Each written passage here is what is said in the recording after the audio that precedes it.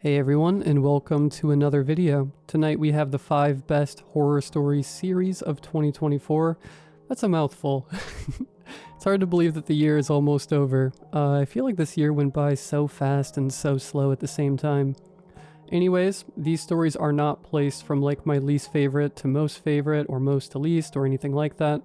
They are placed by order of upload date, so the oldest one will be first, the newest one will be last.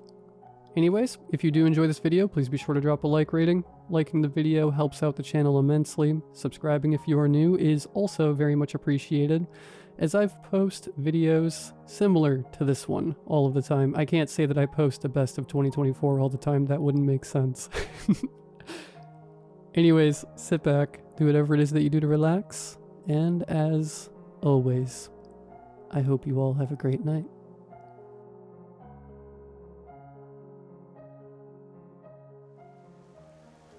It's been a week since Edith M. Carroll died. She was found dead in her bathroom, having choked on something. It's an eerie fact, but most people who choke to death do so in their bathroom. Instead of running outside to get help, they go into the bathroom to try and cough it up, often locking the door out of habit. I don't like to think about it. She deserved better. A lot of people don't know about Edith. Some might call her the part-time lady at the bakery, or the one who worked in administration at the local community college. Not a lot of people know that in the late 1970s, she was the co-writer for a horror movie. As of her passing, I'm the last living member of the film crew. Given the events that took place, most of us collectively agreed to never talk openly about it, but seeing as there's no one left to trouble, I figure it's high time someone pulled back the curtain. And as someone about to hit 70, now's not the time to wait for better days. I was born in 1957. I finished my studies during the height of the Vietnam War, and by the time I turned 20, we were knee-deep in psychedelics and a stagnating economy. I was working part-time at the cinema, trying to save enough to follow my on-again, off-again girlfriend to San Francisco. We broke up when she left town to pursue a degree in economics. Through my cinema job, I got to know a few regulars, the kind of people who were first in line with every new release. One of these regulars was a man named Seb. The guy drove an azure blue 68 Frog Eye Sprite, and always had something interesting to tell. Little bits of trivia about whatever movie he came to see. Over the course of a few months, we became good friends. I handed him the occasional free popcorn, and he'd talk my ear off about whatever movie was showing. Turns out, Seb was a gaffer. He handled electronics, mostly lights, on small-scale movie sets. At the initial showing of The Hills Have Eyes, Seb was first in line. He was more eager than usual. He'd actually shaved off his beard and combed his hair, even without bringing a date, like he often did. He paid for his popcorn and gave me a $20 tip. "Heading out tomorrow," he said. "Got a job out of state. Heading for the big leagues." "Doing a movie?" I asked. "Like a real one?" "As real as it gets." He grinned. "Big budget stuff." "Promise you'll be back for the first screening, right?" Yeah, he nodded. "It's happening." I handed him his popcorn and a Coke. Seb stopped. He looked up, squinted at me, and sighed. Nodding to himself, he finally smiled. "You want a job?" Seb needed an equipment assistant. You can get a long way with a shared love of cinema and a can-do attitude. At least back then. I signed on so fast his popcorn didn't get cold. Not before long I was handed the official title of Gaffer's Assistant, or Best Boy Grip. We were given a few days to prepare. We were joining a film crew up in New England, but most of the crew were Midwestern. Our first meetup would be on site in a small coastline town just northeast of Brunswick. I joined Seb on a long drive all the way up there in the middle of summer, blasting music all the way. We took turns road tripping, cross country. The frog eye was a beast to handle. He told me all about the movie in excruciating detail. It was the passion project of a writer gone director named Roy Hampton. He'd mostly worked in advertising and network TV, so this was a sort of breakout project. Still, it was a lot of money involved. Seb had no idea where the financing was even coming from. The movie had signed on a stage actor from Dallas named Dawn Anderson, who was making her debut on the big screen. The script was an adaptation of a story called The Crown of Io by a turn-of-the-century writer named Emmett. A risk. It was originally intended as a sort of drama piece, but it had been rewritten into a horror script inspired by movies like The Wicker Man, Rosemary's Baby, and The Omen. I remember Seb talking about it. Even while driving, he was enthusiastically waving his hands around, talking as much with his body as with his mouth. He couldn't stop smiling. That man loved his job. We went past Brunswick to the coastline town of Chatterblines. There were less than 1,000 people living there in total, so there was little in the way of amenities, but enough to make ourselves comfortable. Some of the crew had rented out what little rooms there were at the local B&B. Others were bringing caravans and minibuses. Just going through town, we could see a couple of trailers lined up by the side of the road. Seb seemed to know some of the people we passed. He waved as we made our way through town. Every other street or so, someone would look up and wave back. It was shaping up to be a beautiful summer. There was a fenced-off area at the outskirts of town where we turned in. We followed a bumpy dirt road, lined with birch trees, along a solid chain-linked fence with a guarded gate up front. Seb handed over his ID to one of the security guards. Took them a while to find him on the list, but he was on there. Digman, the guard said. Sebastian Digman. You haven't signed up for on-site housing. Camping out? Seb smiled, nodding towards the trunk of his car. My assistant here could use a place to crash, though. Got some spare tents by the equipment lot, and some folks are bringing in folding cots to the mess hall. It ain't much, but y'all are free to grab what you need. Seb turned to me. I could see my reflection in his wide-framed sunglasses. What you thinking? He asked. You camping out or sticking to the mess hall? Mess hall. I grinned back. You know that's where the party's gonna be at. Seb gave me a sheepish grin as the gates opened. We rolled in without a word. The guard waved us off. Good luck and God bless. I spent the rest of the day hanging on to Seb for dear life. We were chasing down scripts and inventory lists, double-checking that everything he'd asked for was there. Every cable, every box of screws, every replacement bulb. Seb was a goof, but about this one particular thing, he was a machine. Meticulous. I did get to see some of the other folks in the periphery. The special effects team were hard at work, going something over with the scriptwriter. I think Edith was there too. The main scriptwriter was scratching his head and redlining revisions, assisted by his co-writer, Edith. I caught a glimpse of the director as well, having a heated discussion with the camera crew. I saw Dawn, the main lead.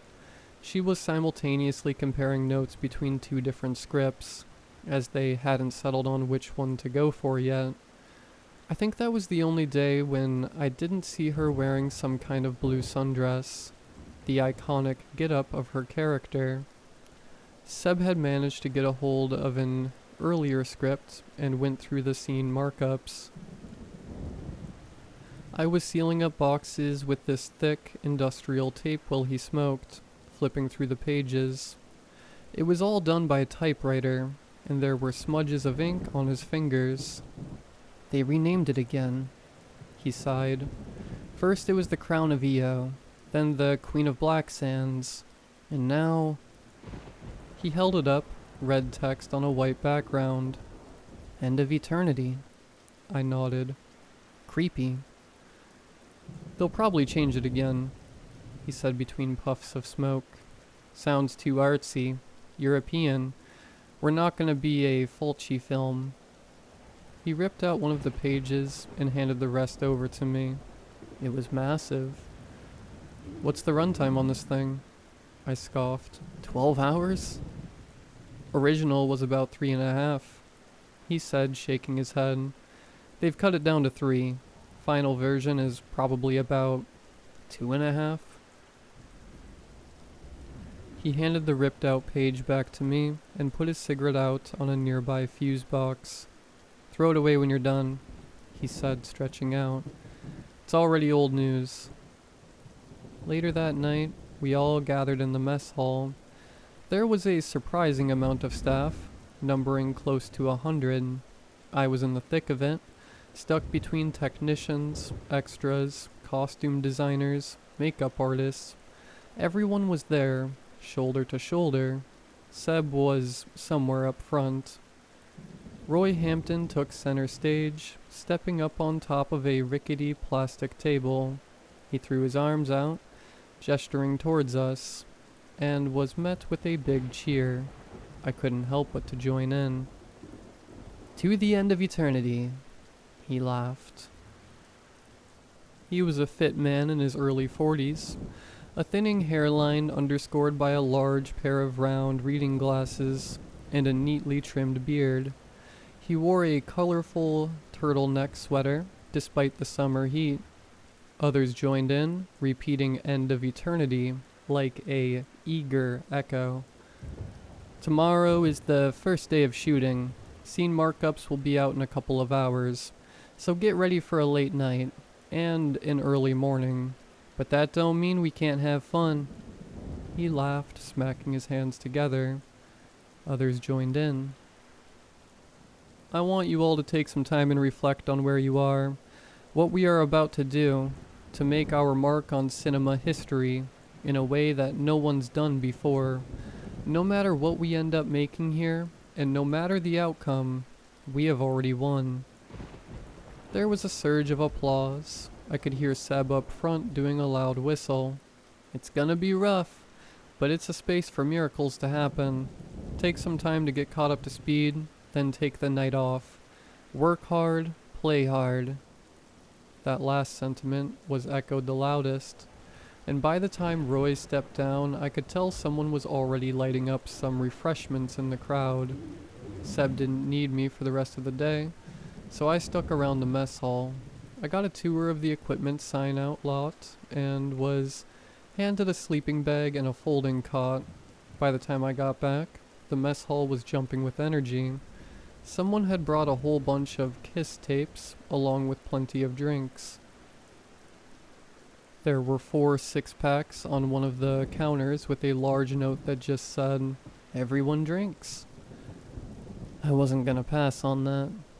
I had a couple of drinks, a couple of smokes, and did my best to remember the lyrics to Shout It Out Loud. I huddled up with a bunch of background extras that were scheduled for the next day, playing a mix of Truth or Dare and Battleship. Don't ask about the rules to that one. I don't have the slightest idea. I talked to people from all over. Some of the practical effects guys were complete geeks, comparing notes on everything from timed explosions to faking a scalding water effect. I remember sharing a beer with the writers too. All in all, it was a good time.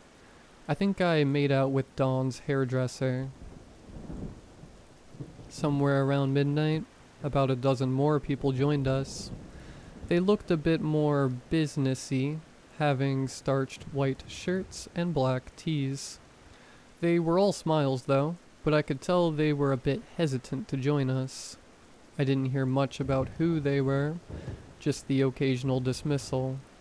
"We're just finishing up," one of them said. "Long day." "Someone's gotta lock up," another said. "Make sure we're set for tomorrow." We didn't mind.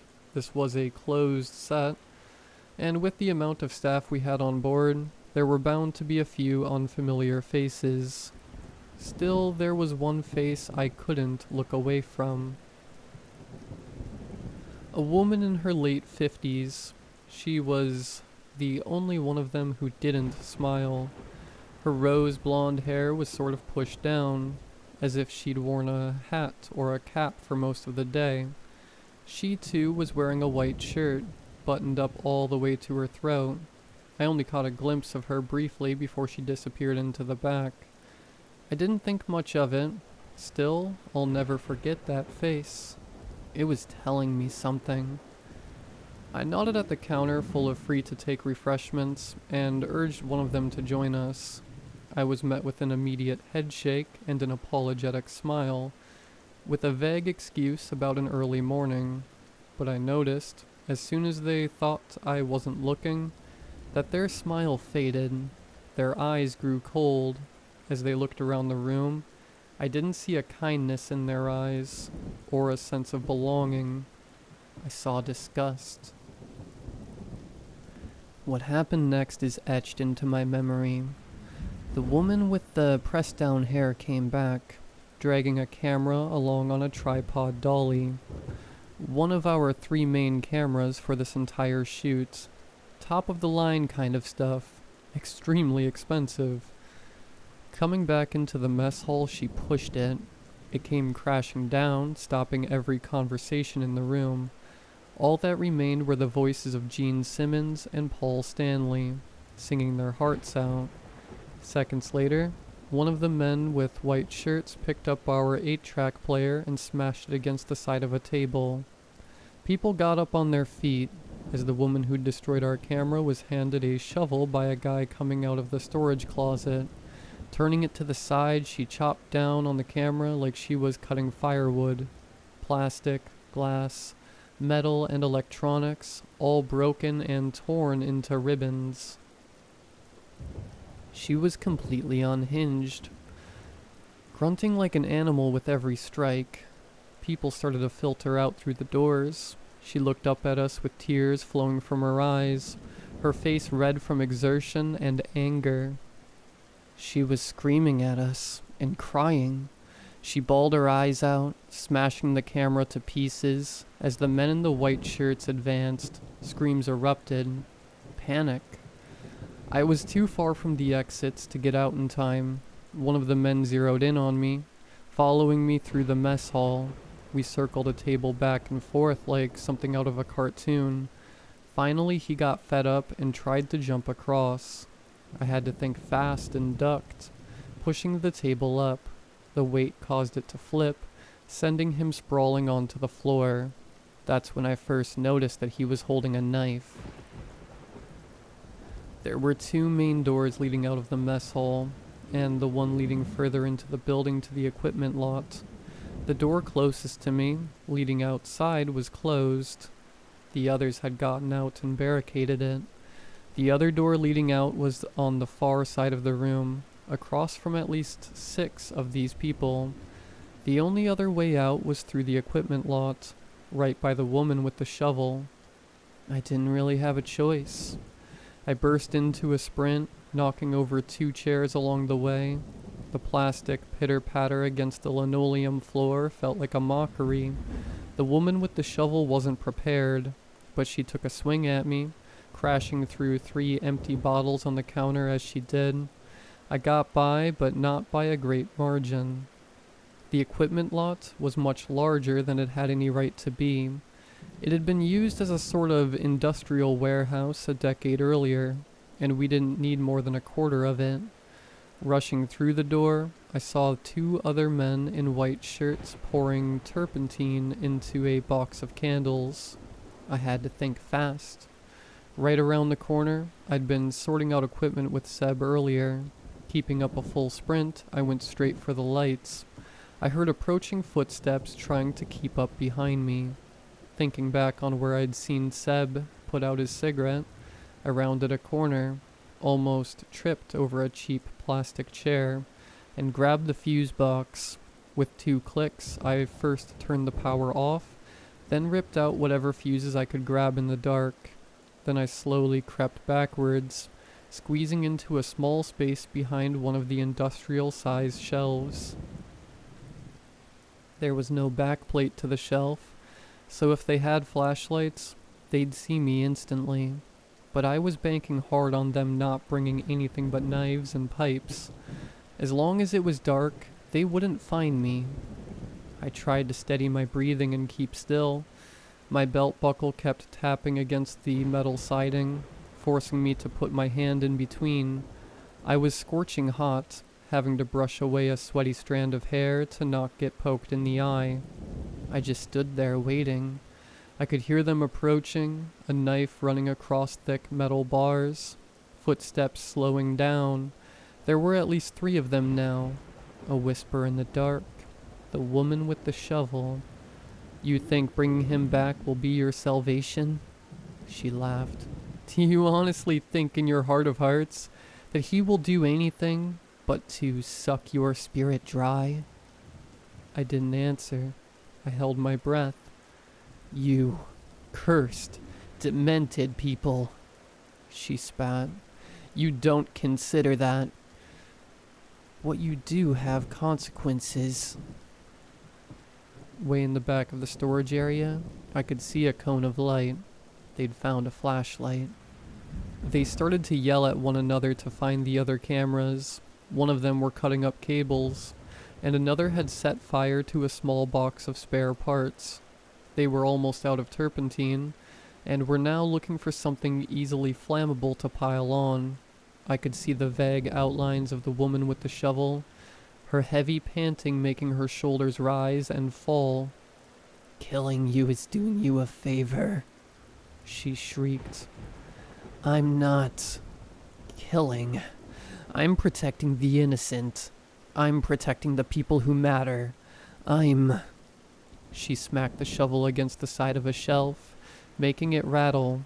A clang rung out, bouncing against the corrugated walls.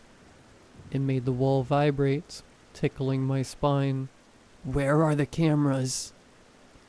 There was a chatter up front. One of them was relaying something important. The others had started to pack up, grabbing whatever they could, and leaving through the front. As they did, they scanned the room a final time, looking for our cameras, or tapes. I figured they were with the director. He'd probably be up reviewing test footage ahead of the first shoot. As the flashlight panned across the room, I caught a brief glimpse of the woman with the shovel. She had this wide-eyed look on her face, like she'd never blinked. Her cheeks were stained with tears.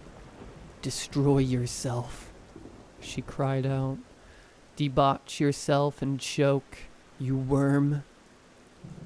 Dropping the shovel, as if ending the conversation, she took a quick look around the room, and I think, right before she left, she caught a glimpse of me. I felt a dark lump sink into my stomach. There was hesitation. She peered down at the shovel. Then she left. I don't know how long I stood there. I felt like I'd fused with the ground.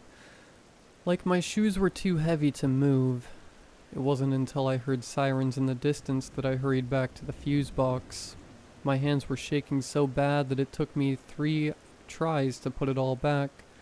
Hitting the switch, the light came back on, showing little but scattered tools and a burned box as witnesses to what had happened back there. People were gathering around the mess hall. I joined them outside, my legs visibly shaking.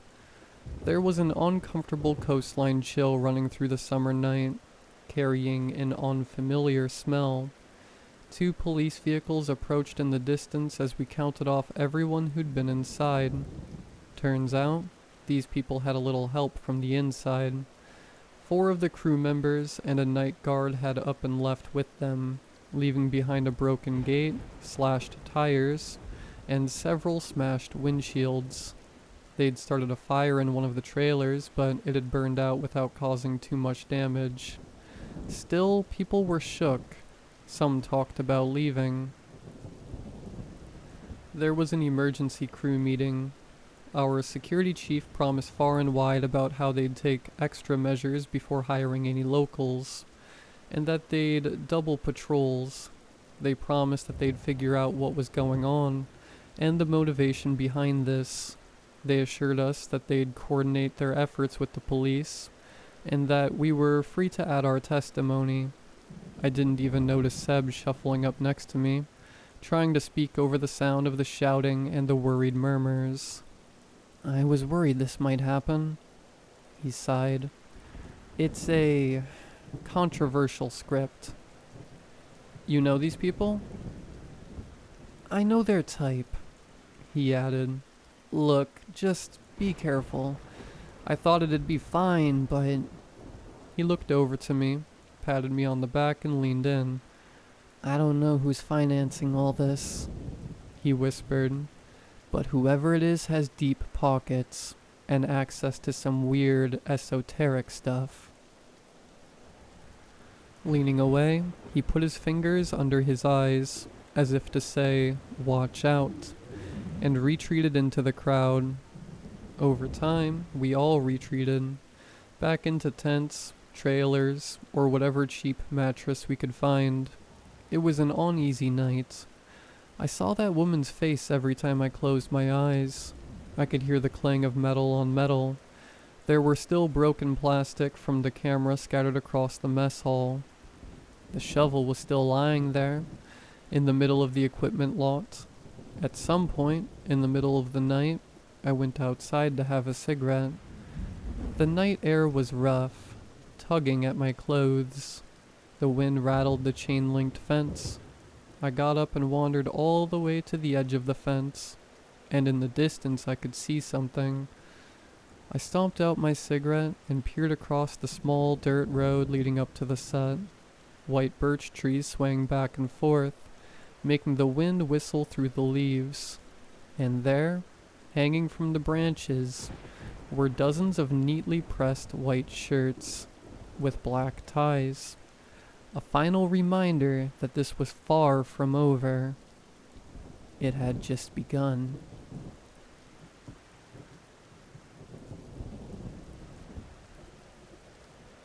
After the initial shock of the first night, things quickly settled down.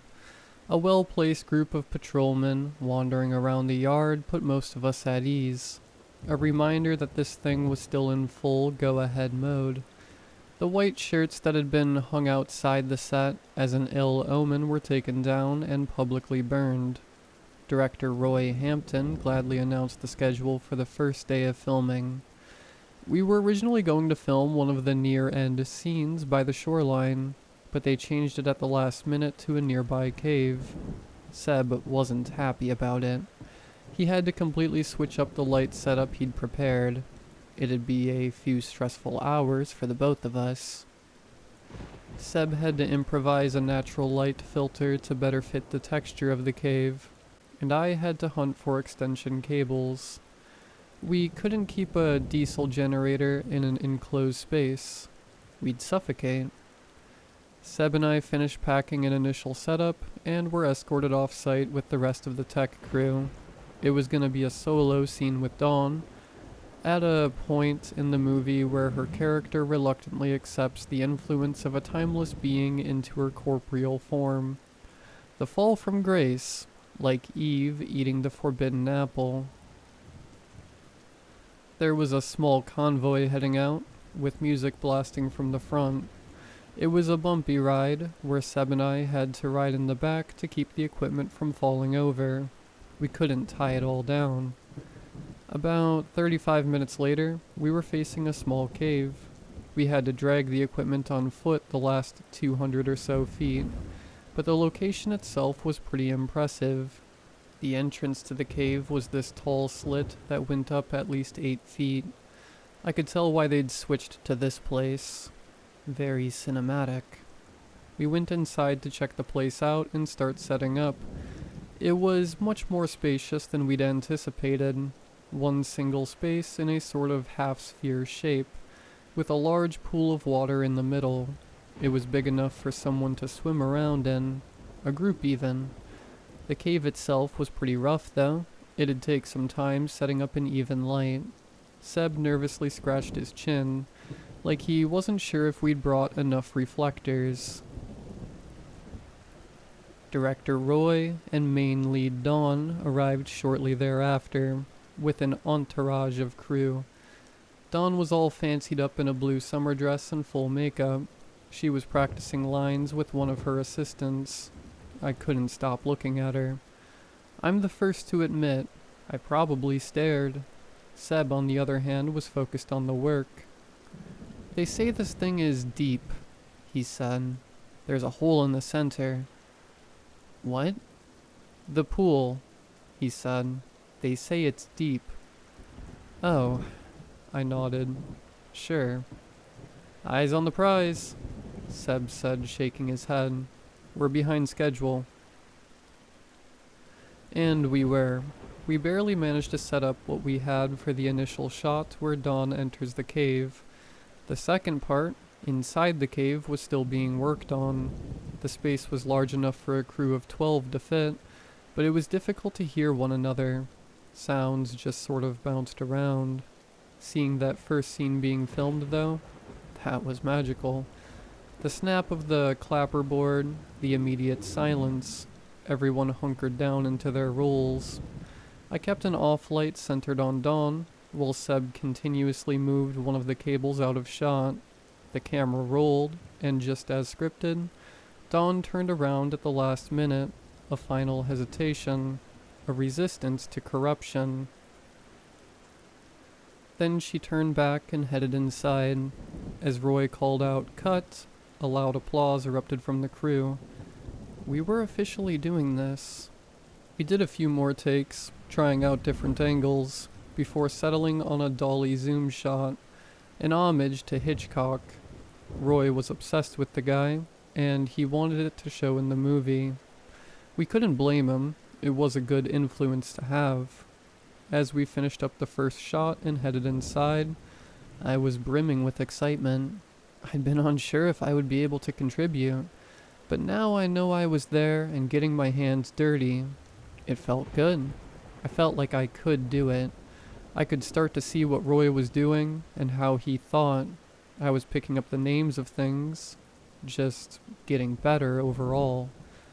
Well inside the cave, Dawn was going to have a conversation with a deity whose voice would be added in post-production. As Roy explored the space and discussed the various angles, one thing became increasingly clear. We couldn't all be in there at once. The space would be limited to the director, sound, the cameramen, and Dawn. The rest of us had to wait outside. Now, the mood outside was great. People were smoking and laughing. Some of the carriers were talking about bringing others up there later for a midnight swim. They were right. That place would be an amazing space to hang out. Very zen. We were a few short minutes from lunch, so some of us had to begin unpacking whatever we'd brought to eat. As noon rolled around, we could hear an audible gasp from inside the cave. At first, we didn't think much of it. I finished my lunch banana, and the others dug into their various sandwiches. Then, someone calling. We couldn't hear what he said first, but it sounded urgent. We all quieted down, only to hear it again. "Call an ambulance." Moments later, another voice. "No, no ambulance. Just get out. Get back." "She's bleeding," said a third voice. "She's not moving," said fourth. "Oh my, what's wrong with her neck?" said another. We dropped everything. One of the cameramen came stumbling out and threw up. One of his assistants tagged along to pat him on the back. But one voice was louder than the others. The director. And he was clear about two things. That everyone needed to get out, and that there would be no ambulance. Everyone filtered out of the cave one by one. Everyone but the director and Dawn. We all just stood there, holding our breaths. It was obvious that something had happened. Some kind of accident. We all looked at one another, back and forth, waiting for someone to break the silence. As it turned out, it would be the director himself who did. Roy came out with his hands up, as if trying to calm us down. He had this big smile on his face as he waved his assistant over. It's fine, he said. Dawn is just a bit shaken. She'll be on her feet in a bit. Take a long lunch, and we'll get back to it at, let's say, 2 p.m. I was rolling up a cable, standing a little closer than the director had anticipated. I could overhear a bit of what he was whispering to his assistant. Little words not meant for me. Something about fetching his notebook. Not the blue one, the black one. Then to get a guard posted at the cave. And finally, to fetch one of the makeup assistants. The brown-haired one. We weren't convinced, but there was little we could do. One of the crew who'd seen what happened said she slipped and smacked her head on one of the rocks as she stepped into the pool. Someone else said she'd started speaking gibberish. Apparently, the line she was reading was supposed to be some sort of forgotten god language. It was straight from the source material. We all went our separate ways, taking a long lunch, but some of us still weren't convinced. Two of the women from makeup and costume called the local sheriff. After all, Roy had said not to call an ambulance. He hadn't said anything about not calling the police. By the time our 2-hour lunch was up, there was a squad car parked on the dirt road leading up to the cave. Roy's assistant was being interviewed. There was something about the way he talked that made it sound like he was stalling. We all stood in a half circle listening in. They were making small talk about the movie, asking about what had happened, and wanted to see if Dawn was all right. The assistant was eager to answer. A little bit too eager, perhaps. A couple of minutes later, the director stepped out, and with him was Dawn. She looked a bit shaken. She'd covered part of her face with a towel, and she was drenched in water. She excused herself to the officers. They asked a few control questions to see if she was all there, and she had no trouble answering them. Things like her middle name, where she was born, that sort of stuff. But I don't think anyone else was thinking what I was thinking. They hadn't heard what I'd heard. Looking at her, like I'd done all morning, I could tell one thing for certain. That wasn't Dawn. They had a similar look, and they sounded the same, but the hair was a bit longer, and she was a bit shorter. If I hadn't overheard the director asking for the makeup assistant, I wouldn't have thought of it, but that wasn't Dawn. It was the woman from makeup. But how could she look and sound like Dawn that well? If it was all acting, she should have been the one in front of the camera to begin with. The sheriff and deputy excused themselves, wished us the best of luck, and headed out. Roy decided to postpone the next shooting a couple of hours so Dawn could dry off and get her makeup redone. Looking at the crowd, I could tell there were others who had questions.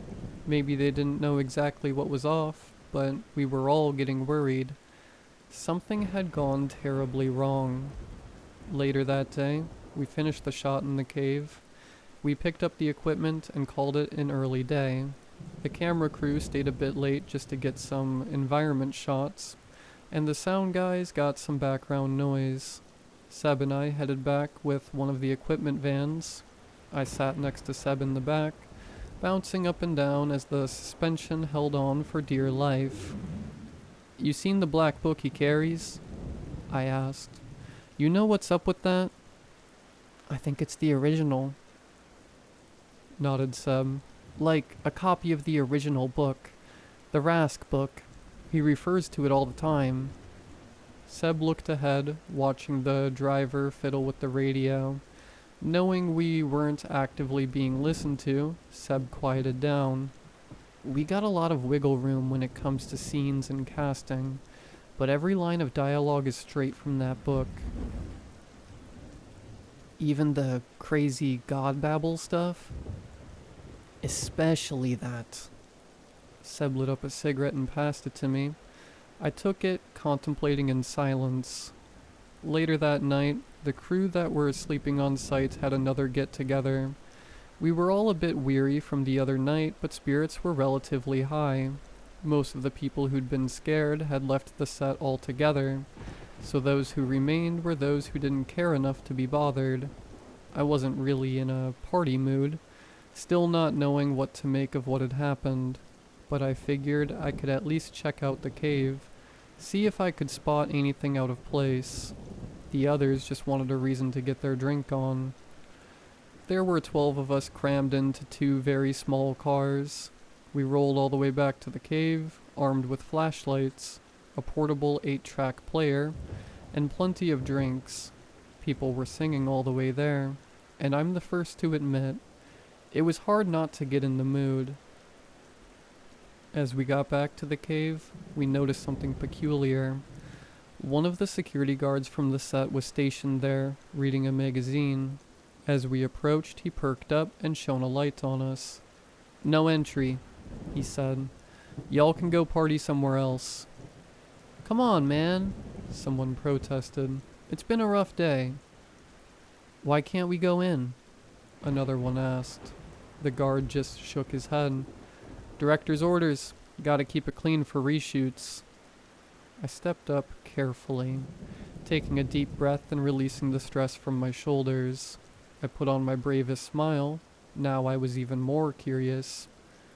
"Look, are you going to sit here all night?" I asked. "If we're reshooting here, we gotta put all the lights back up anyway. It'll be a mess no matter what we do, so what's the harm in letting us kick back a little?" He looked me up and down, not sure what to make of it. "We won't throw any trash around," I continued, "and you can stick around if you want." He looked back at the rest of the group, letting his flashlight pan over them, one by one. "Y'all got beer?"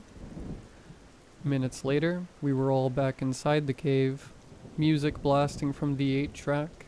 It wasn't as good as the one that had been smashed by the white shirts, but it did the trick. We had to settle for country music though. The man with the Kiss tapes had left.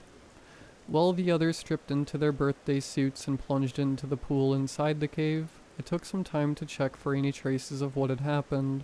Any signs of blood, or anything really. It didn't take long for me to realize there was nothing of interest around.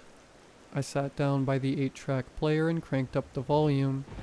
The guard had stripped down too, joining the others in the pool. I wasn't feeling it. Not yet, at least. Apparently the water was warmer than anticipated, and the flashlights made the ripples reflect off the rough cave surface. Every laugh echoed, every ticklish squeak, all of it. As I was about to switch cassettes on the 8-track, I noticed the laughter slowly dying down. I looked up only to see the 12 other people just standing there in the middle of the pool. They'd stopped laughing, talking, and playing. Instead, they stared at one another in what seemed like disbelief. It was such an eerie sight. A dozen people, as naked as the day God made them, their minds going blank in unison. One of the camera assistants looked down at his hands, then up at the others. What happened?" he asked. They were all looking down at their hands and the water. One of them looked straight to me. "Did I get the line right?" she asked. Are we rolling?" "It was dark," someone said. "I've been in the dark." "Yes, dark," another chimed in. "But who are you? Why were you there?" Finally, the security guard rose out of water, brushing his hair out of his eyes as he joined the crowd. "I'm Dawn," he said. "No, I'm Dawn," another said. They were looking back at one another, one by one, all saying the same thing, all using the same tone of voice, the same accent, the same body language. I'm Dawn. For all intents and purposes, and to the best of their knowledge, they all seemed to think the same thing, that they were all, each and every one of them, Dawn Anderson. They tried convincing one another. They were comparing childhood memories, their social security number, favorite songs and food, intimate secrets about everything from their sex life to the name they would give their firstborn child. As the questions piled on, and the answers got louder, I could tell they were getting agitated. I got up and tried talking to them, but it was useless. They were all convinced that they, alone, were the real Dawn. Then someone threw a punch. Someone was getting choked. It happened so fast that I didn't even realize what was happening. They were going to kill each other. I have this vivid memory of looking back at Winona, an assistant sound technician, as she started beating Chuck Helcom with a rock, all the while screaming, in the same accent as the rest of them, that her name was Dawn Anderson. I tried breaking it up, but it was escalating all over. I was pushing two people apart when someone grabbed me from behind, dragging me down into the pool of water. I flopped down belly first. Now, I'm not sure exactly what I saw under the surface. There was a hole leading further down, just like Seb had said, and somewhere down there, I could see someone still, someone tied up with a spare cable and lodged deep into an underwater crevice. I could feel something in the water, something tugging at the back of my mind ever so slightly, a voice whispering from across a great distance, asking me, then telling me that I wasn't alone, that there was someone out there who wanted to be with me. They needed a place to stay. I didn't listen. Had it been minutes earlier, I might have. Nowadays, decades later, I still have this image in my head. Perfect hair bobbing up and down with the shifting of the pool. A person turned problem, brushed under the carpet. But at that time, I convinced myself that I was looking at nothing, that I heard nothing. I couldn't bring myself to imagine the worst. Not then, not there. There was blood in the water, screams, attacks got more ruthless. Some of them wrestled or threw rocks. Most of them tried to drown one another. "Say it," one of the hairdressers demanded. "Say it. Say that I'm Dawn." She got clocked in the back of the head and collapsed face first into the shallow end of the pool. There was this guy, Michael. He was one of our drivers, one of the calmest, friendliest people on set. I hadn't even seen him without his oversized glasses before. He could be a bit long-winded because of his stammer. Now he was standing next to me, panting like an animal, and grabbing my arm. You can't be Dawn," he wheezed. "No one can. He said I was. I listened, and you didn't. Mike, you can't." As soon as I mentioned his name, I realized I'd made a mistake. He shrieked and tried to bend my arm, an effort to break it. I managed to get a kick in on his leg, causing him to fall forward. In the split second where his grip faltered, I recoiled. I hurried out of the pool, heading straight for the exit. There were threats all around me. These familiar faces turned feral, all looking to take me down in this mad free-for-all. Stiff fingers grabbing at my hair, rocks whizzing past my ear, desperate cries. I had no choice but to run. I got out, but I hadn't been smart about it. It was hard being smart when I could barely think a cohesive thought.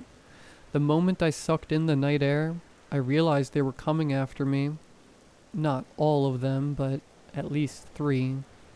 I'd never run, one of them laughed. "You are not the real me. You're a fraud." The keys to the cars were in the discarded clothes inside the cave. All I could do was run straight into the birch forest and hope for the best. I could barely think straight, and the oppressive dark didn't help. A harsh wind cut through the leaves, leaving the sweat on my brow cold as ice. They were hot on my trail, running without abandon over every sharp rock and branch and straight through the underbrush. If I were to have any chance of outpacing them, I had to stop thinking and just go for it. I almost sprained my ankle stumbling over a log. In that quiet heartbeat where I struggled to regain my balance, I could hear them. Their agitation had reached the point where they weren't just angry, they were reduced to making noises, sobbing, retching, and grunting like animals, their minds unraveling. At some point I realized I had no idea where I was. It was the middle of the birch woods, and I could still hear them skulking about. I just couldn't see them. The canopy was blocking what little moonlight was up there. I hid behind a boulder, trying to make myself small. From there, I listened. "It's dark," one of them mumbled. "Deep, deep inside. It's dark. It shouldn't be. Why is it dark?" I can't let.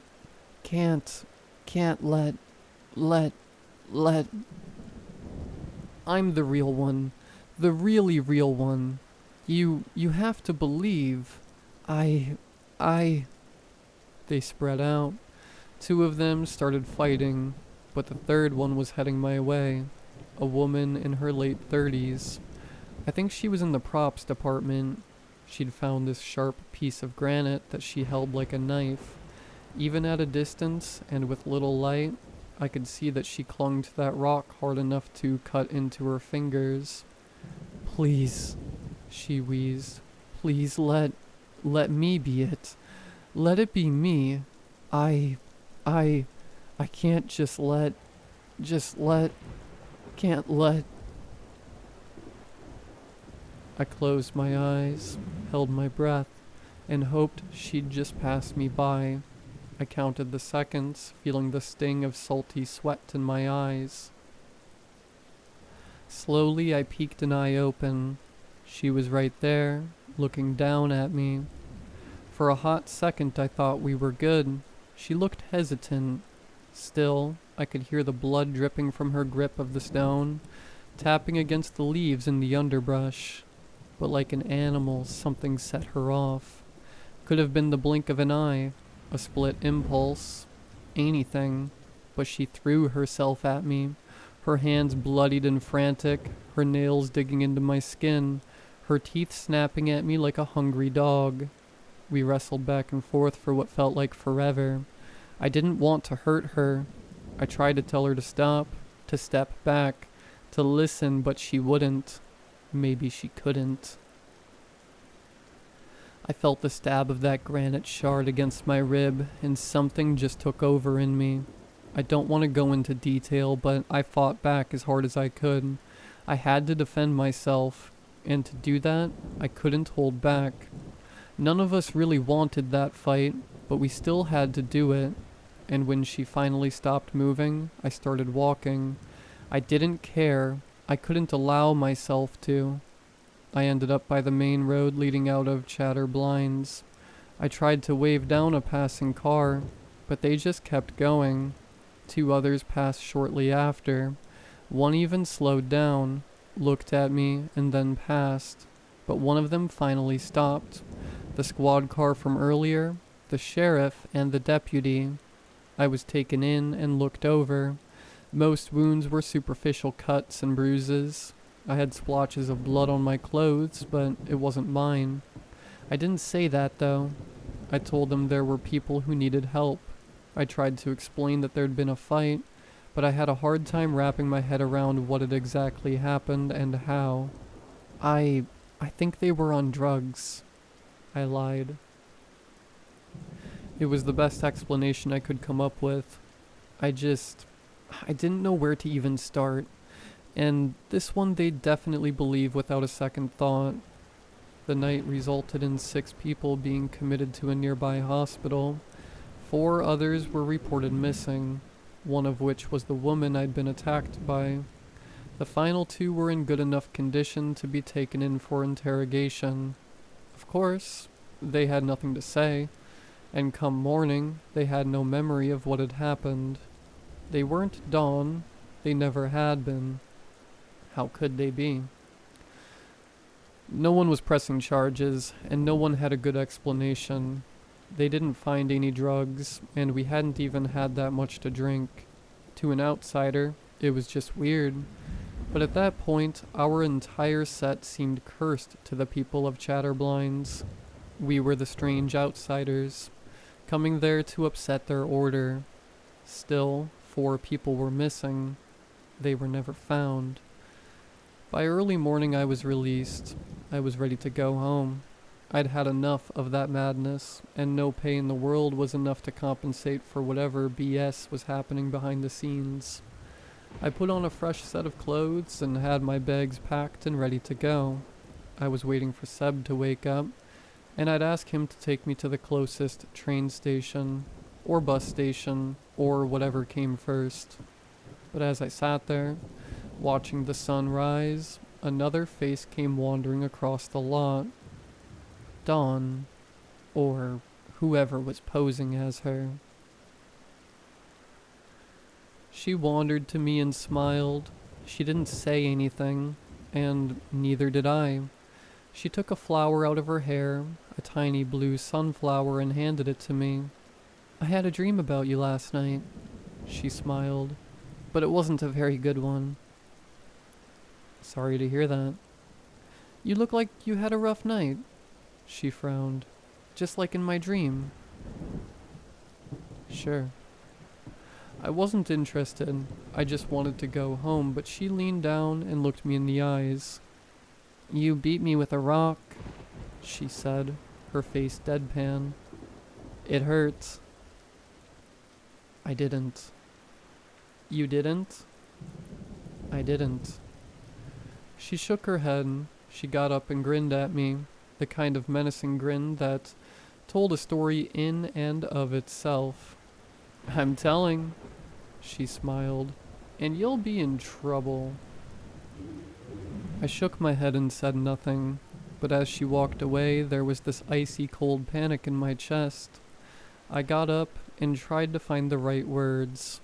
I could see where she was heading, straight for the director's trailer. I raised my hand towards her, but before I could say anything, she just grinned back at me. "It's okay," she said. "Just make the movie. It's important." She wandered away, her blue sundress swaying in the softening wind. I don't know how long I slept. A few hours, maybe, just leaning against the outer mess hall wall. It wasn't until Seb tapped me with his muddy boot that I woke up. Despite my fresh set of clothes, he could see that I wasn't okay. "You need something?" he asked, squinting from the morning sun. I considered it. I could still get on a train and just go. I could.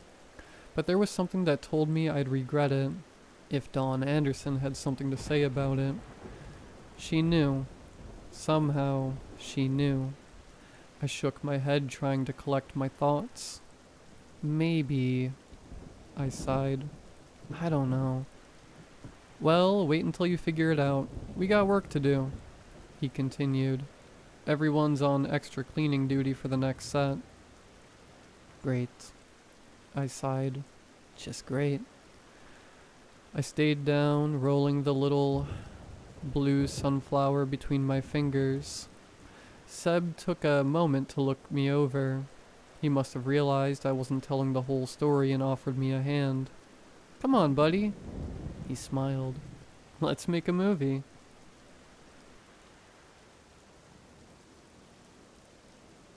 The next couple of days, we managed to shoot a few scenes. It almost felt like a real movie set, for once. Our schedules were on time, and there was a steady stream of supporting actors being brought in. If this was the only period of filming you'd seen, You might think it was like any other project, but for those of us in the know, we knew most of this was all surface, like the lead actress. No matter what she sounded like, or moved like, or looked like, we all knew the truth. That wasn't Dawn Anderson. But what were we supposed to do? Everyone was just acting like nothing had happened. Even Seb didn't seem to know how to act, and he was the only person in there that I could 100% trust. I'd managed to compartmentalize much of what had happened those first few days, treating it as if something that had happened to someone else. But as with many other things, normalcy came and went like a pendulum, and it was about to swing pretty far in the other direction. In the script, the next location was just called a blue house. The house itself was supposed to be insignificant. The focus of the scene was the action of the characters. It was supposed to be this really tense scene where the heroine had found a large wooden chest, rumored to contain the bones of an unholy prophet, sort of like an anti-saint. The house itself was supposed to be a sort of backdrop, just a blue house. She would slowly approach, walking from room to room, speaking to the spirit of the prophet in a dead language. Finally, the chest was supposed to slowly open. That was the planned scene. We had an actual house for this scene, down by the coast. Director Hampton wanted a real house with a view of the coastline. However, when Seb and I were brought on to set up the interior lighting, we could tell there were issues. Constant delays, where runners and set designers had to fix and tinker with the interior. Half the day passed and we hadn't put up a single light. Seb wasn't impressed. Things had been going well for a few days, and this just ground his enthusiasm to a halt. We spent most of the afternoon sitting by the cliffside, listening to music, and sharing a pack of cigarettes. That's the clearest picture I have in my mind from that day. "I gotta ask," I remember saying, "why are you so eager to keep this job?" Seb flicked the ash of his cigarette, nodding to himself. Finally, he shrugged at me. "Got a kid on the way," he said. "This is probably the last set I can work out of state before I get locked down." "You're having a kid?" "Yeah." That was the first time I imagined Seb Digman as a parent. It changed him somehow. By nightfall, they gave up. The director had a long chat with some of his inner circle and sent most people home. The only ones who were allowed to stick around were those who the director deemed trustworthy. Both Seb and I were in. Maybe it wasn't so much a matter of trust as it was desperation. As we saw wave after wave of people leaving the set, the shadows grew longer. Seb and I watched as some of the folks who'd been toiling for hours finally got to rest, and we were tasked to pick up their slack. We'd seen people wander in and out of the house all day with these cheap metal buckets, armed with little hammers that we used to nail down power cables. You don't want a loose cable to drift into view on set. That was pretty much all the equipment they'd used. It was strange. All they did was walk in, hammer a little, and come out with a bucket full of white pebbles. Then they'd toss it over the edge of the cliffside, go back in, and do it all over again.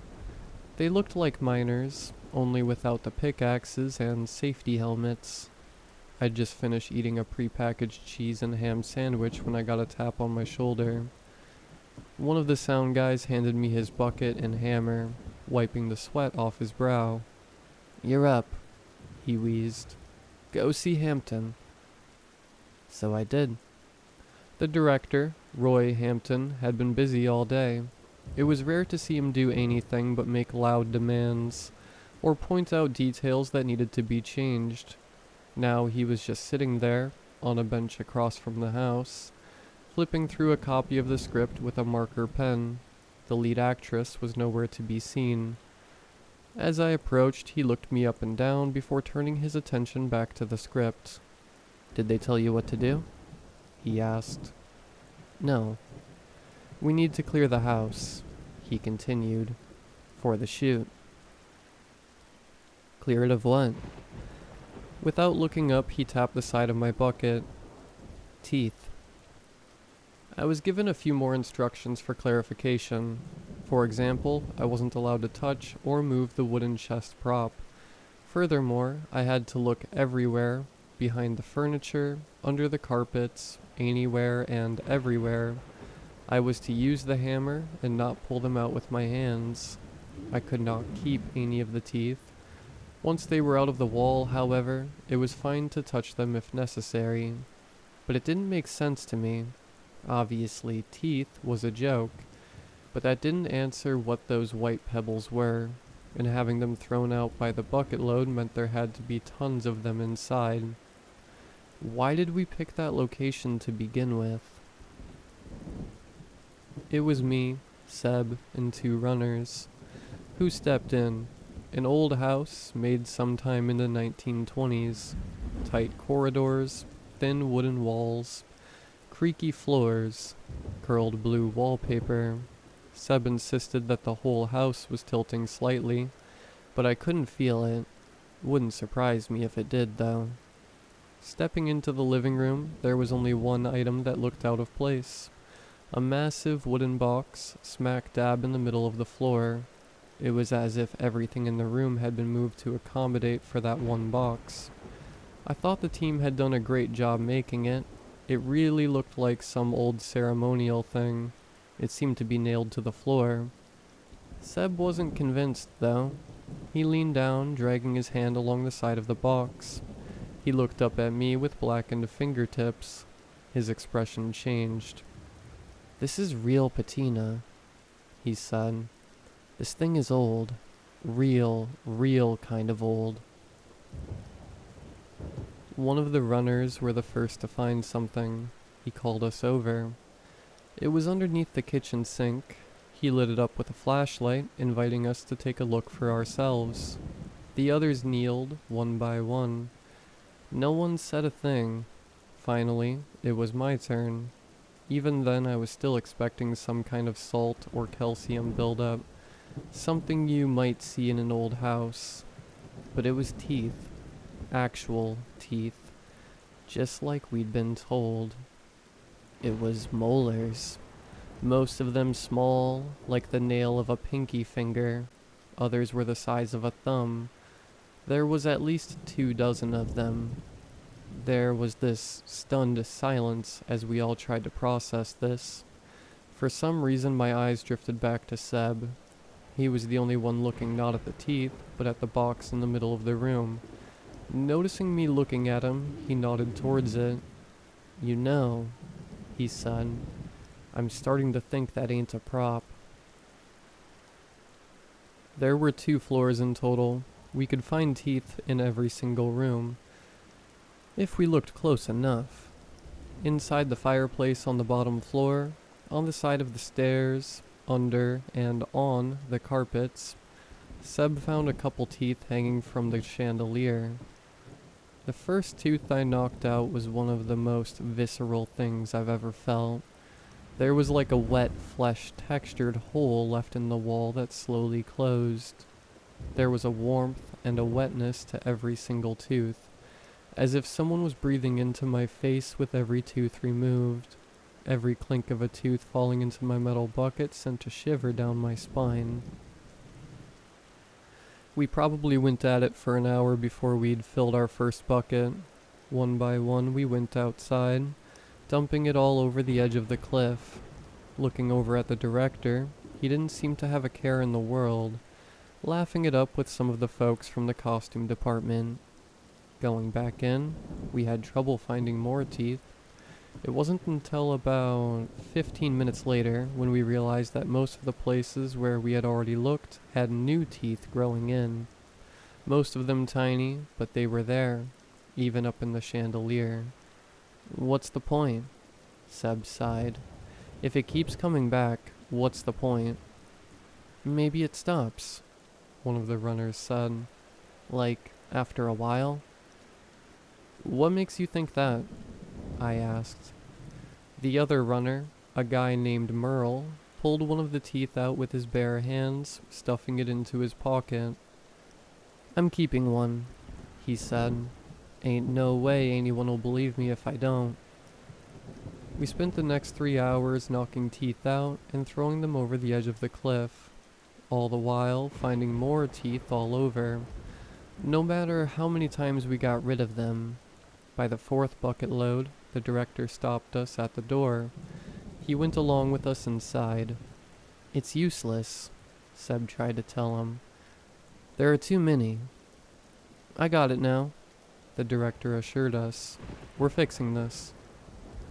We stepped back inside and walked straight to the wooden box. Using his cigar cutter, the director cut a small wound into his thumb and smeared a bloody circle across the top of the box. The rest of us didn't say anything. This wasn't the strangest thing we'd seen him do, but it was up there. He handed me his script, now with a bloody thumbprint. "Read what's marked in yellow." Flipping through the pages, the only things marked in yellow were certain nonsense words. They were the words of the spoken off-screen entity, the corrupting influence that the heroine tries to resist throughout the movie. I can't pronounce any of this," I said. "What's this? Rio? "You can't say it wrong," the director added. "Just say it how you feel it should be said." I looked up at Seb. He just shook his head. "Rao Soma Io," I spoke aloud. "Drin Soma Io." Ray nodded, waiting as I flipped through the pages. The marked words were few and far between, a mix of various spoken lines. "Stro Soma Io," I continued. "Hoffen Soma Io." Then something happened. The words started to make sense to me, not just the way they were supposed to be spoken, but their innate meaning. But it wasn't just words, they were experiences, pictures. They made me think of distant places and foreign smells. Pictures of blue fabric, blowing in the night wind, fine salt under my fingernails, a great fire. Then, without noticing, I didn't have the script in my hands anymore. The director took it back. Everyone just looked at me, slack-jawed and confused. There was a more intricate pattern on the box now, but you could barely tell. The wood was too dark, masking the dry blood. "I think we're done," Director Hampton said. "They should be gone by morning." "What? What exactly did we do?" asked Seb. "What is this?" "You think you'd understand that explanation?" He smiled. "Or would you even want to, for that matter?" Seb sighed, drawing a breath into a new cigarette. "No." The next day, filming resumed. There were no more issues with the house, and we were able to set up our equipment within the hour. We were done just after lunch, quickly moving on to some environmental shots by the cliffside. It's as if the previous day had never happened. I was pretty out of it though. I hadn't slept well. Every time I started to slip into a dream, I had this panicked feeling of not being able to get back out, like stepping off the deep end of a pool when you can't swim. I couldn't allow myself to fall into a deep sleep, instead dipping in and out of semi-consciousness until the early hours of the morning. I kept thinking about those words, seeing them, feeling them, knowing them. I remember looking out over the cliffside, feeling a stiff breeze ruffle my hair, when Seb tapped me on my shoulder. "You okay?" he asked. "Slept really bad," I sighed. "Me too," he said, sipping his coffee. Seb looked down at the rest of the crew, still packing up from one of the beach shots. They looked so small from up there. "You seen Merle today?" he asked. "The runner?" Nah, I yawned. Probably slept in. Seb shook his head. No, he didn't. We were kept busy all day long, but we kept an eye out. Neither of us managed to catch a glimpse of Merle, and no one seemed to know anything. There were still people running about back at the warehouse, but most were accounted for on site. It was worrisome. I'd seen enough to know that people were expendable at this point.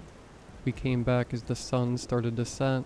The late night get-togethers and mini-parties had been replaced with a whole crew face-planting into their pillow simultaneously. Having lost all sleep from the other night, I was barely standing. I was out cold in a matter of minutes. This time, I could dream, but not without twisting, turning, and waking at random. I kept getting these intrusive thoughts in my head that I had to go for a run, or drink scalding hot water, or rub sand against my shin bones. Just these weird physical sensations that I had sudden urges to pursue. I didn't, of course, but I couldn't stop myself from feeling it. When my mind finally settled into a singular dream, it was surprisingly real. It felt like I was having an out-of-body experience. I imagined myself walking around the set, browsing the dark shelves, and running my hand across the cold metal. I could hear my footsteps as I made my way back to my bed, going back to sleep even there and then, in my own mind. Only when I got back, someone was already in my bed. Me. The moment I woke up, I was staring into a stranger's eyes. One green eye, one red. A rattled breath, struggling for air. It took me a moment to realize that it wasn't them having trouble breathing. It was me. I was being strangled. There was this slow buildup of panic in my chest as I came to. It was as if my heart was trying to beat faster, but the blood couldn't reach my head. Still, looking back at it, what I remember most is the neutral expression of my attacker, or the cold fingers around my neck. What I remember most is something sharp poking into my skin as if they were holding a handful of gravel and pressing it against me. I was hyper-focusing on these nonsensical little things, as if I couldn't understand what was really happening. My hand flopped to the side of the bed, my fingertips growing numb. I could feel my biceps losing strength. Grabbing something out of my bedside pants, I brought my hand up towards my attacker and flicked my thumb. I'd managed to grab my lighter. I burned them straight in their red eye. I didn't even realize how much I needed to breathe until I managed to get them off me. I pushed myself away and felt the chemicals in my body come loose, blood rushing to my head and muscles, kicking me into action. I wanted to scream for help, but all that came out was this useless whimper. My throat had been hurt. Instead, I backed away, readied myself to run, and watched my attacker step into the moonlight. Merle, the runner. His left hand was covered in teeth, going all the way up to his shoulder. More teeth falling out of his mouth with every breath. Little holes building up on the side of his face, with early onset of more teeth poking through the skin. His eye had turned red from internal bleeding, as one of the teeth had grown out of the corner of his retina. In the moment, I abandoned all reason. From what I'd seen on set, this was the most visceral and horrifying sight by far. That night with Dawn, at the cave, at least they'd been human, but this? I couldn't tell what was happening here. He shouldn't have taken that tooth. I wanted to turn to run, but he was matching my movements like a predator. A shift to the left, to the right. His eyes didn't leave me. I backed away. He moved closer. My instinct to try and talk him down was thrown out the window. This wasn't a person that would listen to reason. All I had was my lighter and a solid 8 feet of distance. I heard the tip-tap noises of little teeth falling off his arm, like sand in an hourglass. Then he attacked. My folding bed was thrown across the room. His naked footsteps were heavy, leaving dozens of teeth behind. Despite that, he was fast.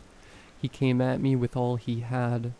I grabbed the first thing I could use as a barrier, a door leading me into the bathroom. I rushed inside, slamming the door shut. I felt him grabbing the handle from the other side, pulling with an impossible strength, but losing his grip with the loss of teeth slipping from the palm of his hand. I got just enough leverage to lock the door. I stumbled backwards into a bathtub, pulling down the cheap blue fabric as I fell. Seconds later, the door started to give way. Wooden splinters scattered on the floor. I pulled down the shower rod, wrapped the curtain up, and set fire to it with my lighter, wielding it like a makeshift torch. Good thing it was cheap plastic, and that no one had had the time to shower that night. It felt primal, in a way, like a caveman waving off a hungry wolf, but this particular wolf didn't seem all too bothered. And with that, the door broke. It all happened so fast. I remember hearing myself trying to scream, but just managing a wheeze. I pushed the shower rod into his chest like a spear, but it barely budged him, scraping against surface-level teeth. A tooth-covered fist swung towards me, cracking the ceramic tiles next to me as he missed, instead hitting the light switch. It turned this waking nightmare into a shadow play. Vague gestures and silhouettes cast by moonlight. A red eye, a mouth with oversized teeth, tip-taps of teeth hitting ceramic tiles. And still, I couldn't scream. Managing to duck under a second swing, I used his momentum to get past and back out into the mess hall. I ran towards the back where I could pass into the warehouse, but I didn't get far. Merle threw something heavy at me, hitting me just over the shoulder.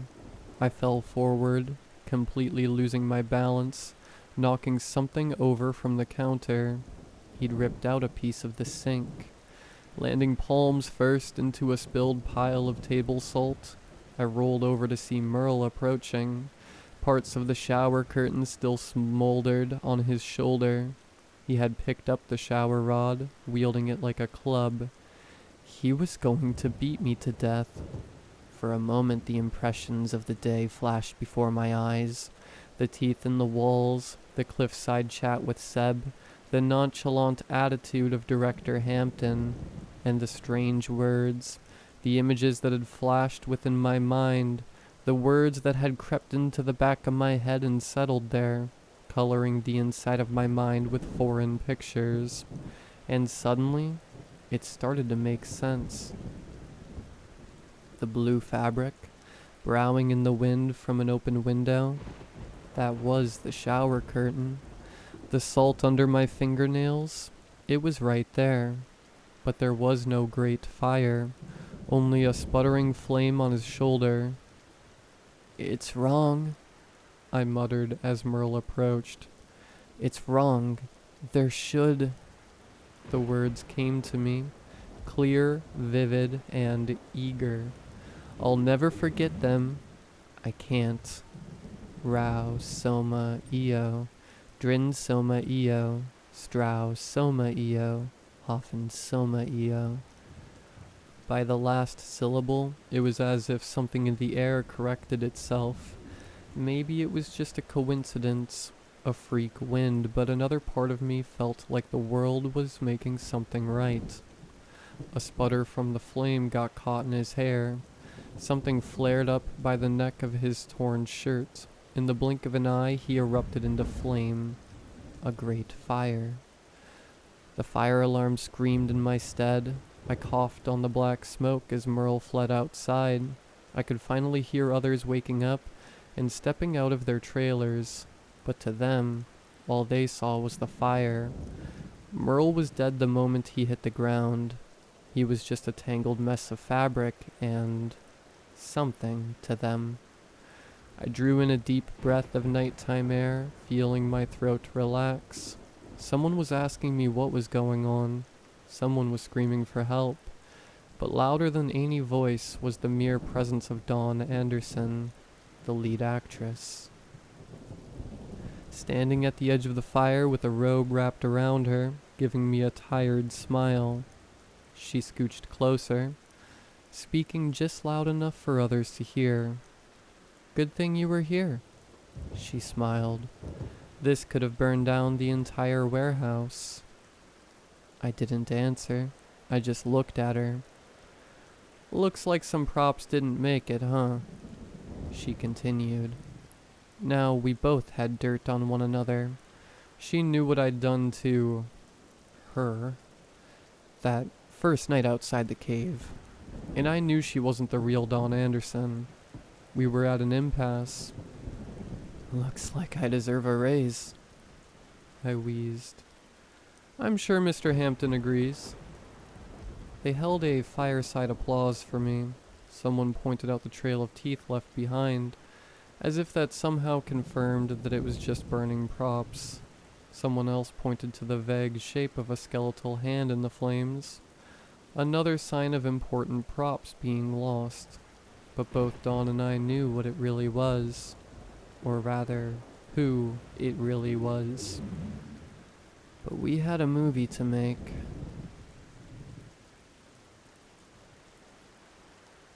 Filming progressed rapidly. Director Hampton wanted to finish up the scenes that were shot off-site first, so we could move on to interior and controlled environments. There wasn't too much hassle once we got into a routine, but it was hard to ignore what I'd seen. Whenever things were going smoothly, all I could imagine was what horrors were happening behind closed doors. There wasn't a doubt in my mind that Roy Hampton was doing more than just directing a movie, but it was hard to put into words just what I suspected. About a week passed without incident. Seb and I got a little less to do as we transitioned to finished sets, so we were occasionally tasked with clearing out off-site gear and props, going through places we'd filmed to make sure we didn't leave anything behind, or did any damage that might make the owners mad. Then we were ordered to clear out the Blue House, the place where we'd filmed lead actress Dawn Anderson as her character conversed with an imperceptible deity, the place that had once had teeth growing out of the walls. I wasn't too enthused about the idea. Seb and I were the first on site, mostly clearing out staples left in the walls, extra cables, putting furniture back in order, that kind of thing. And of course, we were instructed not to move the wooden crate in the middle of the room. That came with the house, apparently. Last time we were there, we'd tiptoed around it like it was a landmine. It didn't take long to get through the work order. We'd barely done anything to the place, and now that there weren't any unnatural growths coming out of the woodwork, we were peachy. The two runners we had helping us out spent most of the day smoking and going through some old magazines they'd found upstairs. I got some time to sit down with Seb and his 68 Frog Eye Sprite. We drove onto the property so we could look out over the cliffside while he blasted some Hendrix. I still had a hard time picturing him as a family man, given our last conversation. "About the, kid, was it planned?" I asked. "Kinda," nodded Seb. "Always wanted kids." "Really?" I smiled. "You don't seem like the type." "Dreamt about it since I was a teenager. Gonna have 2 boys. John and Keith." "Got it all figured out, huh?" "A man's gotta have a plan." "Then, what if it's a girl?" "God already promised me." He smiled. "God ain't got no reason to change their mind." We stayed there for about an hour. I leaned back and napped in the passenger seat while Seb turned up the volume on All Along the Watchtower. If that had been the rest of the shoot, I would have been okay with it. Some work, some rest, no nightmares. As we went inside to finish up, we noticed the 2 runners standing on each side of the wooden crate. they were trying to lift it. I didn't realize it at first, but they must have forgotten that we weren't supposed to move it, that it came with the house. But before me or Seb got the chance to say anything, it was already too late. See, the front of the crate had been nailed to the floor, but the back was nailed to a rotting plank.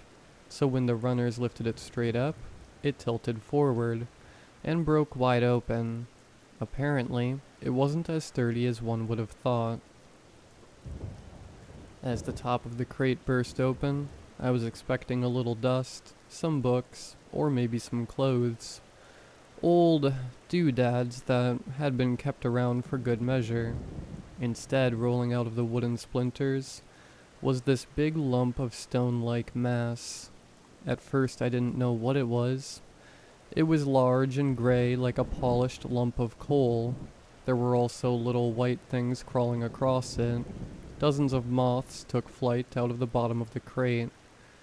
Then I saw it, a familiar shape bent in an unfamiliar way.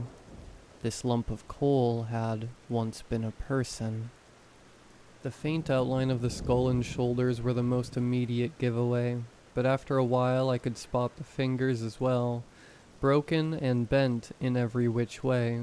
One leg in a fetal position, another bent sideways across the body in an unnatural angle, like someone had done their best to push them into the crate, no matter how much damage was done to the body. And the moths. While a dozen or so happily fluttered about the room, I could count hundreds of maggots crawling across the body. It was almost like a pattern, zigzagging across the bends of broken bones and twisted face muscles. We all just stared at it for a moment. One of the runners poked it with his foot, tipping it slightly. It was hard as a stone. As it rocked back and forth, some of the maggots tumbled onto the floor. Seb bent down, looking at it closely. The other runner, a guy in his early 50s with a sizable gut, crossed his arms and scoffed. "It's gotta be prep," he said. "Put it back in the box." "I ain't touching it," said the other runner. "It's probably diseased."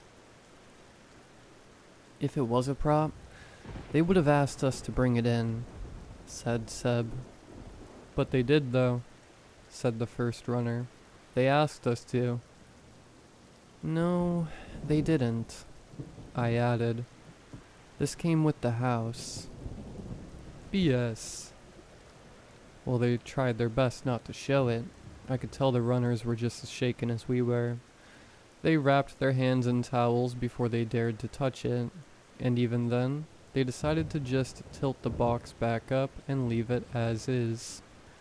As we wrapped up for the day, the runners took off, heading into town to get a sandwich. Seb and I drove off too, but stopped about halfway back to the set. Seb pulled over and parked by the side of the road, turning down the radio. He shook his head as if trying to convince himself to say something. Finally, he sighed. "We gotta call the police," he said. "We can't pretend this is normal." "You think it wasn't a prop? With everything you've seen here, do you honestly think that wasn't real?" The answer was obvious. We took a detour through town, stopping at a payphone outside the supermarket. We got a few side eyes from the locals, looking us up and down as Seb talked to the sheriff over the phone. I saw one woman leaving with her 7-year-old daughter. The kid waved at me with a little hello, and I waved back, only to see the mother pulling her away. Maybe they didn't like outsiders. Or maybe they just didn't like us. I also couldn't help but notice how there was a clothing store just across the street selling shirts, dress jackets, and coats. Very similar to the clothes to what we'd seen hung from trees outside our set. As a threat, a handful of blank-faced mannequins proudly displayed a variety of neatly pressed shirts. I started to get the idea that not only were we seen as outsiders, but as an actual threat. And given what I'd seen over the past couple of weeks, I wasn't sure they were wrong.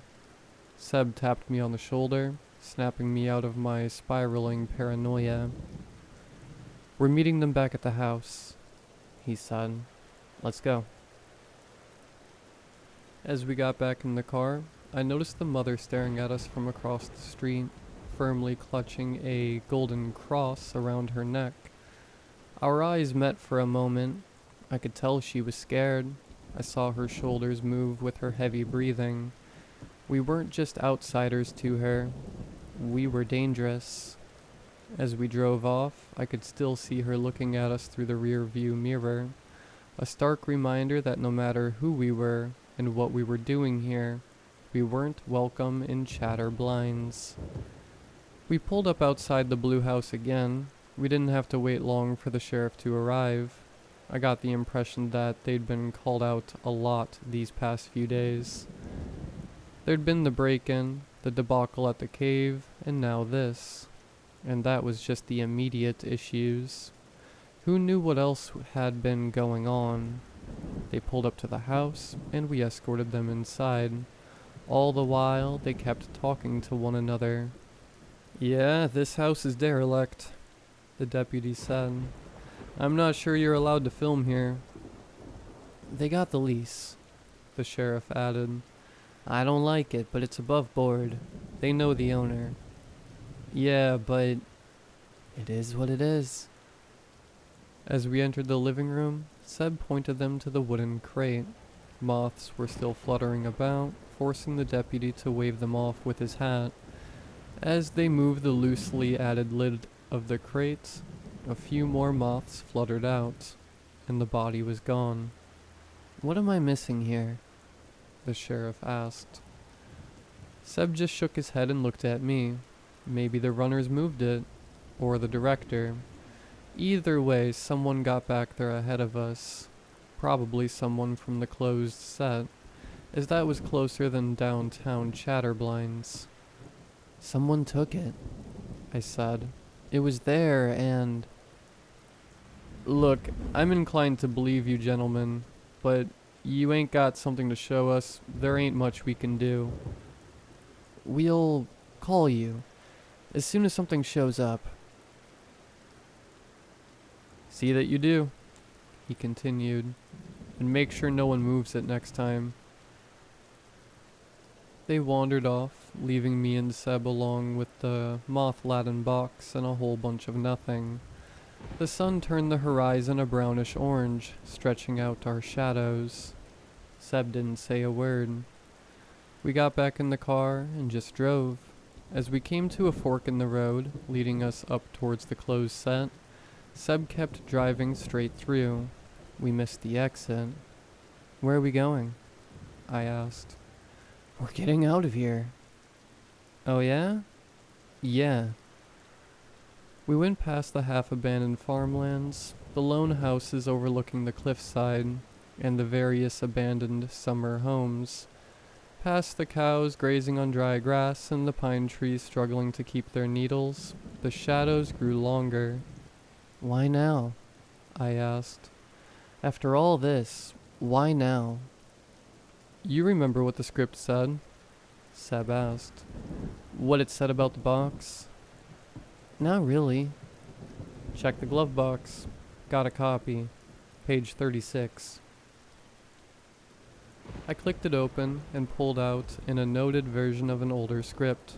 Turning to the correct page, I got a stark reminder of what the script said. According to the script, that box contained the priest, or prophet, of some kind of unnamed deity. It was described as the voice of the dead-tongued god. Jesus. The word just fell out of me. Looking back up at Seb, I was afraid to ask what he thought. I didn't say a word, but he answered anyway. "That crate was never supposed to be opened. It's not a prop. At best, we're looking at a mummified corpse. At worst." He shook his head, drawing a breath of his cigarette. "I don't want to think about it," he sighed. "That's where I draw the line." "A man's gotta have a plan," I added. Seb nodded, flicking the cigarette to the road behind us. We kept going through downtown Chatterblinds and out past the highway, but as we got to a crossroads, Seb slowed down. A cold wind blew through the pine trees. I had barely noticed the dark creeping up on us, as the shadows had melted into night. As the car came to a stop, I could see something come into view. It vaguely resembled someone in a blue dress, lying halfway across the road, unmoving. "What is that?" Seb asked. Is that a person?" "I can't tell," I said. "Kinda looks like it." We sat there for a few seconds just to see if it moved. It didn't. Seb put the car into park. "I don't like this," he muttered. "I really don't." I nodded. I didn't like it either. Still, we both stepped out to make sure they were okay. As we got closer, the blue dress got tangled in a stiff breeze. At this distance, I couldn't tell for sure if it was a person, but it was roughly the size of one. Still, it didn't move, and I couldn't tell what was up or down.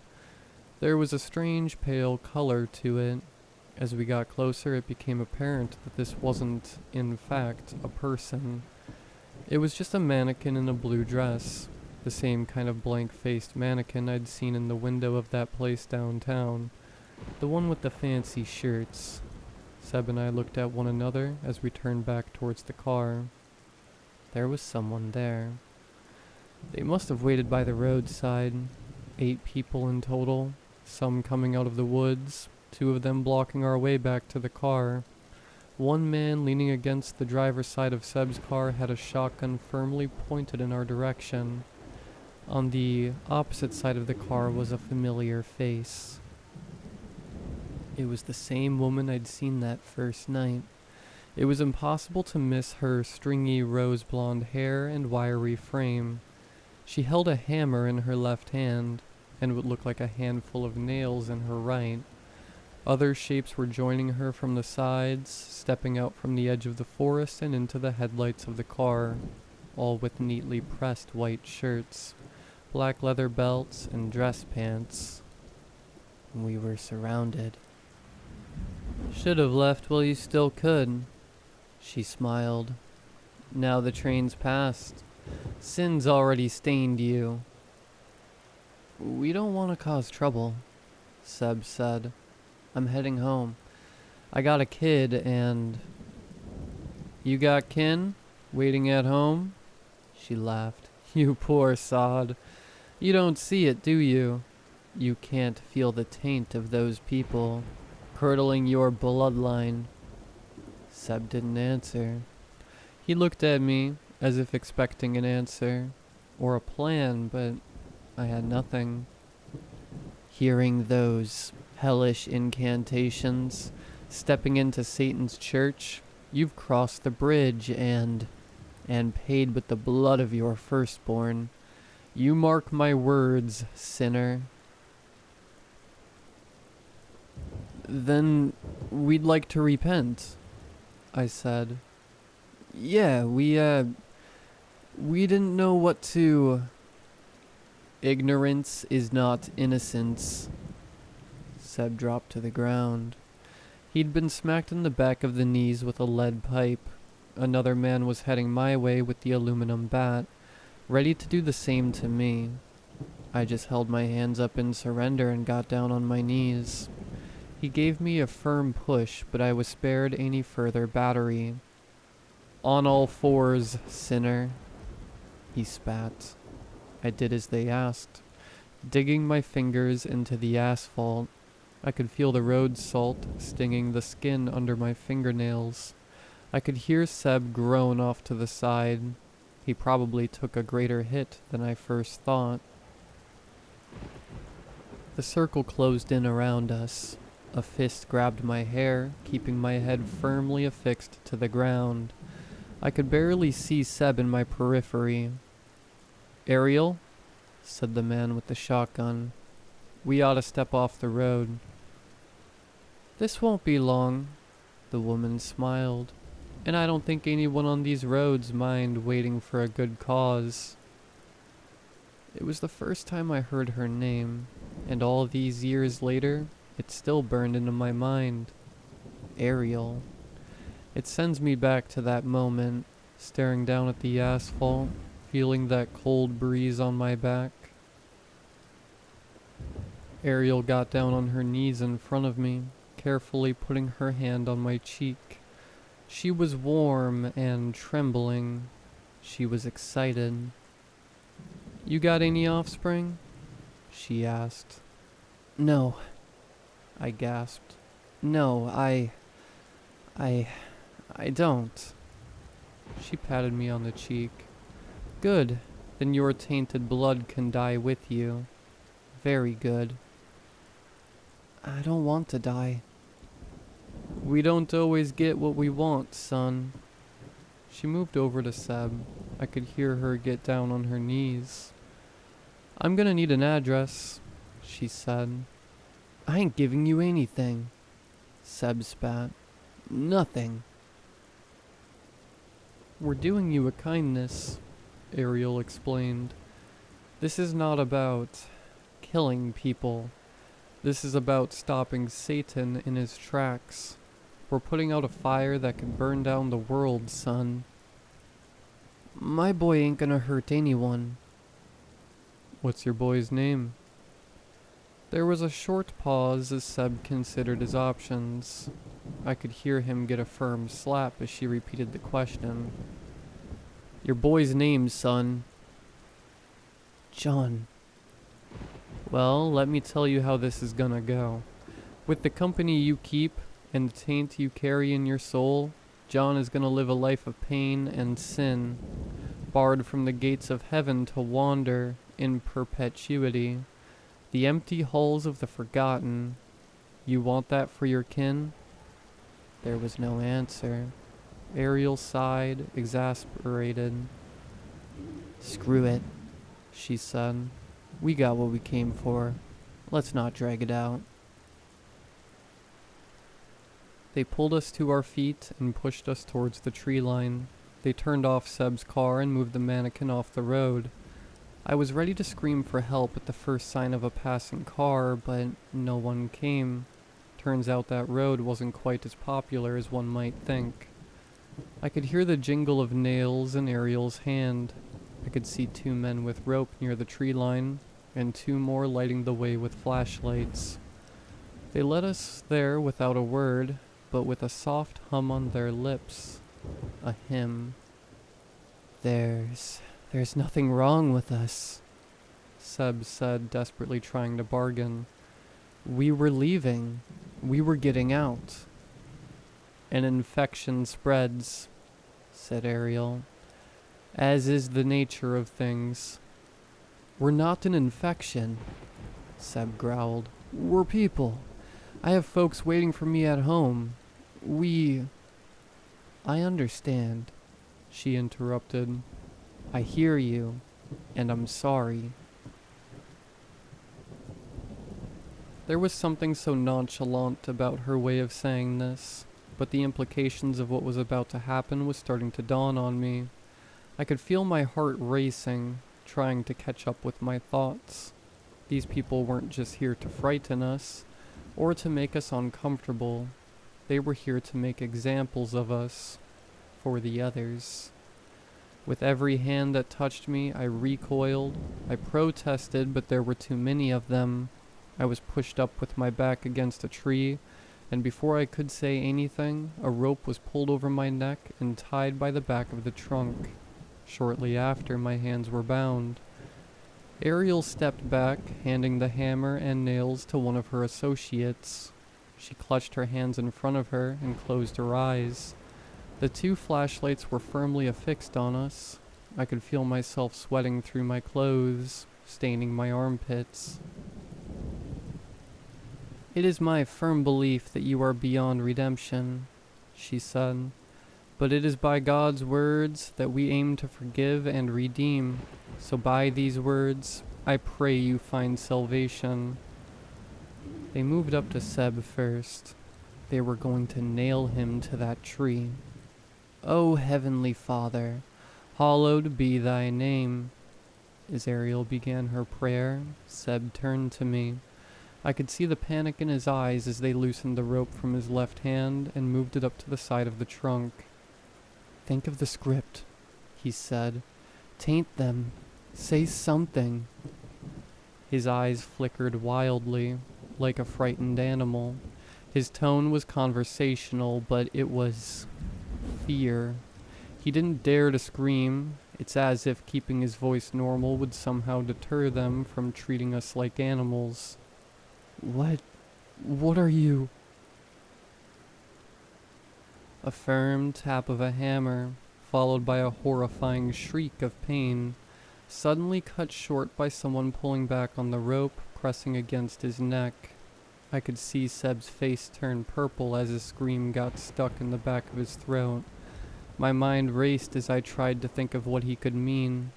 I had read the script, but it was all just fiction. There were parts that were unsettling, but that was natural for a horror movie. But I couldn't help but to think back on the words that the director had asked me to read that day back in the Blue House. The highlighted words, the meaning between the lines, the images they'd painted in my mind. Looking at Seb's bloated face, hesitantly I stuttered those words. Rao Soma Io. Drin Soma Io. The rope tightened around my neck. I couldn't speak or breathe. My head was bursting at the seams, and my mouth was drier than sand. Still, I mouthed the words to completion. Strauss Soma Io.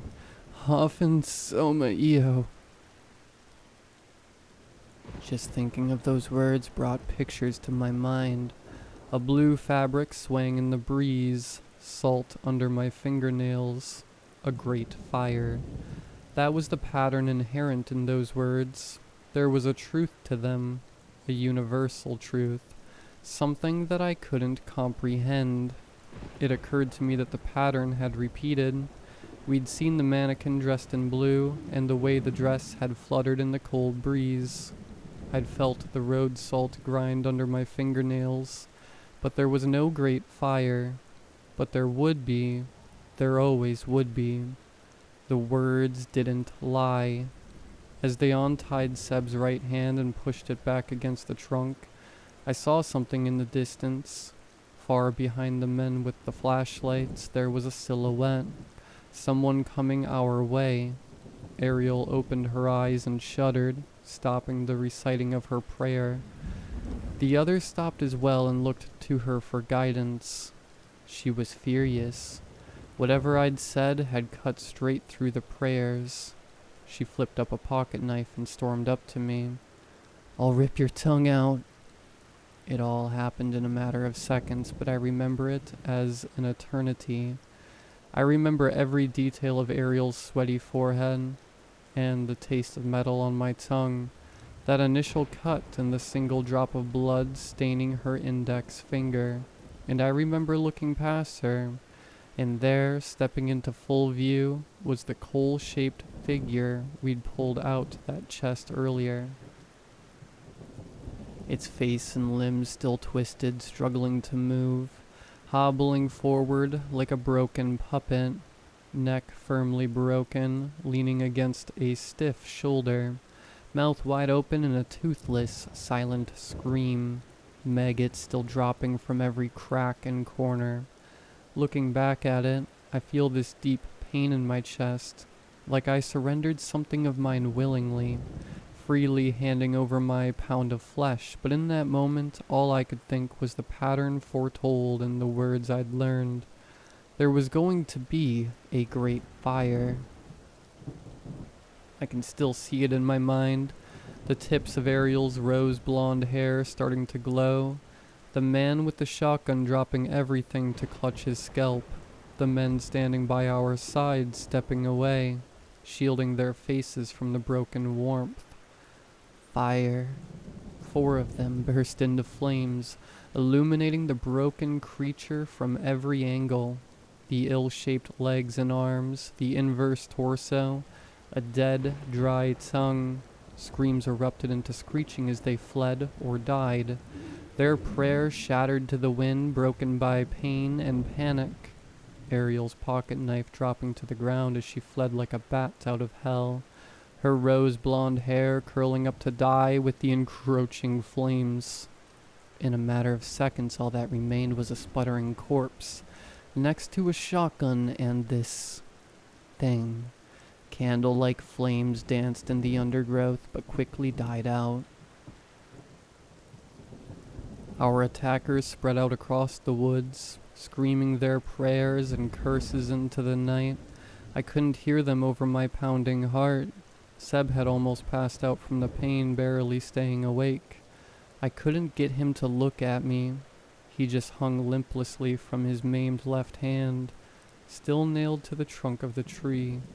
A dry hand touched the side of my head, cradling me like a worried parent.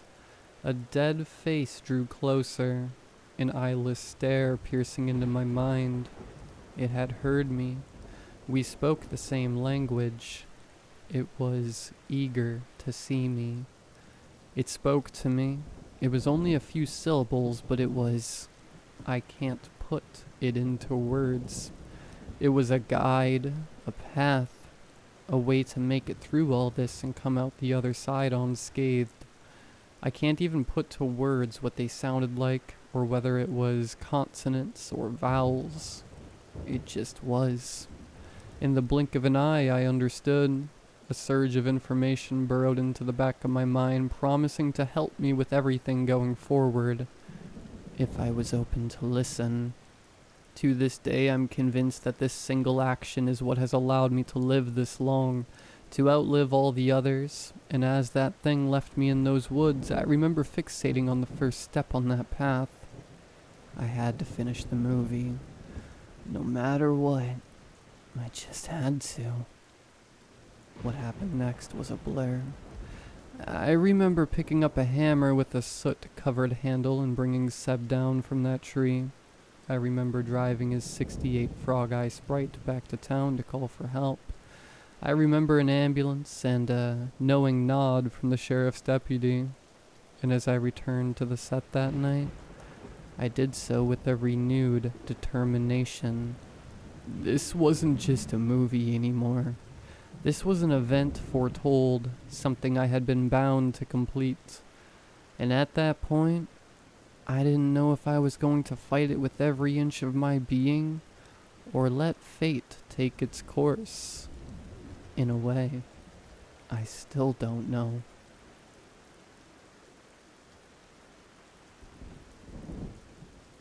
Over the next few weeks, most of the remaining shoots went off without a hitch.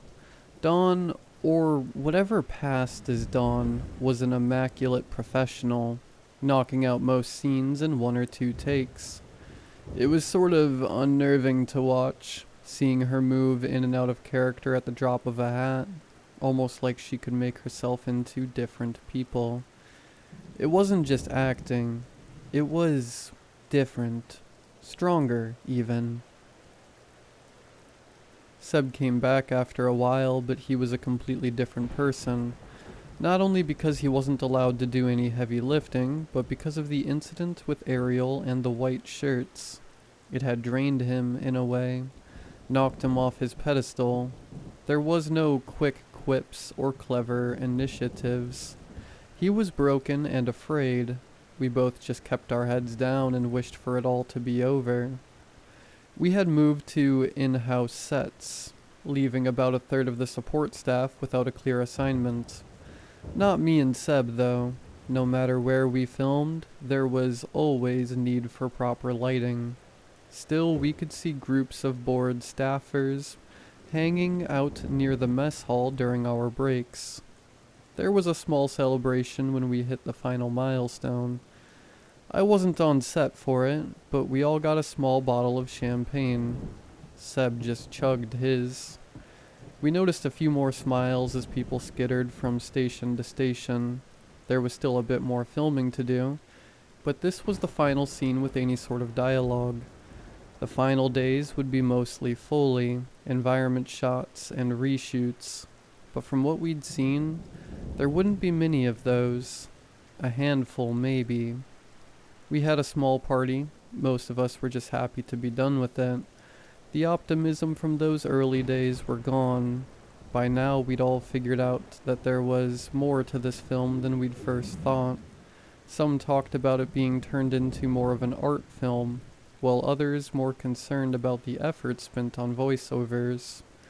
I remember overhearing a conversation between two of the camera operators.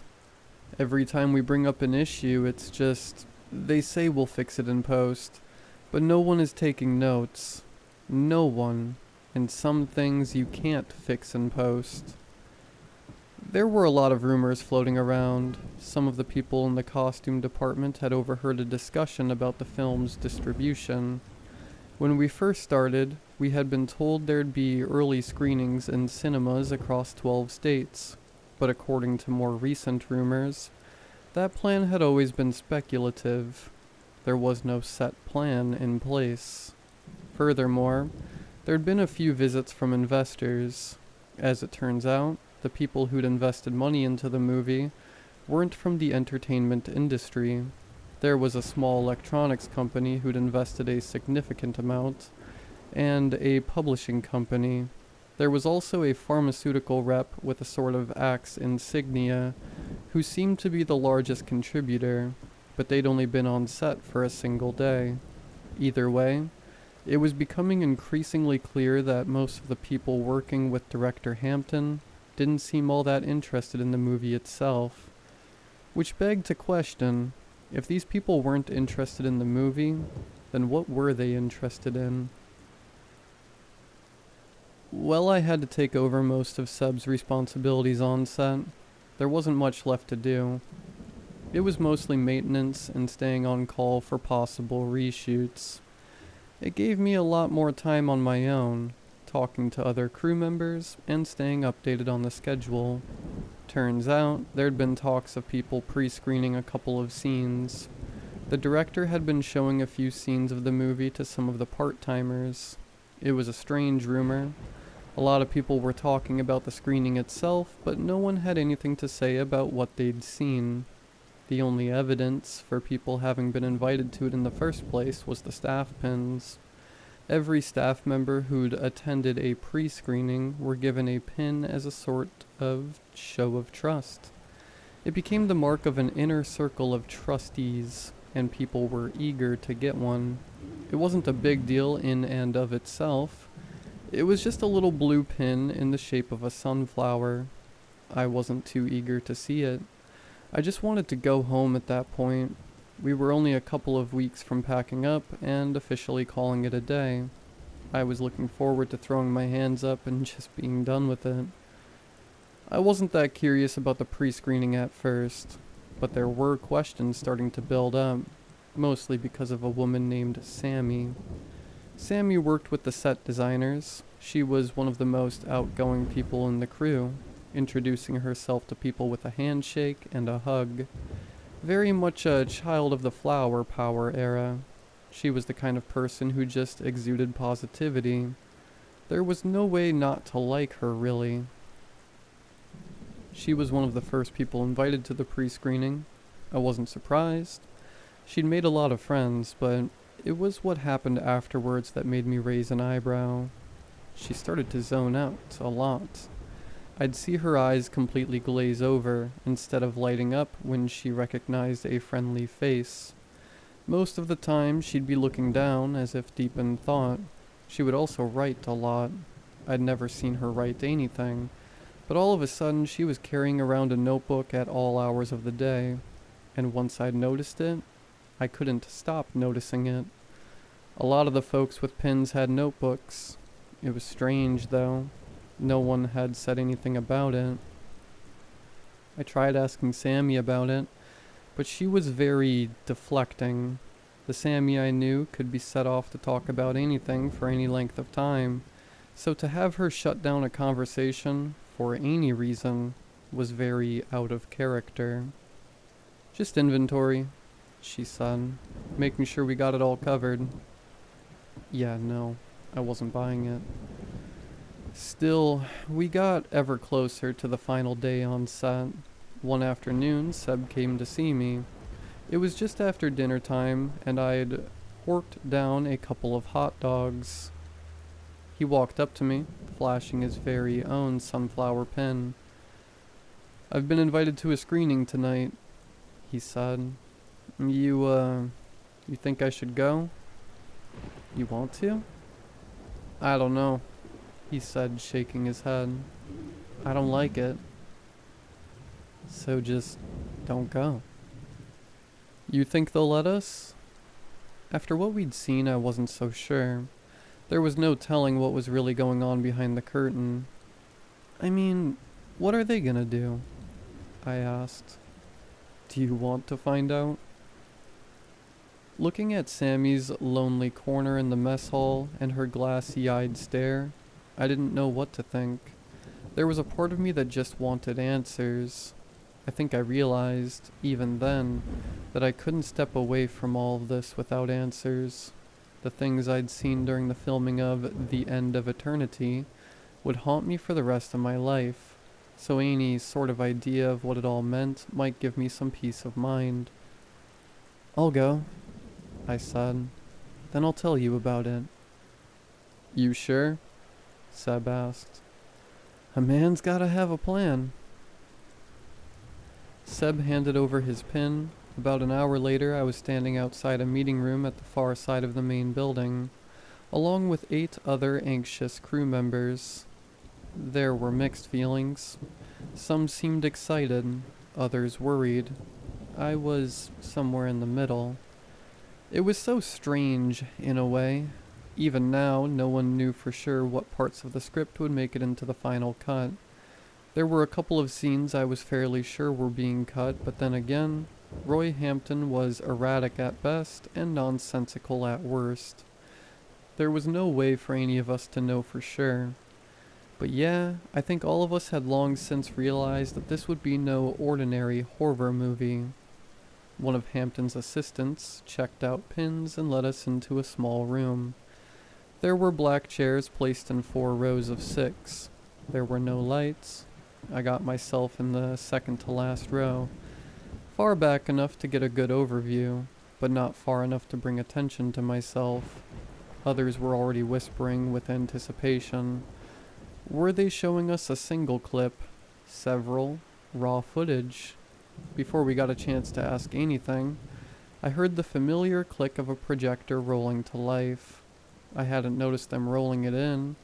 Then again, it was a little too dark to see anything but the silver screen. All our eyes focused on that little shining square at the far end of the room.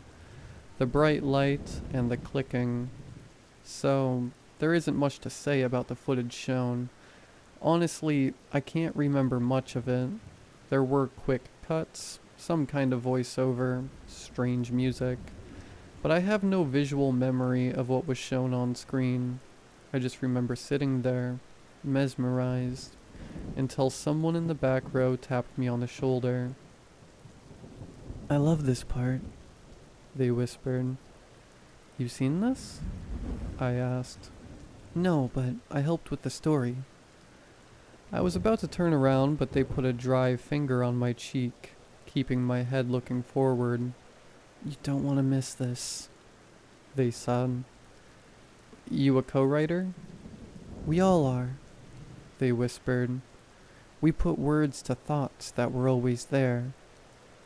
Sounds like something a writer would say. How appropriate.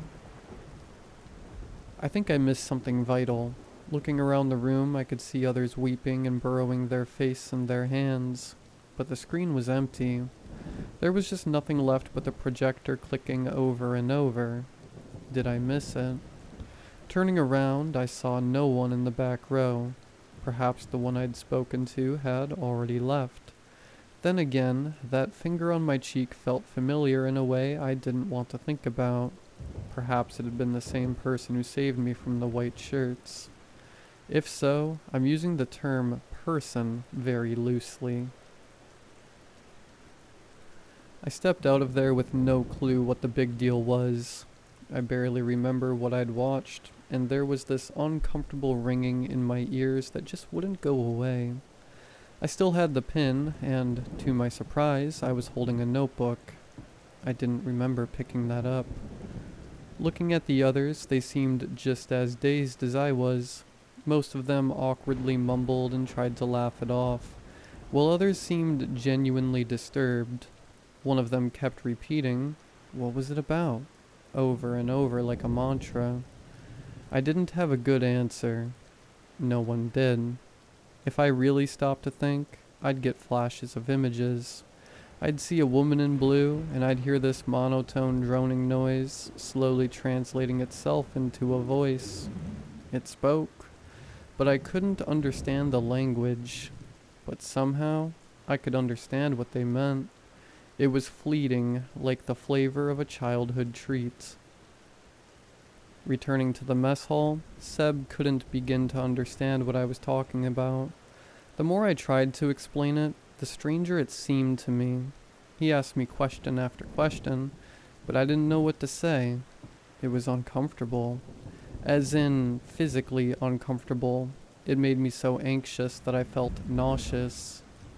Rushing off to the bathroom, I tried to calm myself. I stood there looking into the mirror, making a mental list of what I'd seen. I tried to focus on a single scene, so I could write it down and show it to Seb. I clutched my notebook and pen and whispered aloud to myself.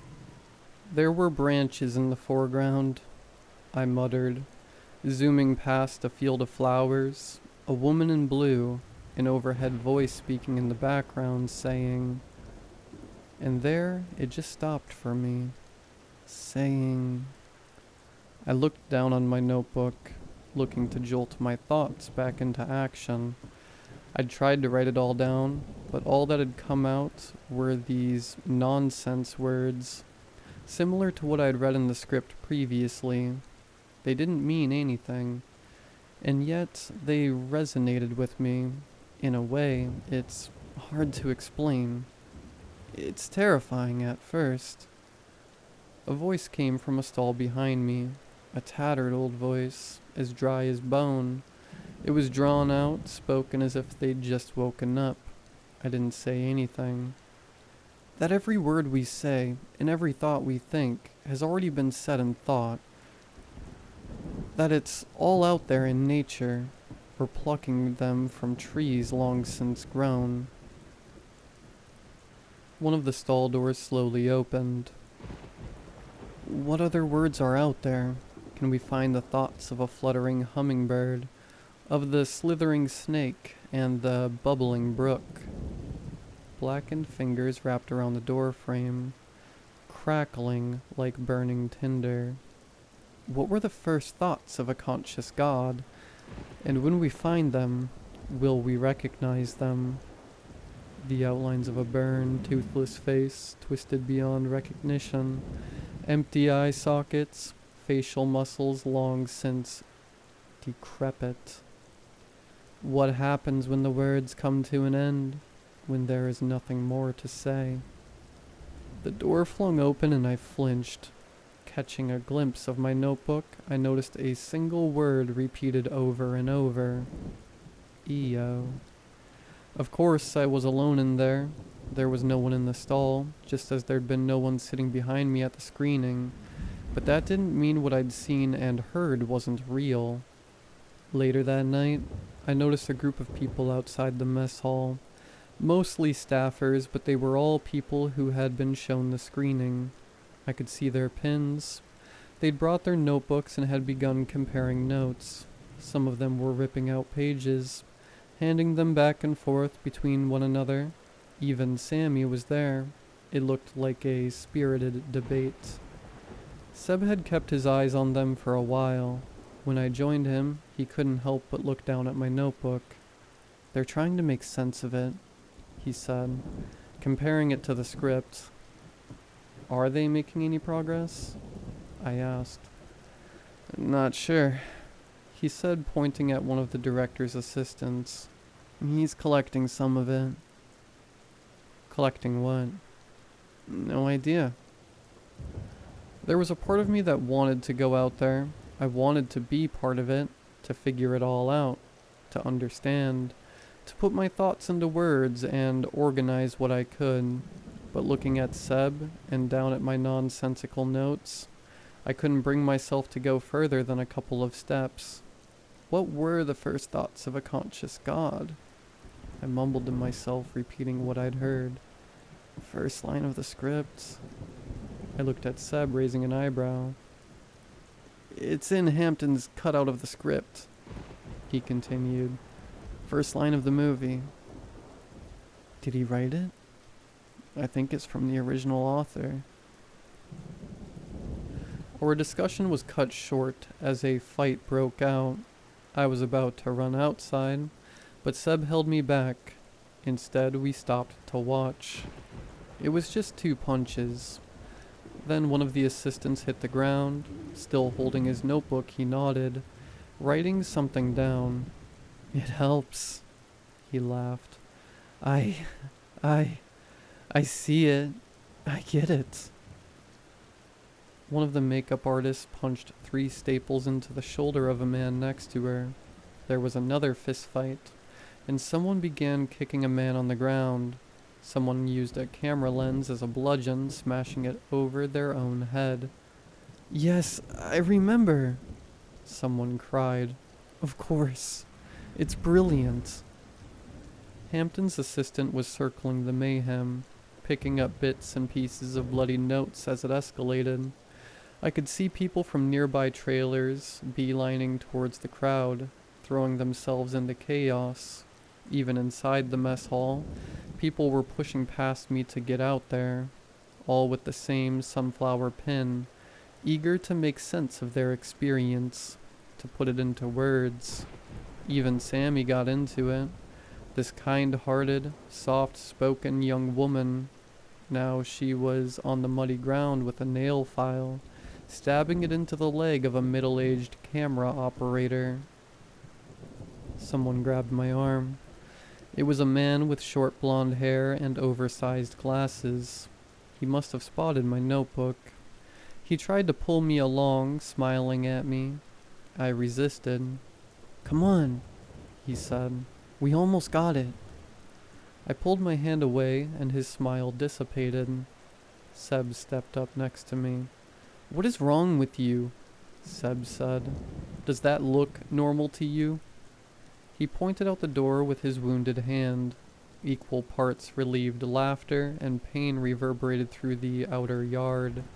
I could see pinless bystanders lining up around them, looking at them from afar. But we almost got it, the man added. And it's genius. He grabbed my arm again, this time with force. I tried pulling back, but he held on tight. Before I had the time to protest, Seb socked the guy across the nose, snapping the cartilage. The man reeled back in the doorway, clutching his bleeding nose. He looked up at us with this big, unnerving smile. Seemingly without thought, he wrote something down in his notebook. He didn't even look down. Do it again, he smiled. Hit me. I stepped back and Seb followed suit. It makes so much more sense when you do. You have no idea. He hurried towards us, but we backed away. Leaving through the warehouse, we slammed a door shut in his face. Locking it from the other side, I could still hear him through the door. Do it again. Hit me. You gotta. Stepping away from the door, we could hear him starting to bash something against it. Seb turned to me, putting a hand on my shoulder. You got your head screwed on? He asked. Yeah, I think I'm good, I said. I missed some of it. You... what? How? There was someone in the back row. They... Before I finished the sentence, something moved outside. We could see it through the windows. At first I thought it was someone holding a spotlight, but as my mind processed it, I realized they were on fire. A man burning, cheerfully sprinting as far as his legs would take him. Even from afar and through the window, I could see all his teeth through a ghoulish grin. There was a gunshot and a cheer. Laughter. Someone in the other room was screaming, begging to be let go. Then a scream cut short. Another gunshot, more cheers, laughing, singing. Someone was putting on music. Seb and I looked at one another, but said nothing. Every second, there was a new horrifying sound coming from outside. I barely noticed him snatching my notebook out of my hands. Looking at the nonsensical words I'd written, he dropped it on the floor and grabbed my collar. "Don't lie to me," he said, shaking his head. "If you're part of this, you gotta tell me. You owe me." I just stood there with my mouth open, trying to put something into words. I couldn't do it. There were too many thoughts, too many threads to pull, but for all the parts of me that wanted answers, there were twice as many telling me to run. This was spiraling out of control. Seb just sighed, looking at the back exit. "My car's around the corner," he said. "Let's go." I took point, leaving through the back exit. The first thing I saw was the smoldering corpse of a burning man, still smiling. Running, we rounded the corner between two trailers. It was fast, but I can't forget what I saw that night. One of the trailer doors were open. There was a woman stabbing into a twitching corpse. "He wants this," she repeated. "I'm blameless. It's his wish." Someone leapt off the roof of the mess hall. Others happily attacked one another with various weapons and tools. I saw the man getting whipped with sound cables. Those who couldn't reach their notebooks just yelled out the words that came to mind, and it was all just nonsense. But it was the kind of nonsense that reverberated in my head, looking for meaning, and I'm sure that if I listened too closely, I'd find it. As we got to Seb's car, I could see the light from a bonfire at the front of the set. There was this awful, acrid smell in the air. I could taste the smoke on my tongue, and there was a residue that stuck to the inside of my nose. It was awful, sickening. The moment I opened the passenger side door, I looked across at Seb. Behind him there was a black silhouette, something hiding in the dark, looking my way, and with a whisper that traveled straight into my ear it said, "Duck." The moment I did, a fire axe cleaved the air inches above my scalp. I could hear the weight of the steel axe head. He was an older man from the logistics department. He kept track of the warehouse inventory. Now he was shirtless, wielding a fire axe. "I'll help you," he exclaimed. "Stand still. I'll help." Diving into the car, he came at me again.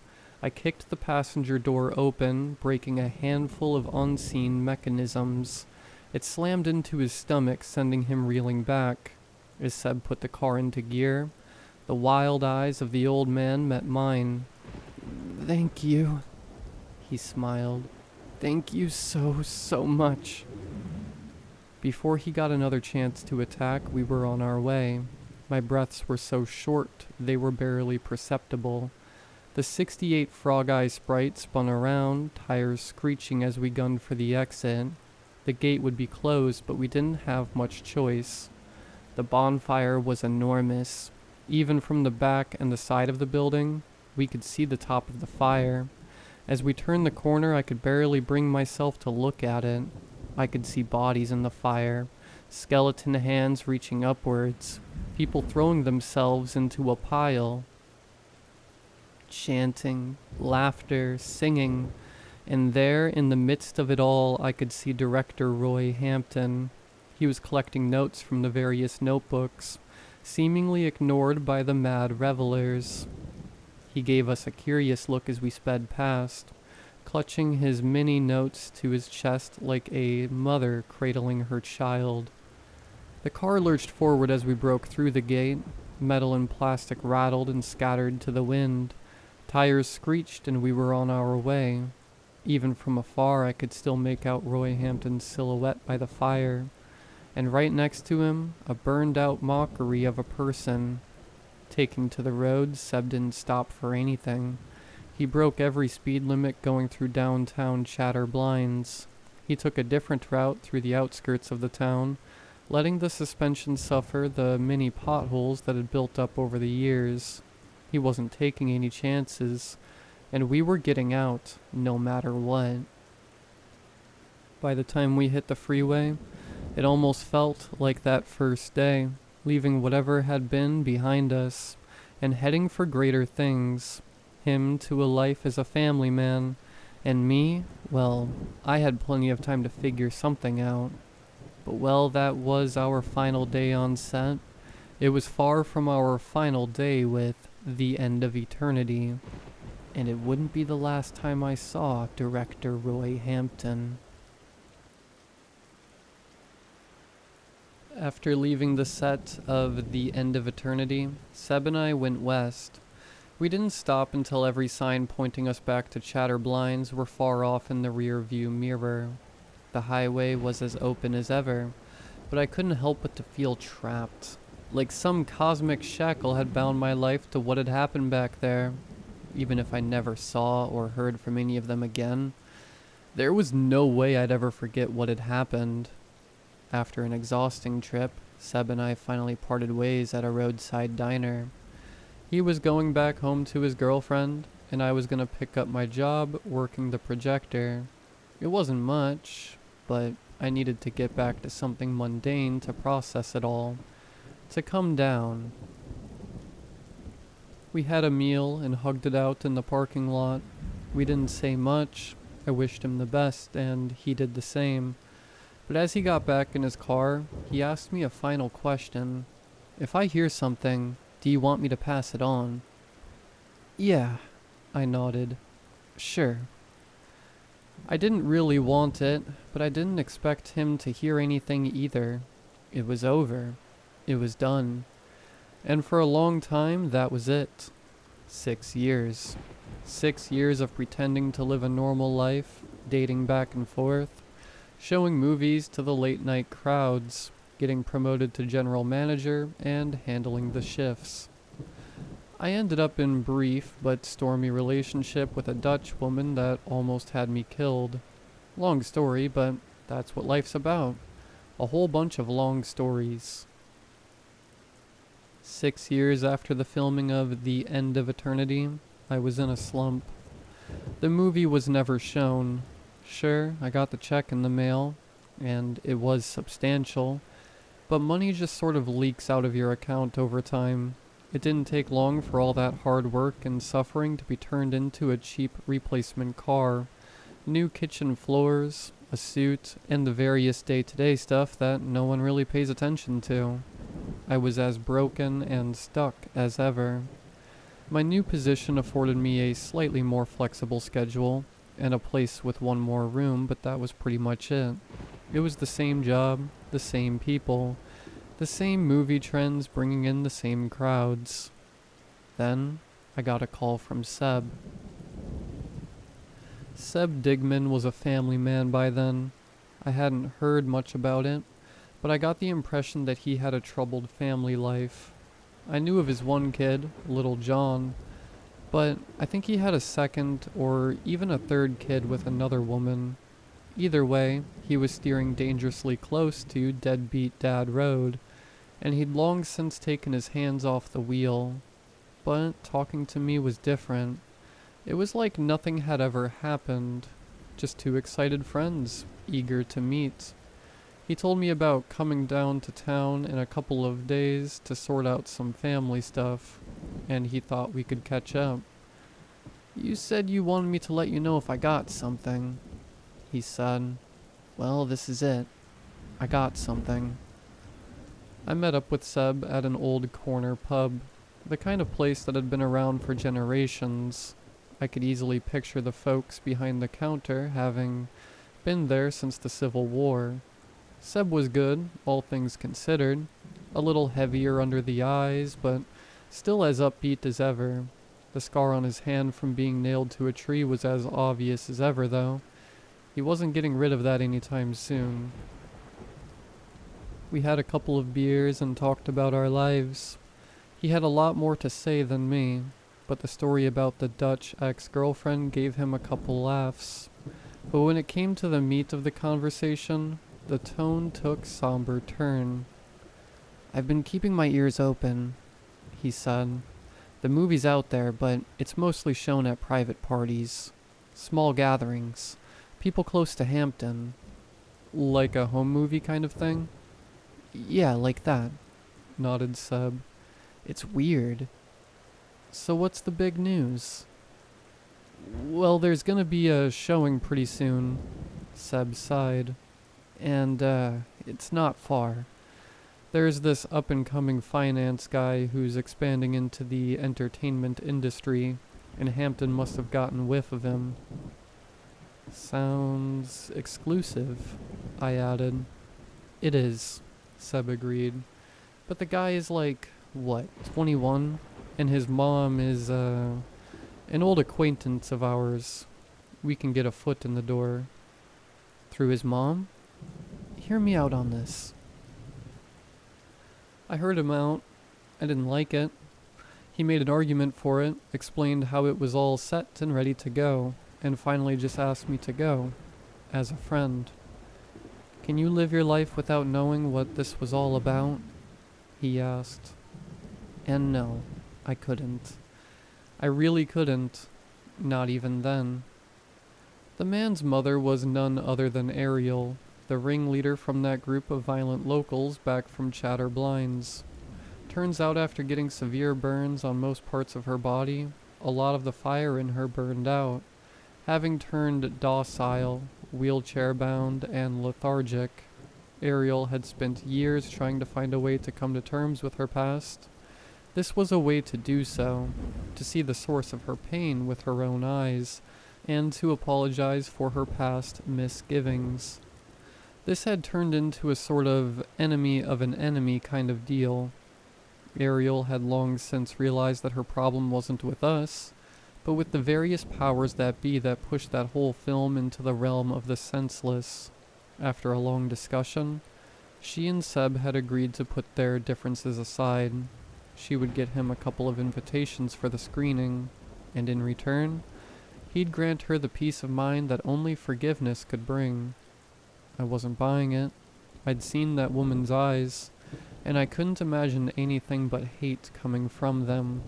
But then again, last time I'd seen her, she'd almost been burned alive. That changes people.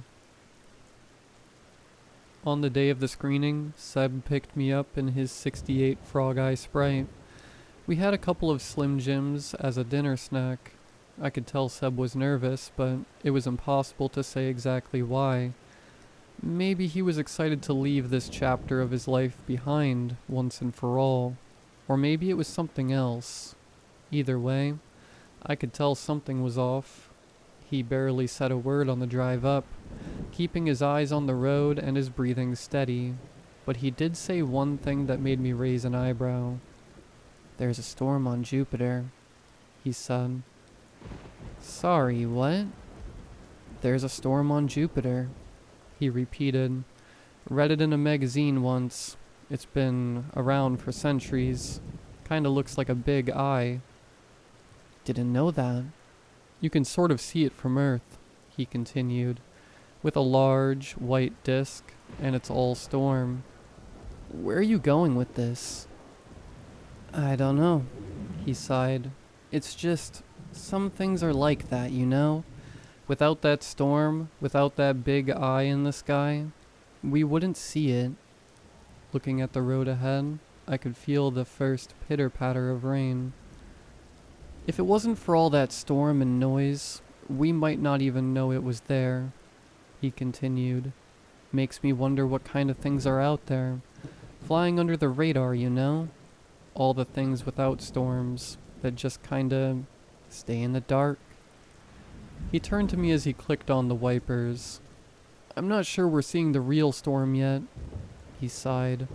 I don't think this is it." We parked about a block from the venue. By now, the rain was coming down hard. Seb had to pull a tarp over his car, costing us a couple of minutes in the downpour. By the time we got to our meetup, we were both drenched, but our host wasn't. We met Ariel outside a cafe, along with her son, Jonah. I could barely recognize her. Most of her face was burned, and her left eye had sunken in on itself. Looking at it felt like falling into a well. She didn't even look up at us when we approached, instead just holding a cross around her neck with both of her shaking hands. We sat down with her. Jonah went to get us a couple of coffees, leaving us to stir in our own silence. It probably took Seb a solid minute to find the right words. "This won't set things right," he finally said, "but it's a start." Looking up at him with that one dark eye and the other as bright as ever, Ariel nodded. "I understand." "You tried to have us killed," I said. She turned to me, her face barely moving. Not a single wrinkle of expression changed. "Yes." There wasn't much more to say. We had history. We were all on our own paths, for our own reasons. But maybe this was meant to be something else, and maybe for that moment we all realized it. Either way, we were in this together. We trudged through the rain, making our way to a rented-out community theater, our venue for the night. Jonah tried to keep the mood up by talking about his upcoming investment, while Seb and I chimed in with what applicable movie trivia we could conjure up to keep him interested. While I was still a hobbyist at best, Seb hadn't slowed down in the least. He could step back into his role at the drop of a hat. We were among the first to arrive. There was a check-in at the door, where we were written down as guests. The place was buzzing with caterers and security personnel. There were a few other guests who'd arrived early, casually socializing in the lobby. Jonah excused himself, bringing his mother along to meet his many potential clients and business partners. As Ariel was rolled away, she turned to us, and for the first time I could sense something, the hint of a smile. Within the next hour or so, the place was crowded. All kinds of people from the movie industry, along with one or two hopeful singers/songwriters. There was a composer who'd worked with Kubrick for a brief time, taking up plenty of spotlight. 3 B-list actors, trying to talk their way into a handshake and a couple of promises. This one news anchor from upstate, a photographer, along with his girlfriend of the week. It was a wild mix. Some seemed desperate to just get an in on whatever this was supposed to be, while others seemed to be there out of genuine interest for Hampton and his work. Then, of course, some people just wanted to skim some money off of Jonah. Seb and I kept to ourselves. We were asked a couple of times who we were, but we kept the discussions short. We just said we'd worked on the movie, mostly background technical stuff. Seb tried to divert attention by making people talk about themselves, a strategy that worked 9 times out of 10. There was a little announcement jingle, the same that we used at my job. The movie was about to start. We got seats behind Jonah and Ariel. Even with all the guests invited, there weren't even enough people to fill a quarter of the seats. It was eerie, in a way, like we were doing something inherently wrong. A few caterers walked up and down the rows, offering shrimp cocktails and cheap sipping drinks. Seb bunkered up with a couple, getting a few eye rolls in return. Looking at me, he shrugged. "I drove here," he whispered. "You're driving back." "The man with the plan," I sighed. As the lights dimmed, there was a faint scatter of applause coming from the other side of the room, as none other than director Roy Hampton stepped out on stage. He waved at the audience as he introduced himself.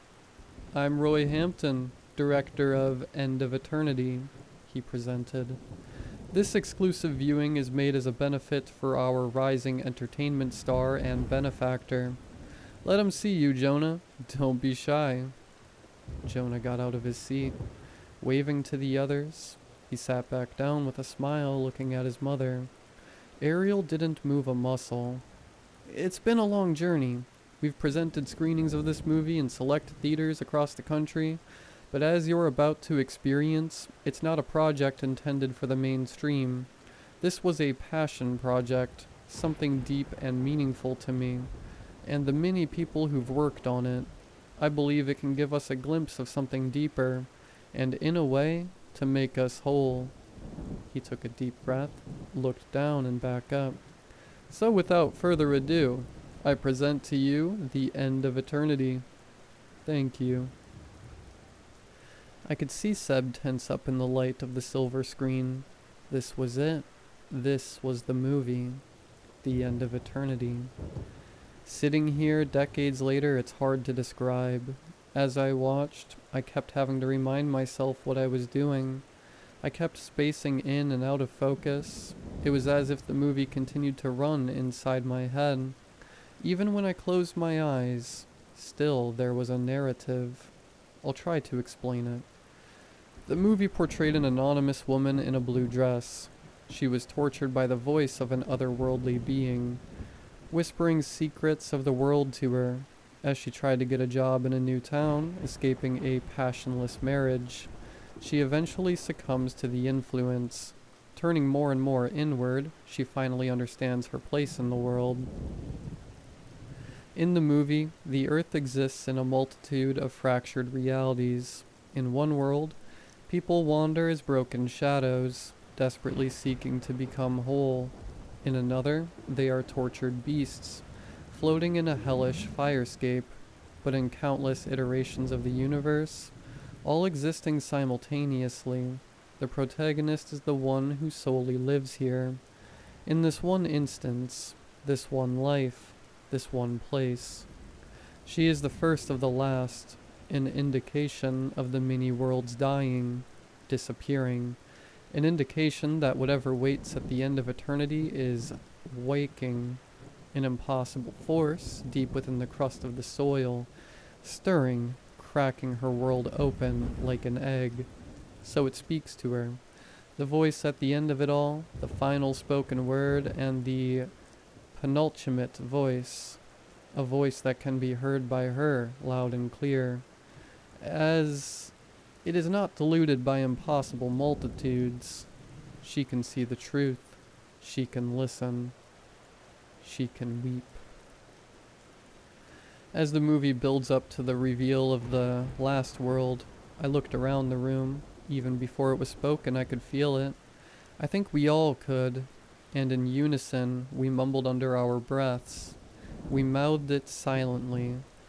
Eo. All throughout the movie, there was this nonsensical voice speaking to her. The influencing voice was just noise. I couldn't make sense of it, and yet a few select words rang true, the same words I'd learned that day on set, when Hampton had asked me to read an excerpt, and still, even now, it brought images to my mind, the same images they've brought since that first day. An image of a blue fabric, fluttering in the wind, salt underneath my fingernails, a great fire. But others reacted differently, as if they heard different things. An older man in the back started laughing maniacally. Jonah just sunk his face into his hands, openly weeping. Looking over at Seb, he just shook his head in disbelief. "John deserves better," he mumbled. My boy deserves better." I think we all saw and heard what we wanted to, or, in a way, what we were meant to. Maybe they saw some version of their own truths, or heard a stutter of the same voice as the protagonist.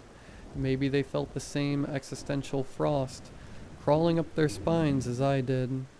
Either way, as the lights came back on, it was dead quiet. Everyone just sat there looking straight ahead.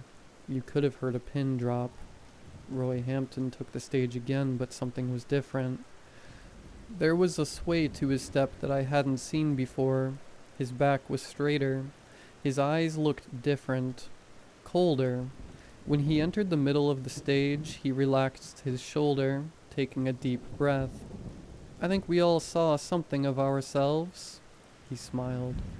We learned something new, much like I learned something the very first time I read this book. He showcased a thick, leather-bound manuscript, tapping it confidently.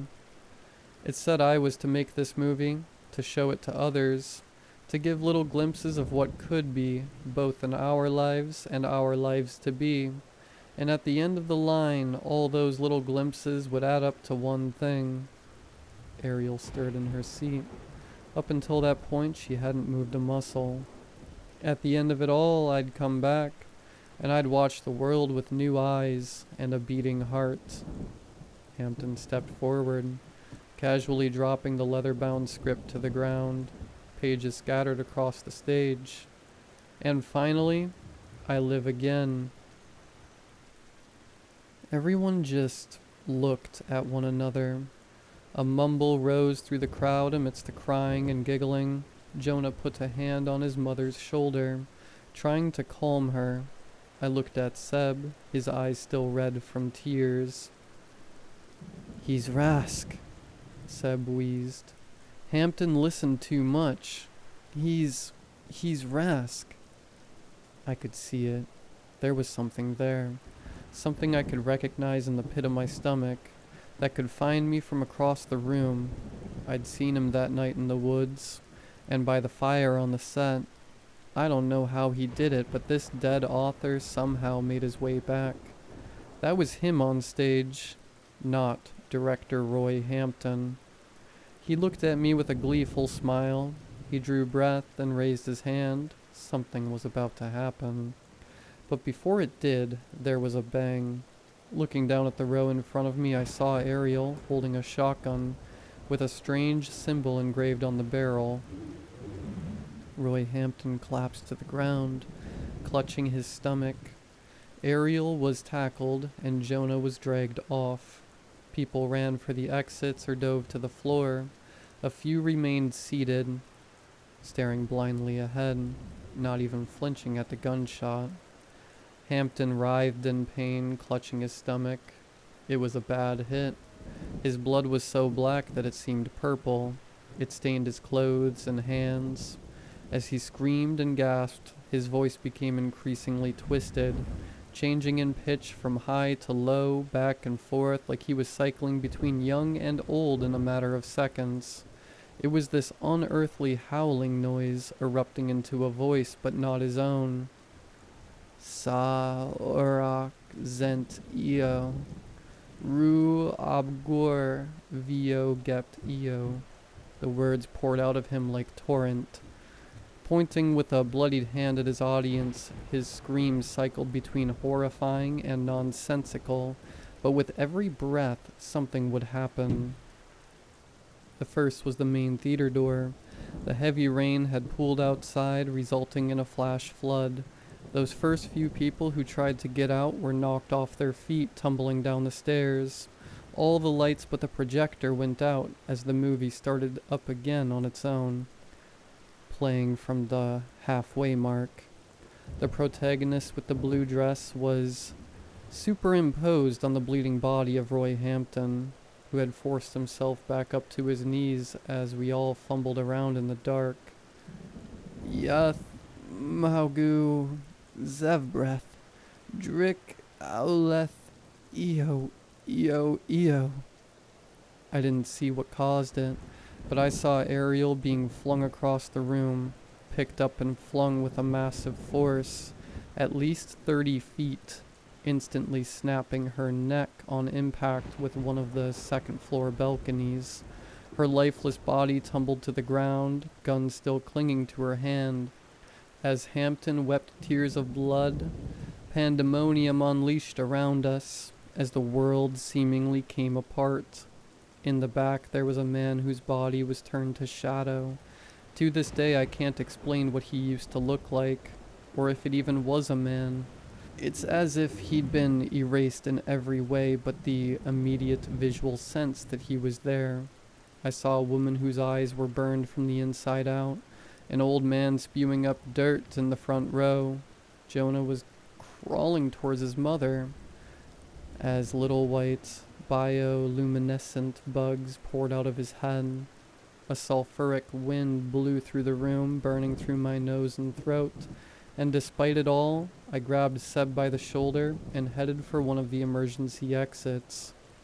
There were flashes of light going off behind us. I could see things in my periphery. Tall things, short things, transparent and solid.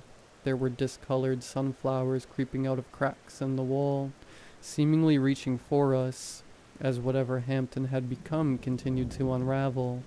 The audience kept running. It felt like a gauntlet. People were disappearing around us. There was this massive red-feathered bird creature who tore into an old man ahead of us, dragging him into a bathroom stall. Someone tripped on a molar tooth growing out of the carpet.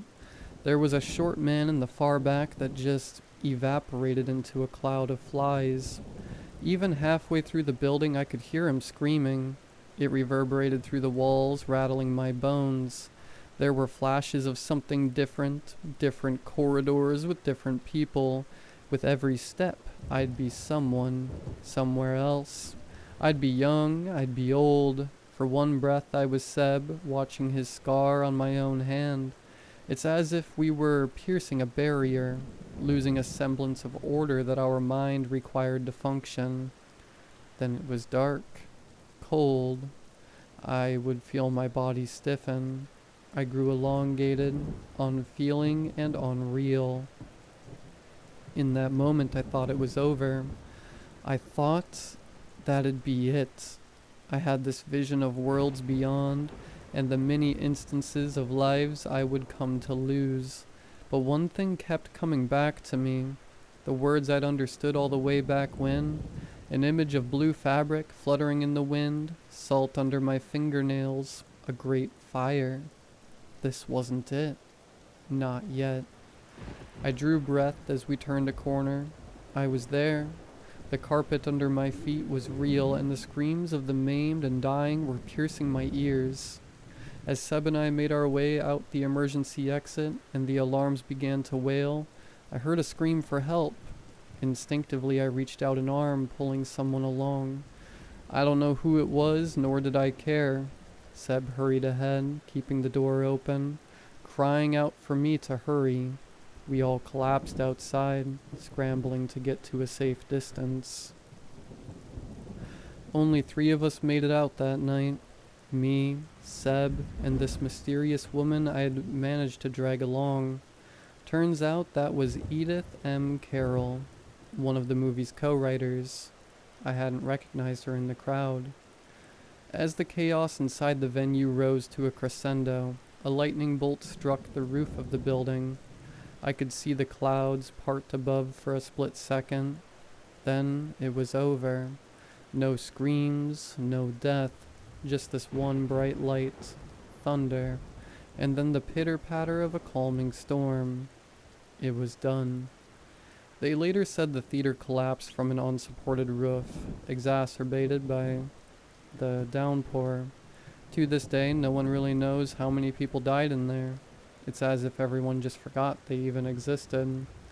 The only name mentioned in the articles were Roy Hampton, who was credited as a philanthropist and esoteric scholar. The 3 of us who made it out could finally put an end to it all. While the answers we got weren't necessarily what we wanted, we could at least say that this was it. There was nothing more for us to look into regarding Roy Hampton and the end of eternity. And yet, it was an empty victory. Pyric. As we rested outside, waiting for the sirens to stop, we spoke in hushed tones. Seb had trouble focusing, rubbing the scar on his hand. If I find anything else, I'll let you know, he said. Sounds like a plan. I nodded. We held hands for a while, just two people ensuring one another that somehow things were going to be okay. It didn't exactly turn out that way, but it never really does. That night was the last time I saw Seb Digman. He died about 8 years later to a kind of metal poisoning. According to his kids, it had been something he'd had in his system for years, maybe even the whole time I knew him. I eventually dated and married Edith, the one this whole story began with. That's how I know of her work at the bakery and the community college. We'd been married for decades, right up until her passing not too long ago. But it was only a matter of time. For years, she had cried to me about what she'd seen that night at the screening, her death, staring into her own face as life slipped from her. Maybe that's why she choked in the bathroom. I don't know. There was also the case of Dawn Anderson. It's strange. She's still around. My oldest son showed me a video of her on YouTube not too long ago. She makes videos under some strange synonym. She looks different, but it's the same woman. I can tell. I've researched Rask over the years, trying to make sense of the things I've seen and experienced. I wanted to understand what Hampton's obsession was about. I haven't found a complete copy of that manuscript, though, and I count that as a blessing. Neither are there any remaining copies of this film, The End of Eternity. Not that I can track down, at least. Maybe there's a forgotten tape in the back of a closet somewhere. But the more I've thought about it, the more I've started to realize the ingenious nature of his work. That by reading, experiencing, and understanding his work, Emmett Rask can manifest. He can always come back. A concept cannot be forgotten. Information doesn't go away just because we don't know it. It's still there. I don't know how to assemble a phone, but I can still call my grandchildren. Just because I don't know how doesn't mean the information doesn't exist. That's how Rask exists. He just is. And whenever someone looks a bit closer, or listens a bit too eagerly, he makes his way back. He learns his way back, little by little. I've come to terms with what is going to happen next. I was kept alive out of circumstance. Rask wanted someone to live long enough to learn just enough to bring him back again. For someone to invest, experience, and become. That's what he wanted for me. But I think he forgot one thing. The images shown to me. The words I'd been given. Blue fabric, fluttering in the wind. Salt under my fingernails. A great fire. Looking back at my long life, the very first picture of me and my mother was at a hospital. She wrapped me in a blue blanket, leaving the window open to welcome the spring wind. That was my very first earthly experience. The night that Edith and I conceived our first child was on our honeymoon, on an Italian beach in late July. I remember it for many reasons, but the salt crystals beneath my fingernails on that very night meant something. Even then I could feel it. And now, as I write this excessive and maddening recollection, I look at what is to come. A repeating pattern coming to a close. Perhaps I'll learn a little too much, a little too soon. Maybe the act of writing all this down will bring it to the surface and send Rask roaring back with a vengeance. But I don't think it will. As I look across my desk, at the last of Edith's scented candles, I think what is going to happen has long since been established. And as I wait, putting these final words to paper, I think it will be okay. While there may be an end to eternity, there are so many more things to understand than we'll ever grasp. So with that, I leave you with this. We have to accept the mystery. There will never be an end to questions, no matter the answers. And at the end of the line, we must embrace the great fire to come.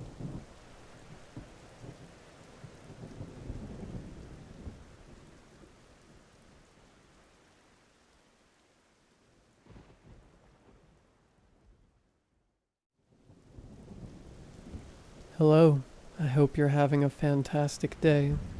I can't share who I am, and I can't even share my name with you, so for the future of this document, I will refer to myself as Pepper. There's not much I can tell you about the day-to-day details of my job, but I can say that in this world there's plenty of supernatural things. Creatures that can't be comprehended. Cryptids, ghosts, even local horror stories. All of them are rooted in some sort of truth. It's my job to kill these things, or at the very least protect the public from them. I tell you this because I believe everyone should know. The creatures that go bump in the night are actually there. I want to start with an interview I had with the victims of one of these supernatural attacks. The document you read has been transcribed from audio to text. The name of the victim has been changed in order to keep their identity a secret. Tape begin 5:02 a.m. Pepper. Sarah, is it? Sarah. Yes, that's me. Pepper. Hello, Sarah. My name's Pepper. I understand you've been through hell tonight, which makes sense if you find yourself in my office. Sarah. Are you sure I'm safe here? What if it comes back for me? What if... Pepper. Sarah, I assure you nothing will get you while you're in this office. Now, Sarah, I need you to explain everything that's happened. No matter how insane it seems, every detail, no matter how minor. If you think it's important to the story, then include it. I will inform you this whole conversation and further on will be recorded. Do you understand? Sarah. Yeah, I understand. Pepper. Good. Please begin. Sarah. It started about 3 days ago. I was at Jim's Coffee on my way to work. There was this homeless man outside the shop. He asked if I had some change I could spare. Well, you see, I hadn't slept well the night before and was in a grumpy mood. I'll admit, I was kind of mean. I told him to stop being a leech and to go get a job. He didn't like that. Grabbing my arm, he pulled me close to him. It was like the colored part of his eyes had disappeared, and he stared into mine. You should learn to be kinder, he said. It may not sound that scary to you, but something about the way he said it terrified me. I ended up skipping coffee that day. Pepper. This man, did he have any distinguishing details you can remember about him? Sarah. No, he seemed normal enough. Well, I guess he seemed pretty clean for being a homeless man. Pepper. Interesting. Please continue. Sarah. The rest of the day went on pretty normal. When I got home, my door was unlocked. It seemed weird, but I figured I just forgot. I couldn't sleep that night. I was so tired the next day that my boss sent me home and told me to go get some sleep. When I got there, my door was left open. There was no way I forgot to close the door. I went into the garage because I keep a handgun in there. I went through my house checking each room. I couldn't help but think of the homeless man. I got through the whole house finding nothing. I stopped in my bathroom to wash my face. I must have been super tired to leave my door wide open. I looked up into the mirror to see a figure standing right behind me. I didn't have much time to react. I grabbed the gun from the counter and snapped before firing a shot. Nothing was there. All I did was put a bullet hole in the wall. I ended up putting some duct tape over the hole. I'll call someone in the morning. I wouldn't have been supervised if one of my neighbors called the cops. I didn't sleep again. I was stirring at every sound I heard, the constant feeling of being watched. At one point I turned over in bed to a shadowy figure standing in my doorway. I blinked and it was gone. I kept my gun on my nightstand all night. I thought there was nothing. No, I knew there was nothing to be worried about. I was just sleep deprived and I was seeing things. There was no one in the house. I was just worried and I got scared by some old homeless man. Pepper. That was a long pause. Sarah. This next part is just really hard. Pepper. Take your time. We have all night. Sarah, thank you. Morning came and I called someone to come repair the hole in the wall. I didn't want to be alone in my house anymore, so I asked the repair service if I could leave a key and they could just come in to work while I wasn't home. They agreed, and I called my neighbor Scott to see if I could stay in his house for the night. He was a nice guy. Scott was a tall, skinny guy with brown hair and beautiful blue eyes. I always liked him. He let me stay, and I went over immediately. I explained to him what was going on. He was supportive. We hung out most of the day, and nothing weird happened. I started to think it was all in my head. I even felt safe enough to go upstairs and shower alone. I went back downstairs to go lay on the couch and sleep. Scott was just standing in the kitchen, just staring at the fridge. "What are you doing, you weirdo?" I said while chuckling. He didn't respond. Something was dripping from his head. "Scott?" He turned around. His lower jaw looked like it had been ripped out. His eyes were hanging out of the sockets. He fell to the floor. I ran to him trying to feel for a pulse. It was stupid. Who could have survived that? I was just being hopeful, I guess. That's when I saw him standing near the couch in the living room. A shadowy figure. Blood stained his hands. His eyes were glowing red. I was terrified. My brain was telling me to run. It was screaming at me to move. "Move your legs," I screamed at myself. I moved hard so I could get out of the house. Started moving through the brushes towards mine. I looked behind me to see that creature behind me, its legs moving in ways that shouldn't be possible for the human body, almost like it had no bones, and the noise it was making. Pepper. Explain the noise. This is very important. Sarah. It sounded like when you slide something heavy against a hardwood floor and scratch it. You know, like the... Pepper. Oh no. Sarah. What do you mean, oh no? Pepper. Continue the story, Sarah. I need a second to think. Sarah. I tripped sometime while in the forest, and when I did, I couldn't see it anywhere. I took my moment of peace to call the police. I tried to explain to the lady there was a shadow monster chasing me, and it killed my friend, but the line was cut. I tried to call back, but there was nothing. The call wouldn't go through. There it was standing above me. Its mouth opened to a white glow, and something fell out of it on my forehead. It was a tooth. I'm sure it was one of Scott's. I crawled and cried as it moved towards me, mouth agape. It was gonna kill me. It grabbed me by my leg, pulling me towards it.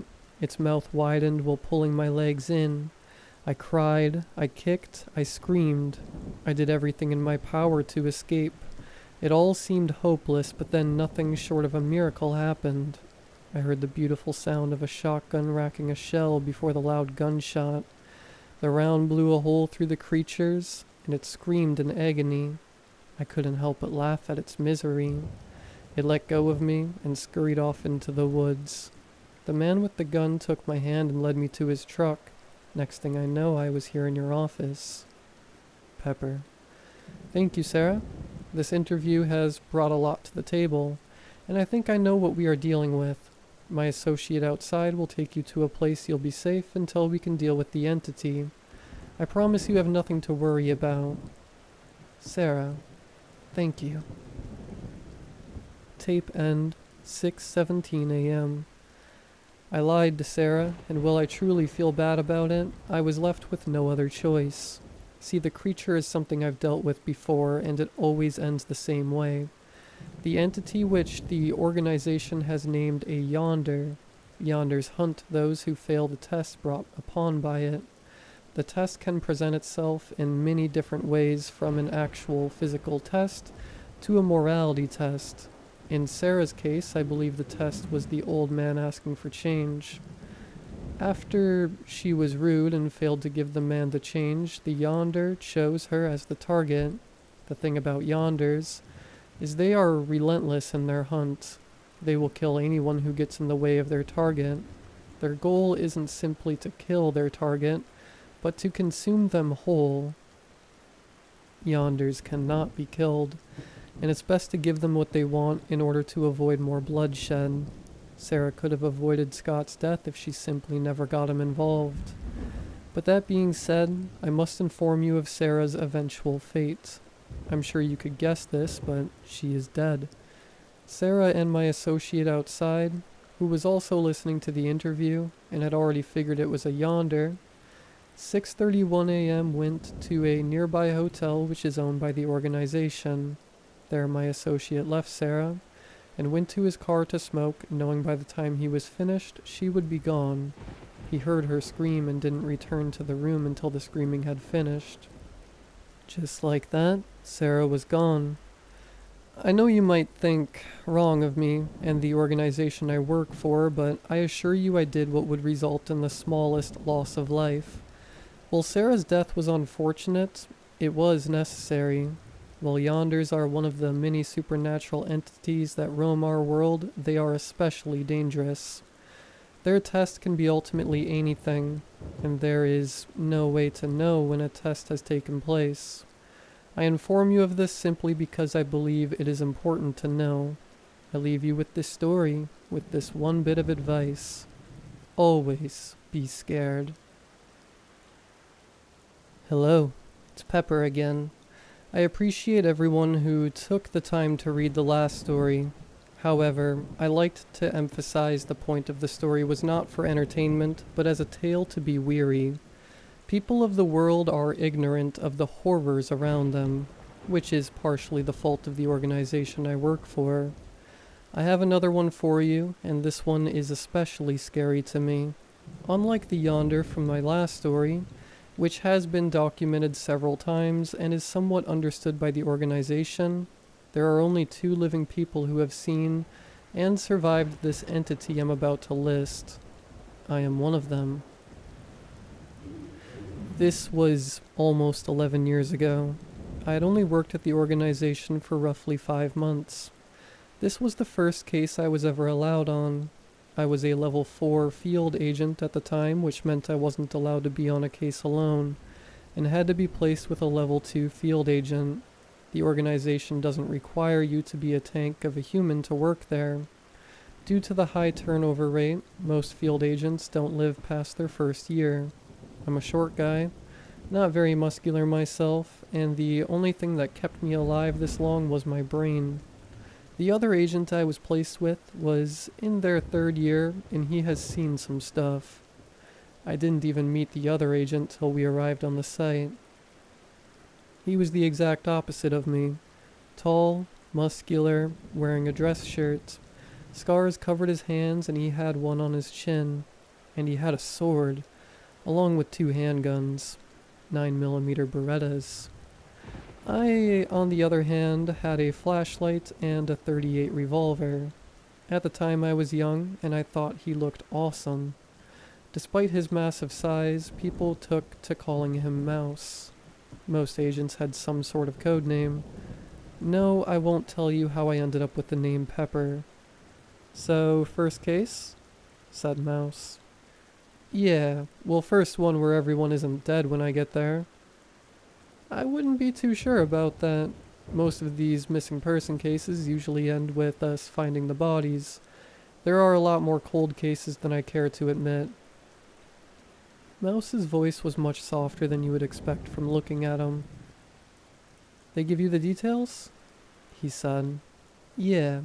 Several missing persons have been reported around the area. Ages range from 14 to 44. 4 males and 6 females. You got 2 things wrong. First 7 females have been reported missing. When was the 7th? Yesterday. A 9-year-old girl. That was the second thing you got wrong. I know it's my job and all, but someone so young going missing kinda shook me. The worst part is, she was almost definitely dead. If there was a chance she was alive, we wouldn't be here, and the police would be dealing with it.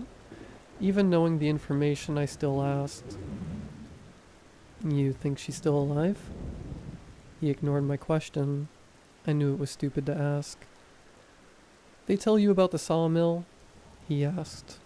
Yeah, it's abandoned and seems to be the center of the disappearances. There's a legend of a cult back in the 80s that used to meet there right after it closed down. Long story short, the cultist went there one night, and they all just floated away. The lady who told me framed it as a way to keep kids away from the place. He said, "That's what I'd guess." You always listen to the legends around here, especially if we're in small towns like this. These legends can say a lot more than most people can. I learned to live by that rule. The Sawmill is what you would expect from something straight out of the 80s. It was in surprisingly good condition for something abandoned for that long. There was a large wooden building surrounded by smaller ones. Large metal pieces stuck out of them. The whole place did seem eerie. I think we split and checked the smaller buildings until we'll meet at the large one, said Mouse. Yeah, I'll take the left. I moved my way towards the building. It reminded me of a barn. It was red with white stripes and had two large swinging doors. Despite that, I decided to go through the smaller door on the right. It didn't want to budge at first. I had to put my whole weight into it to get it open. It fell off one of its hinges and kinda hung by the other one. The building was just for storage. It had a ton of logs. The wood had begun to rot, and it smelled really bad in there. I pulled my revolver just in case. I made my way through the rows of logs, being careful to check each corner. At the end of the final row, I found what made the place smell so bad. It was a deer carcass. It was small and decaying. You would have thought it was young, till you saw its head in perfect condition. Still with large antlers, I pulled my camera, which every agent had, took a picture for later. Besides that, there was nothing of interest there. I left and made my way toward the main building. I found Mouse at the main entrance. "Anything on your end?" he asked. "Found a dead deer," I said. "Yeah, mine was for equipment storage. Nothing interesting. However, something's blocking the main entrance. We can't get in through this way. There is another door up to the right. It's on a balcony, so we'll have to climb. Like I said, not very fit, so climbing up this was hard." Mouse, on the other hand, scaled the side with no effort. The door on the balcony wasn't even locked, and we made our way inside. In contrast to the outside, the inside was disgusting. It was old, falling apart, and full of dirt and cobwebs. What you'd expect from an abandoned building. In the area we were in, you could load the logs into machinery. The main entrance is where they would bring trucks to load the logs. Honestly, it seemed normal until we came across the stairs. These stairs lead down, and that made no sense. They'd have no reason to build a basement here. At least to my knowledge, they wouldn't. The stairs, just like the outside, were in great condition. They didn't belong here, though. They were nice, like what you see in Victorian-style mansions. The wood was waxed, not scratched on them. I didn't want to go onwards. Seemed off, I told Mouse. We should get back up first. He didn't listen and just started walking down the stairs. I followed. It got dark quickly. I pulled out my revolver and my flashlight. Mouse did the same, and I couldn't even tell you where he was storing that flashlight. "It's so dark, like it's eating the light," I said. "Yeah, it's too dark."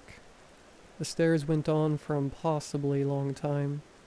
By the end, I was starting to get tired. I was so relieved when we reached the end. The relief was short. The room was way darker than the stairs. Even with the lights, we could only see 5 feet or so in front of us. We walked through the room. About every 30 feet or so, we would see a pillar. This place seemed wrong, like whoever built it didn't know what a pillar was even used for. Then we came across something. It was large and round and looked like an egg. I was the first one to touch it. "Ugh, it's squishy," I said. "What? Don't touch it," yelled Mouse. His face was pale. I looked back at it, and I figured out why. The thing I was touching wasn't some weird blob like I had first thought. I saw the ears, the eyes, the nose. It was a human. Their head was swelled at a tremendous rate, and their body had shrunk. They were floating almost like a balloon. It was horrifying to look at. "Kill me," it whispered faintly. It was still alive. Suddenly the darkness seemed to fade and our flashlights were now able to shine up to 40 or so feet in front of us. Looking up, we saw more balloon humans. Off a quick head count, there were 11 of them. 7 females and 4 males. It was the missing people. One of them was visibly smaller, and I knew it was the little girl. We were barely able to collect our thoughts before the humming started. It was off tune. Whoever was humming didn't have a human voice. We were snapping around trying to find whatever was humming. When my eyes met it, the singing started. "My mother gave me a red balloon. Oh, we were such pals. Oh, I loved this red balloon. Oh, it was my gal. Then I lost my red balloon. Oh, how the fun shall end. Oh, won't you be my red balloon? Won't you be my friend?" The entity's voice was scratchy. After finishing its song, it stood from its sitting position. We both had our guns locked on it. In its right hand, it held a pointy piece of wood, and its left held a sickle. I have a hard time remembering what it looked like due to the short time we had to look at it. It had on a green outfit, reminiscent of the outfit Robin Hood wore in the cartoon minus the hat. It was short, maybe 4 feet tall. Its skin looked wooden like an old doll. Its eyes were human, though. That's all the details I can remember. Mouse began yelling at it to drop its weapon. It took a step forward before either of us could react. It was on us. The sickle it held made contact with Mouse's left eye, blinding him in it. I shot at it twice. It was quick to react and threw the wood at me while dodging both shots. The wood impaled me in my stomach, making me bleed from my mouth somehow. It cut the holster with Mouse's sword and other handgun. They both fell to the ground. I shot 4 more times and even managed to hit its chest. A yellow, vicious fluid shot out from the hole. That slowed it down enough for Mouse to play the hero card and grab it. "Shoot it," he yelled. I tried, but I had no shots left. It sliced off Mouse's arm and he let go. It ran further into the darkness. I didn't want to let it go, so I picked up Mouse's other handgun and went after it. I figured missing an arm, Mouse would die anyway from the blood loss. Even with my flashlight, it had the advantage. I wasn't the hunter in this situation. It began singing its song again. I realized the meaning of the song this time. It kept making noises and moving through the darkness. It was toying with me, but I wouldn't let it kill me. I was watching its movements in the darkness, and I was able to pick up on the patterns. Like I said, brains kept me alive. Just as it went behind another pillar, I shot, barely hitting one of its hands. It screamed before moving into the darkness. I ran after it, but it made its way down another staircase. I made the smart decision to retreat and call for backup. Despite what I thought, Mouse lived, making him the only other living person to see that creature. I still talk to him and even ask him for advice on cases to this day. He, however, isn't sent on many cases due to him missing an eye and arm. The case was decided to be too much for us, and was placed with more experienced agents. Despite that, no one ever saw it again. It was discovered the stairs kept going for miles, and it was deemed safer just to seal it and cut off the public from accessing the Sawmill. The human balloons were taken and humanely put down. An autopsy discovered the reason their bodies had shrunk was due to their internal organs being sucked into their head, with any excess space being filled with a gas similar to helium.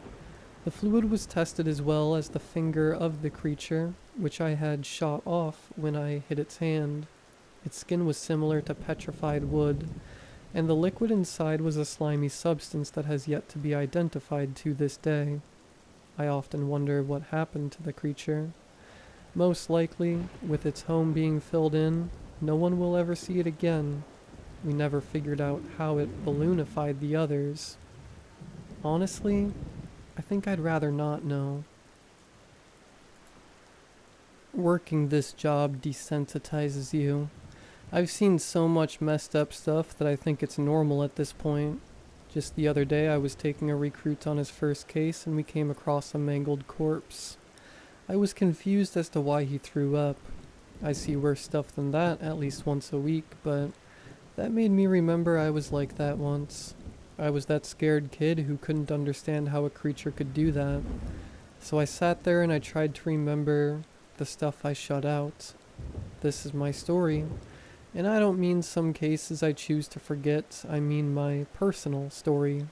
How I ended up working a job where almost dying is pretty common, and the life and the people that I'd much rather stay forgotten. I was 20 at that time, and I thought life was amazing. I was broke working a dead-end job, my family had long disowned me, and my only friends were junkies and alcoholics. So why did I think life was so great? Well, it was 'cause I had her, my beautiful girlfriend, Josephine. I can see her now, her purple hair up in that messy bun, her snakebite lip piercings, her clunky glasses, her brown eyes. I missed those things. She was shorter than I was, and I think that's one of the things that drew me to her. But then I got to know her, and we clicked. We dated for 2 years and she moved in with me and my roommate. She was broke too, but our struggle kept us together. She liked Mike, my roommate. She tried even harder than I did to get him off the pills. But enough of that, 'cause that night would be the best night of my life. I saved enough for a ring and I was gonna take her to the fanciest place in town and propose. It was a mixture of excitement and anxiety. I framed the whole thing as a celebration of the promotion she just got. Arriving at home, I saw Mike coming out of his room. He looked horrible, probably coming down from a high. Mike had been my friend since middle school. I guess that's why I kept him around so long. He couldn't keep a job, and what little money he had, he spent on pills. I gave up trying to help him a long time ago. "Where are you going tonight? Jay's getting ready," he asked. "We're having that celebration dinner tonight." "Oh, that's tonight? Let me get ready." "Who said you're coming?" "I did," Josephine said. I can still see her in that outfit. We were going to a nice restaurant, and despite having nicer clothes, she didn't dress up. She was like that, never liked being the center of attention. "We're celebrating me, so I figured my friend should come," she said. I didn't fight her. I always gave in to her. Mike coming threw a thorn in my plan, but I figured I could bribe him to go away. The drive to the restaurant was full of them discussing what they would have to eat. I sat silently, kind of mad. Looking back at it, I'm glad he came. The restaurant was named Clive's. I don't think it's still open. I couldn't find any information on it before posting this. I'd been there once when I was little, and my family still talked to me. From what I remember, the food wasn't very good, just expensive. That was the appeal, and Josephine had never been. She and Mike ordered drinks, and since I was driving, I didn't drink, though I desperately wanted to just calm my nerves. A man was leaving the restaurant, and at the time I didn't think anything of him. We had our full meals, and just like I remembered, the food wasn't great. Mike and Josephine shared the same sentiment. It was time to put the plan into action. I pulled Mike to the side. "I need 20 minutes with just me and Josephine.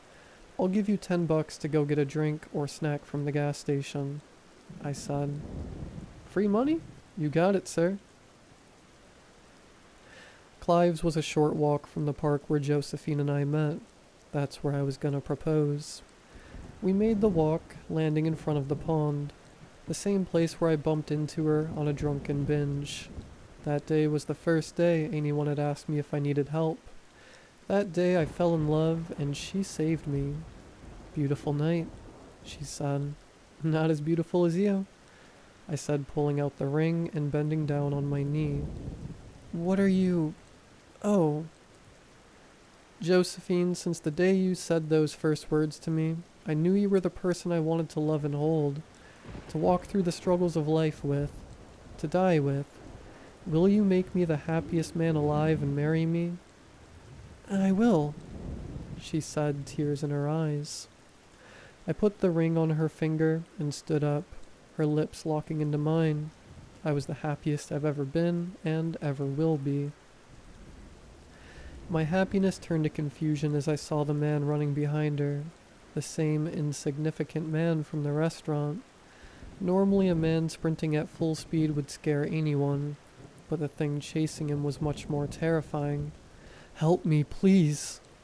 His sentence was cut short as the creature jumped on his back, slamming his face into the concrete. The creature was human-like, with no clothes but lacked genitals, so I guess it didn't need them. It was long and running on all fours. Its eyes were pure black, and its face was shaped similar to a deer. It looked at us, and I saw its mouth try to form a smile. We were its target now, and it came right for us. I don't remember anything until we made it to the car. Mike was sitting there drinking his Red Bull and eating a honey bun. We quickly hopped in, and I popped it into drive. I swerved around the corner. Mike got slammed to the side in the back seat. Dude, he yelled. Babe, it's still behind us, Josephine said. Mike looked behind the car, watching as the creature started to gain on us. It had to be running 50 miles per hour at this point. Oh, dude, drive faster! I swerved into my neighborhood, and I thought I lost it. Looking back, I should have just driven to the police station or something, but I returned to my place, swinging open the door and running to Mike's room. Call the police, one of you, I said. What was that? Mike asked. Like we know, Josephine said. Mike, where's your gun? Where's your gun? I yelled. I got rid of it, dude. Just then we heard it banging on the door. I grabbed Mike and Josephine and pulled them into Mike's room. It was in the house. Josephine's phone was out in the hallway. We could hear the operator answer the phone as it was crushed under the creature's feet. Mike pulled out a pill bottle and I smacked it from his hand. It was no time to be getting high. I began trying to open the window. Mike pinned himself against the door like somehow his weight could stop it. Just as I got the window open and turned around to tell them to come through, the creature's arm went right in the wood of the door. It reached and grabbed Mike, and he desperately tried to get away.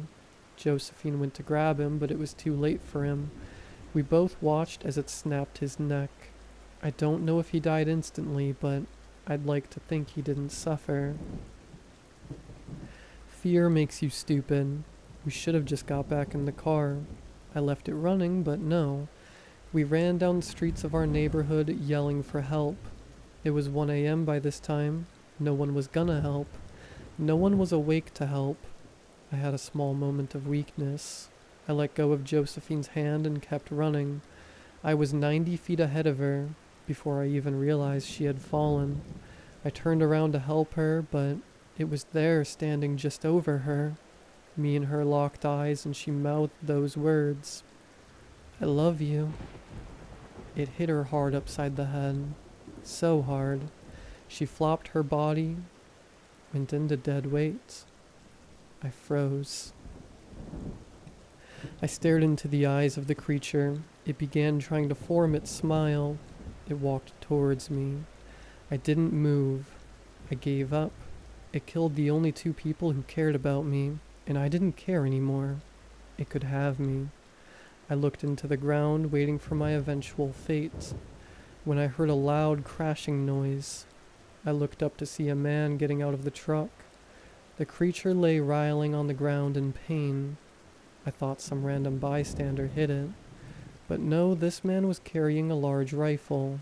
He placed his boot on the neck of the creature before shoving the barrel into its mouth. With one loud bang, it no longer had a head. He turned around to look at Josephine's corpse before he began walking towards me and put out his hand. "Looks like you had a really bad night," he said.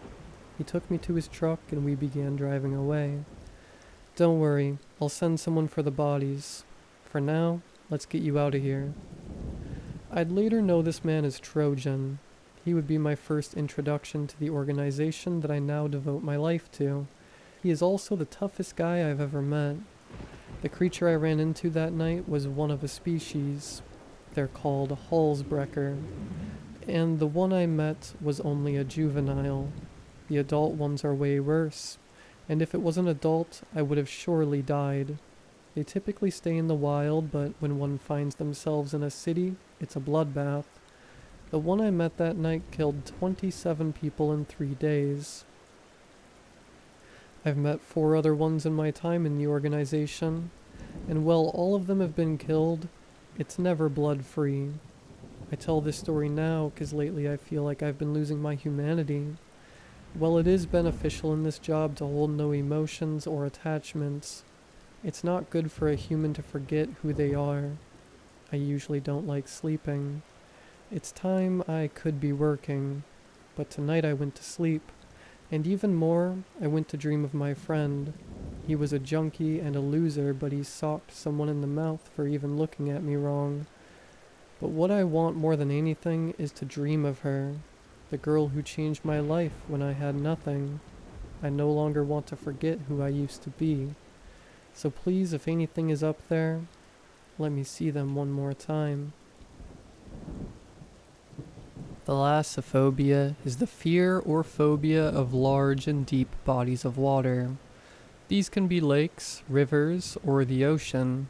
It's become more mainstream in the last couple of years. Games like Subnautica or Iron Lung have shown people the extent of those fears. It reminds me of something from my teenage years. Or should I say, someone. Charles was my friend and he had thalassophobia. Like many people with the phobia, Charles was brought on by trauma. When he was only 8 years old, his father attempted to drown him. I didn't know that at the time, but to my friend group, Charles was the kid who was scared to go swimming. We tried several times to take him swimming, and he'd always fight us on it. If we could get him to go, he'd sit on the sidelines. One day, someone had the bright idea to force him to conquer his fears. So we drove him to where we'd commonly go cliff diving, blindfolded him, and took him to the top. He fought us at first, but I convinced him to jump, and we all jumped. As I looked at him treading water, he had a smile on his face. But just as quickly as the fun started, it ended. Charles went under the water and never came back. The authorities chalked it up to him drowning, but none of us were convinced he was pulled. They never found his body.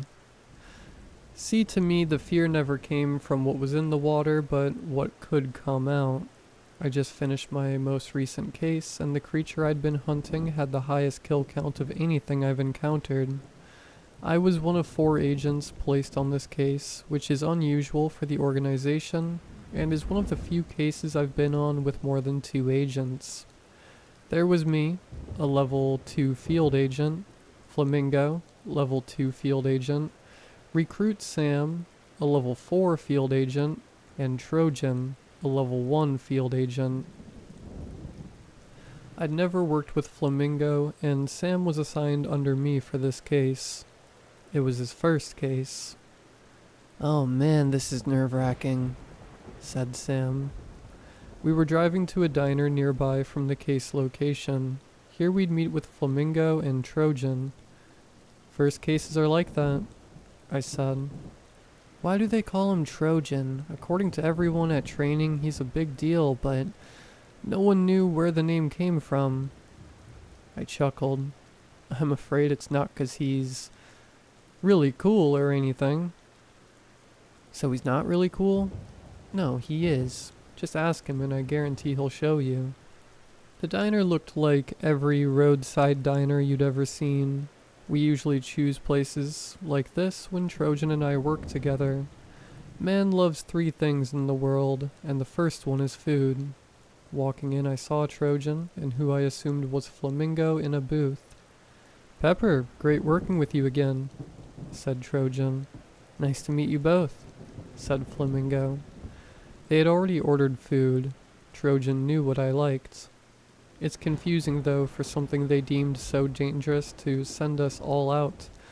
Why would they have us bring a recruit? Flamingo said.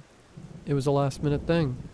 I haven't even got a case file and was hoping you'd share yours," I said. "Of course." Trojan slid a file across the table.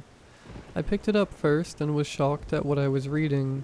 It was a campground and a very popular one. Not the first one I've been to, but this one, from what I was reading, shouldn't even be open. "This can't be right," I said. "Yeah, I thought it was a mistake too," said Flamingo. 312 missing persons in the last year? This place stayed warm year-round and was very famous. People from all over the world came to visit, but in no world should this place still be open. I handed the file off to Sam, and he seemed just as surprised. "You can see why they wanted all of us. Normally they'd just send me," Trojan said. I spent the rest of the meal going over the file with Sam. Arriving at the camp, we were to meet with an organization plant who worked as a forest ranger. The organization placed several people in different national parks. Parks can be a breeding ground for entities. The park grounds surrounded a large, beautiful lake. People were kayaking in it, and everyone around looked like they were having fun. I was just mad they still had it open. I was asked to meet with the ranger while the others unpacked our stuff to put in the cabins we were generously given for the case duration. "You fish?" I confusedly asked. "I know, the name's stupid," he said. "Ain't the worst one I've heard," I said. "Look, I gotta make this brief. I may work for the organization, but I still got a park to manage," he said. "I understand. Something's taking people in the night, and despite my protest, we can't get them to close the place down. It ain't uncommon for people to go missing, but we used to get 20 or so a year, not 300. I don't know why it took the organization so long to send you guys. We have a body that's not the first one found either. It's over in a shed off to the east. We also have someone who claims to have seen some creature in the ranger station. I suggest you all start on those," he said. "I appreciate the information." I made my way to the cabin to meet the others. Entering the cabin, I heard Sim ask, "Why do they call you Trojan? It's killing me to know." Flamingo and I started laughing, while Trojan pulled out his wallet. He reached in and pulled out a condom, a Trojan condom. Sim stood there looking mad. "You kidding me?" Sim said.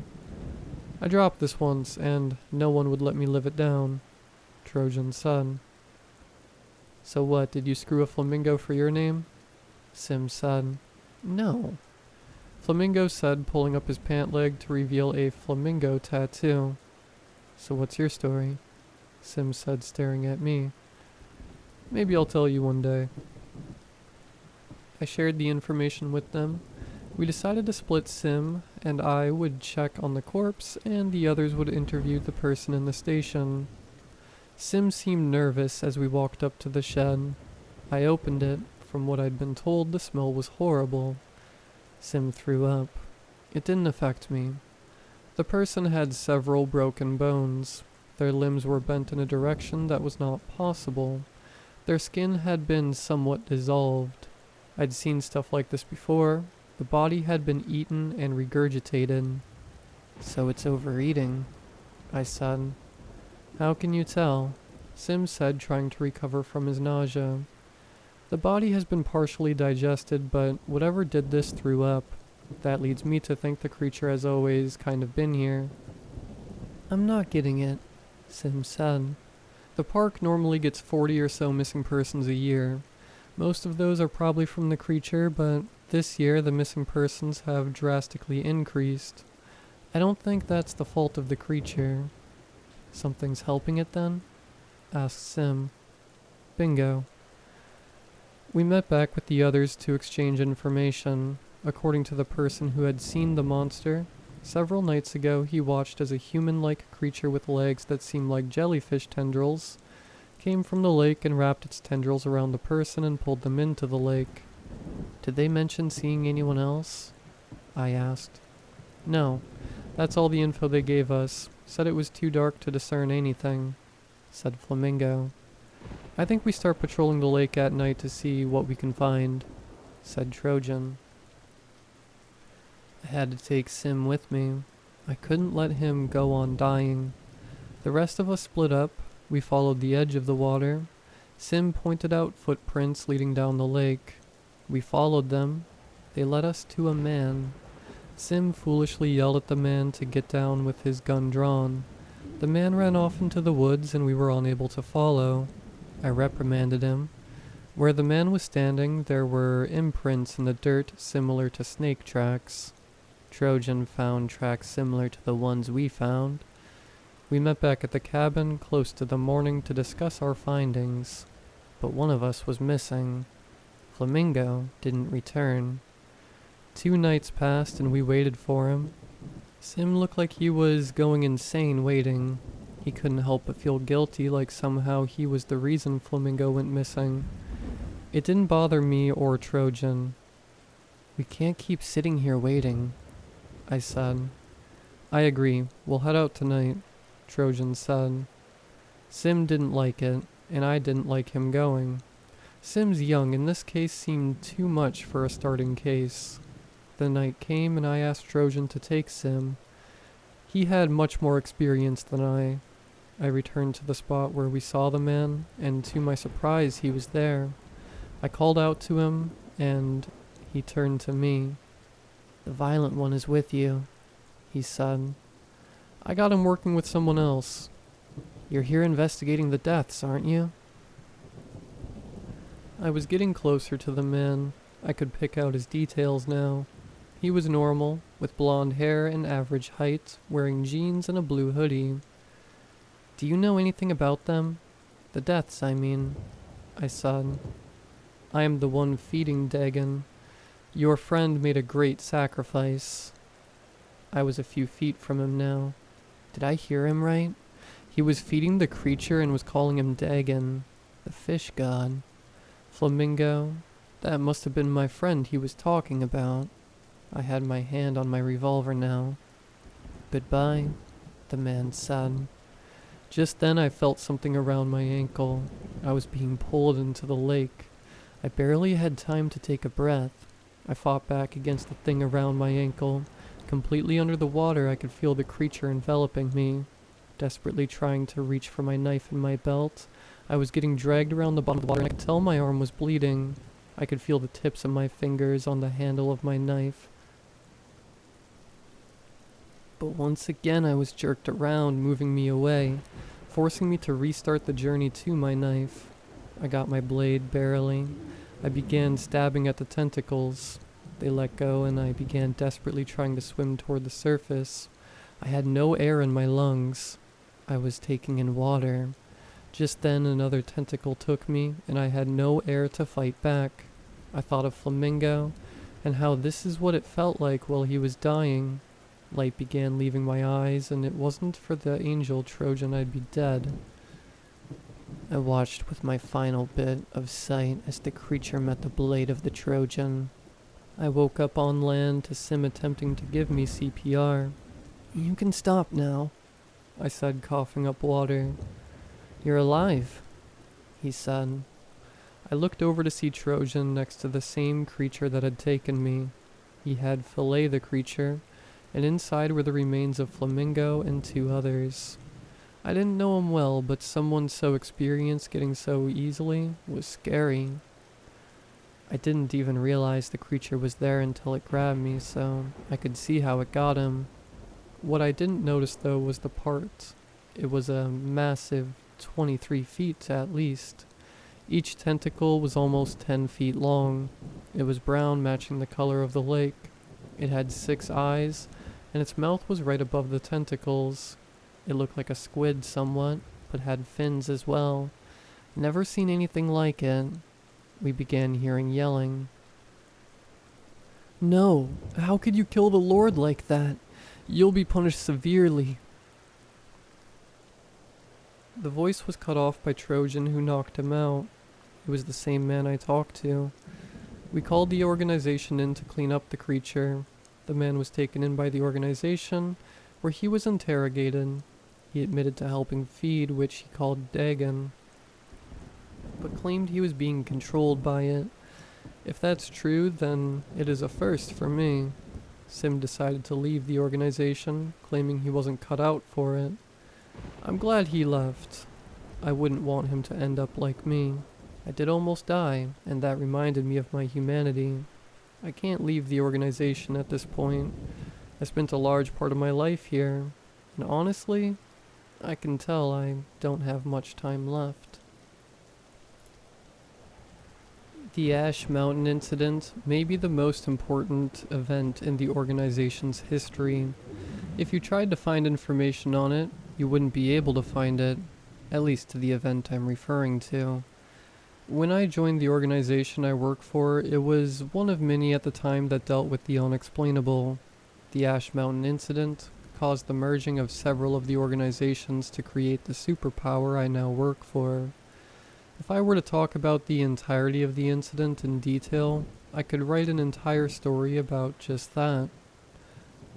Unfortunately, I was not there for the incident, and was merely sent to deal with the aftermath. However, I can give a brief overview of the incident. The Ash Mountain Incident. February 1st, 2014, 3:17 a.m. An unknown entity arrives through a hole producing a dark gray smoke in unnamed national park, and is spotted by a fire tower ranger. The ranger radios to another tower, and both check on the smoke.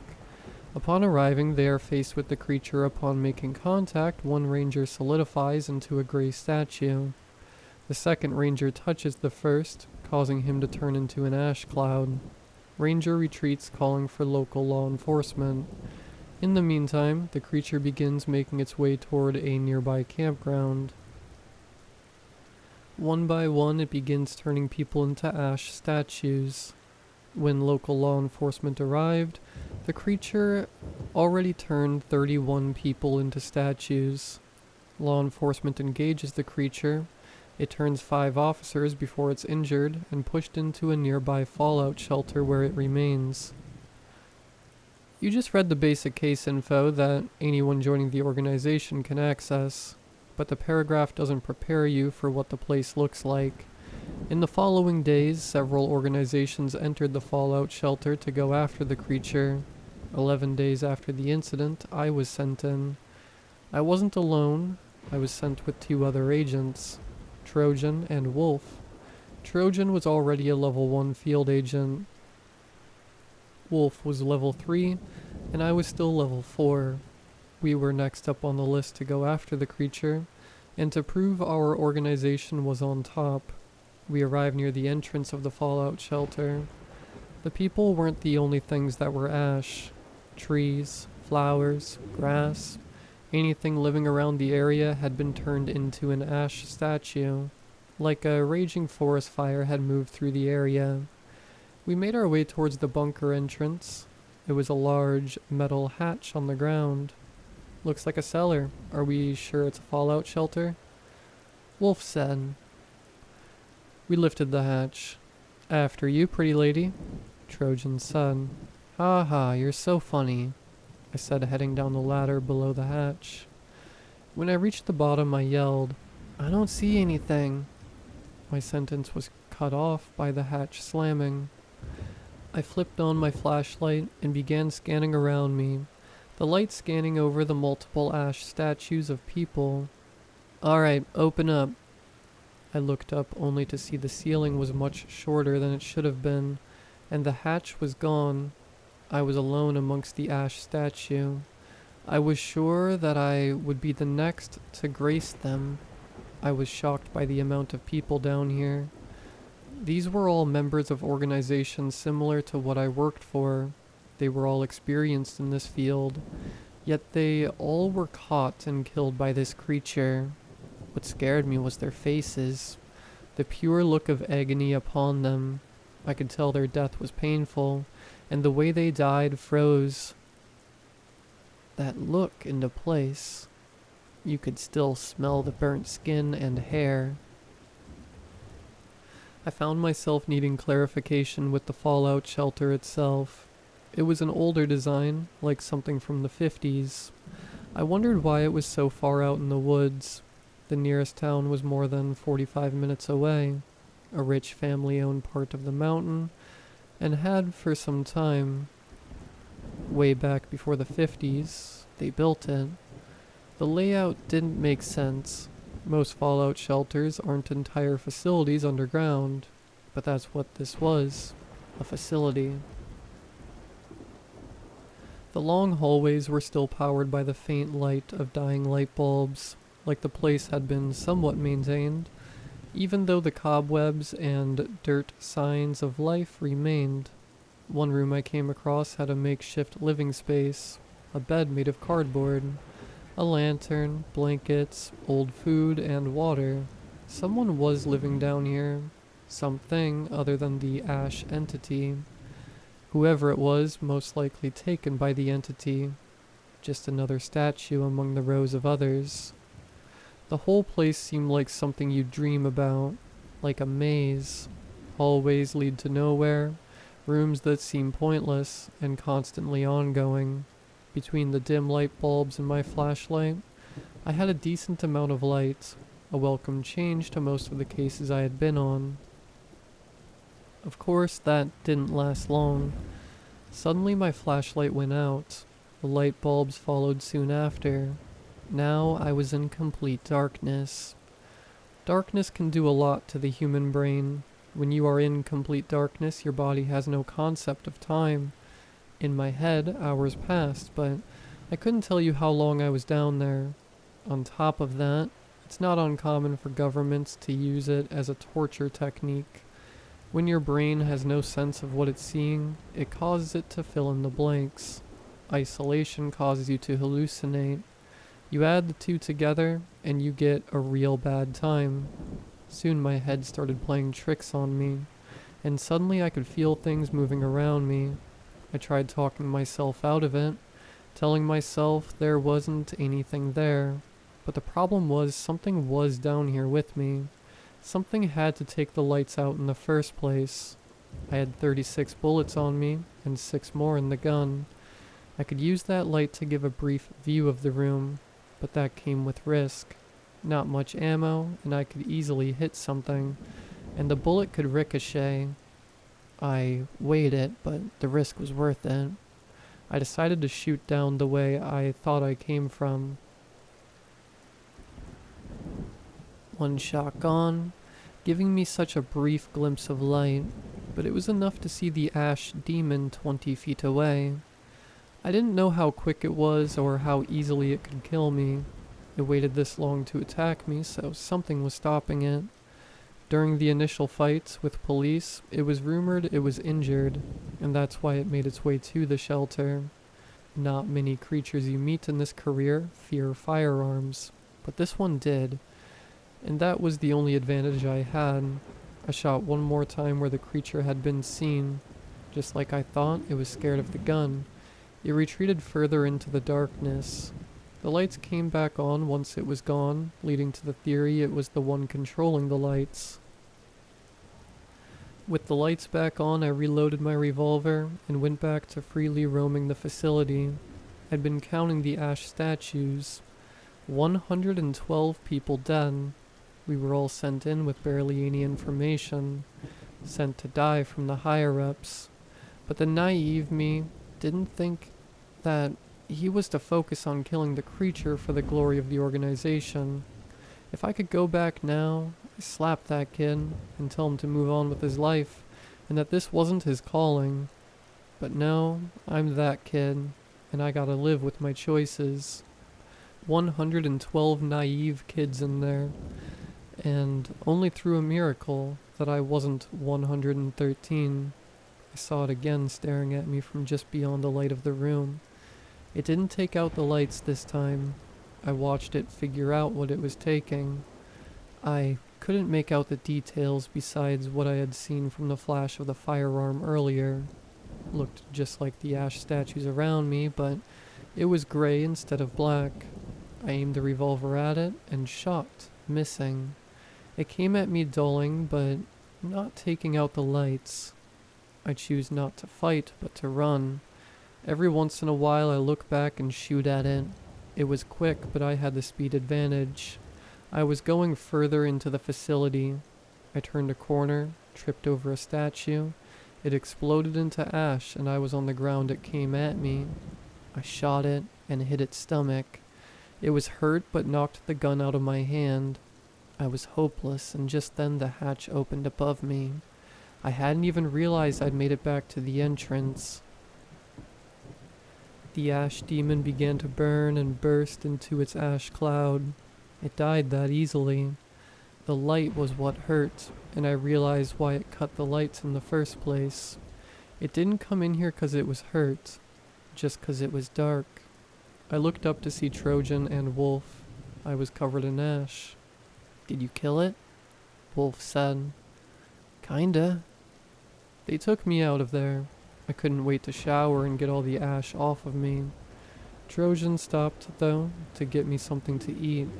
I was down there for 3 hours, so he figured I must be hungry. He handed me some cheese fries. When I looked down at them, some ash fell from my hair right into it. Then, looking at the black dust, I couldn't figure out if it was human or the creature. "I don't think I'm hungry," I said, looking at my food. Trojan looked at it too. "What, you scared of some pepper?" Wolf said, trying to make a joke out of it. Trojan liked the joke, and for the rest of the ride, they began calling me Pepper. Guess the name just stuck. I hate that name. Hello. I'll keep this part swift. Unfortunately, I am not the man you know as Pepper. If you have read the previous parts, you have at least heard of me. People call me Mouse. But I'm not here to tell you my story. I won't keep you in the dark. Pepper is dead. I wish I could say he got out, that he went on to have a normal life and he was no longer haunted by his work. But no, he died how he lived, buried in his work. I'm loyal to the organization I work for, and I will be to the end.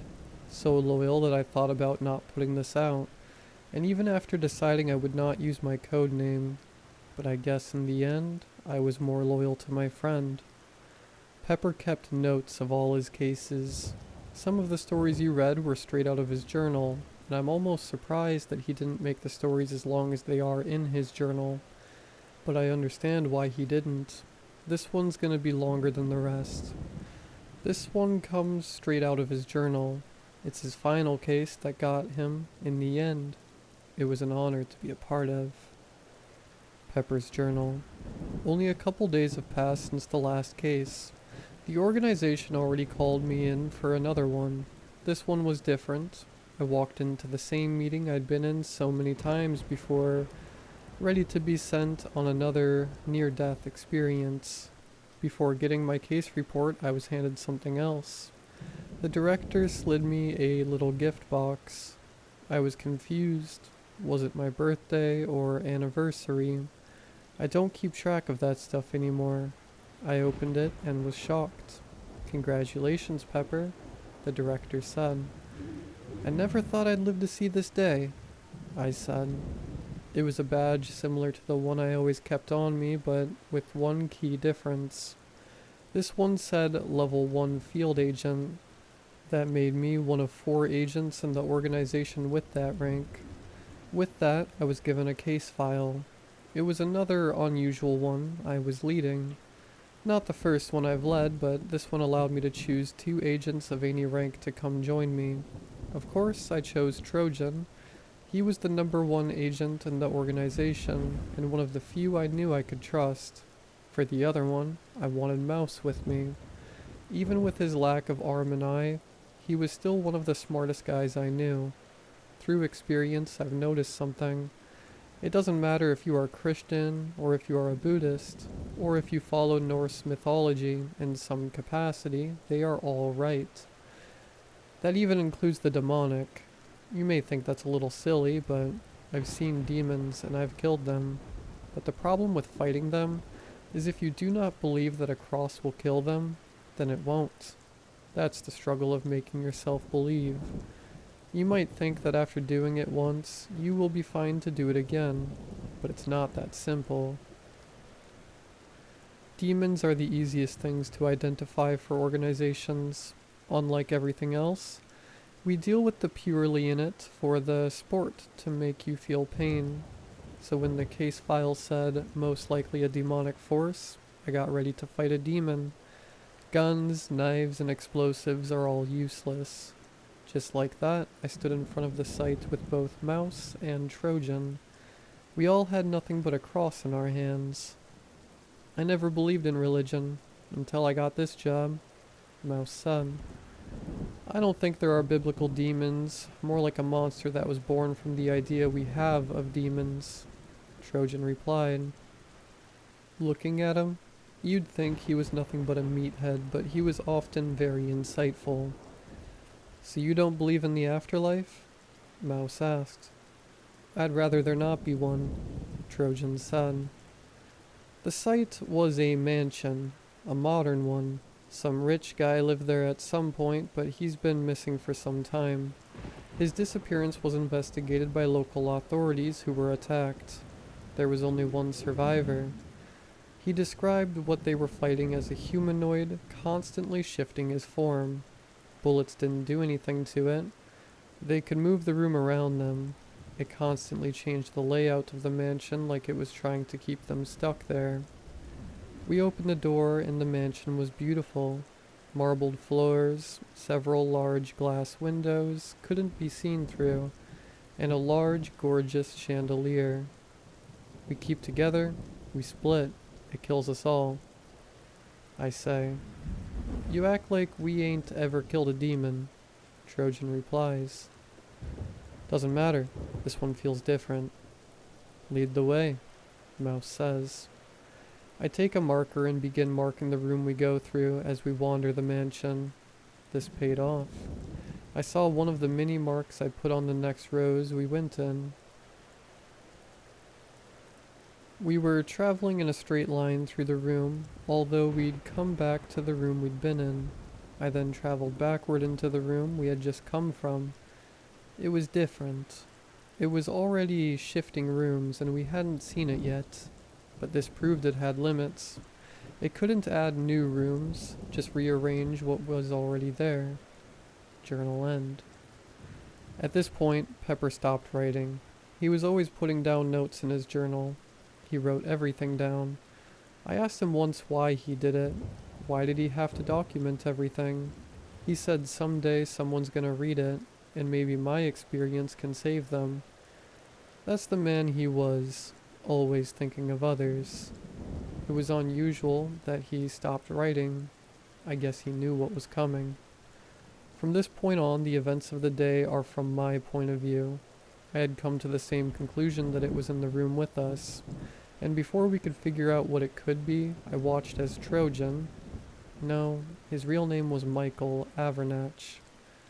I watched as the strongest man I have ever met, the man that seemed unkillable, was punctured through the chest, right through his heart.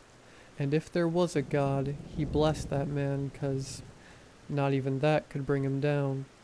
He swiped around, pulling the cross from his belt. The end of it was pointed.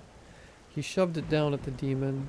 It dodged back, placing itself into the next room. Demons aren't what you think they are. The red humanoid isn't accurate. They're more of a shifting mass of gray goo that can change its shape. This one hid in the shadows of the curtain, perfectly forming in the shape of the shadow. You all right? Pepper asked Trojan.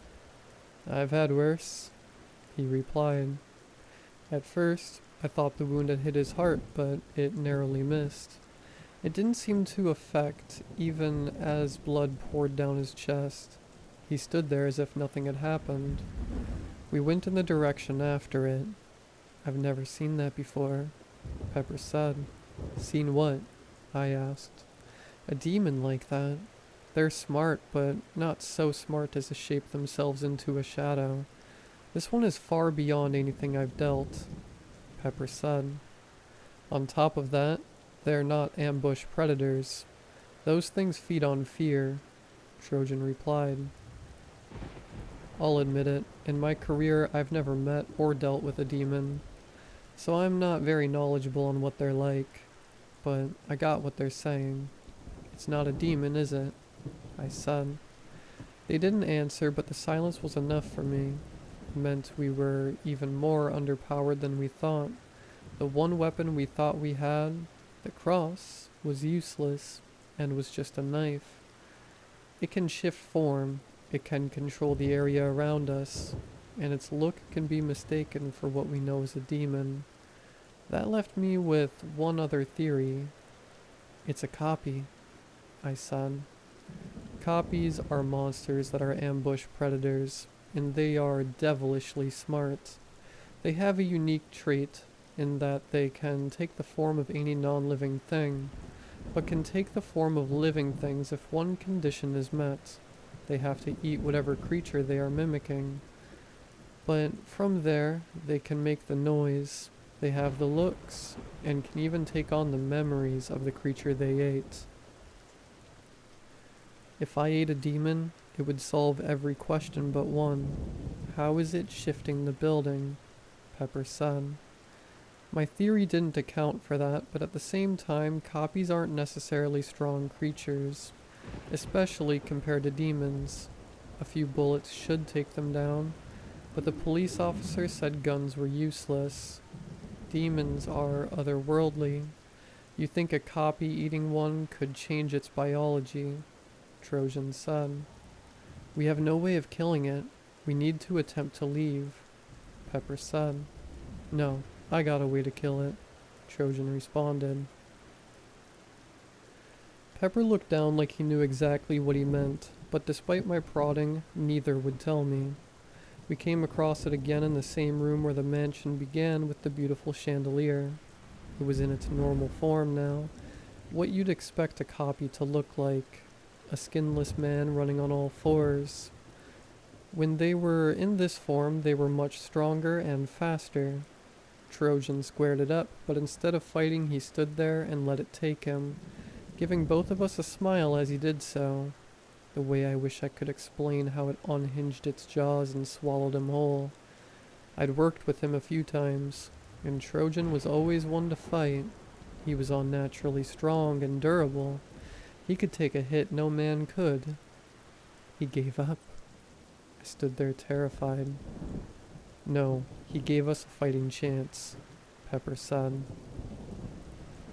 I didn't understand at the time what that meant.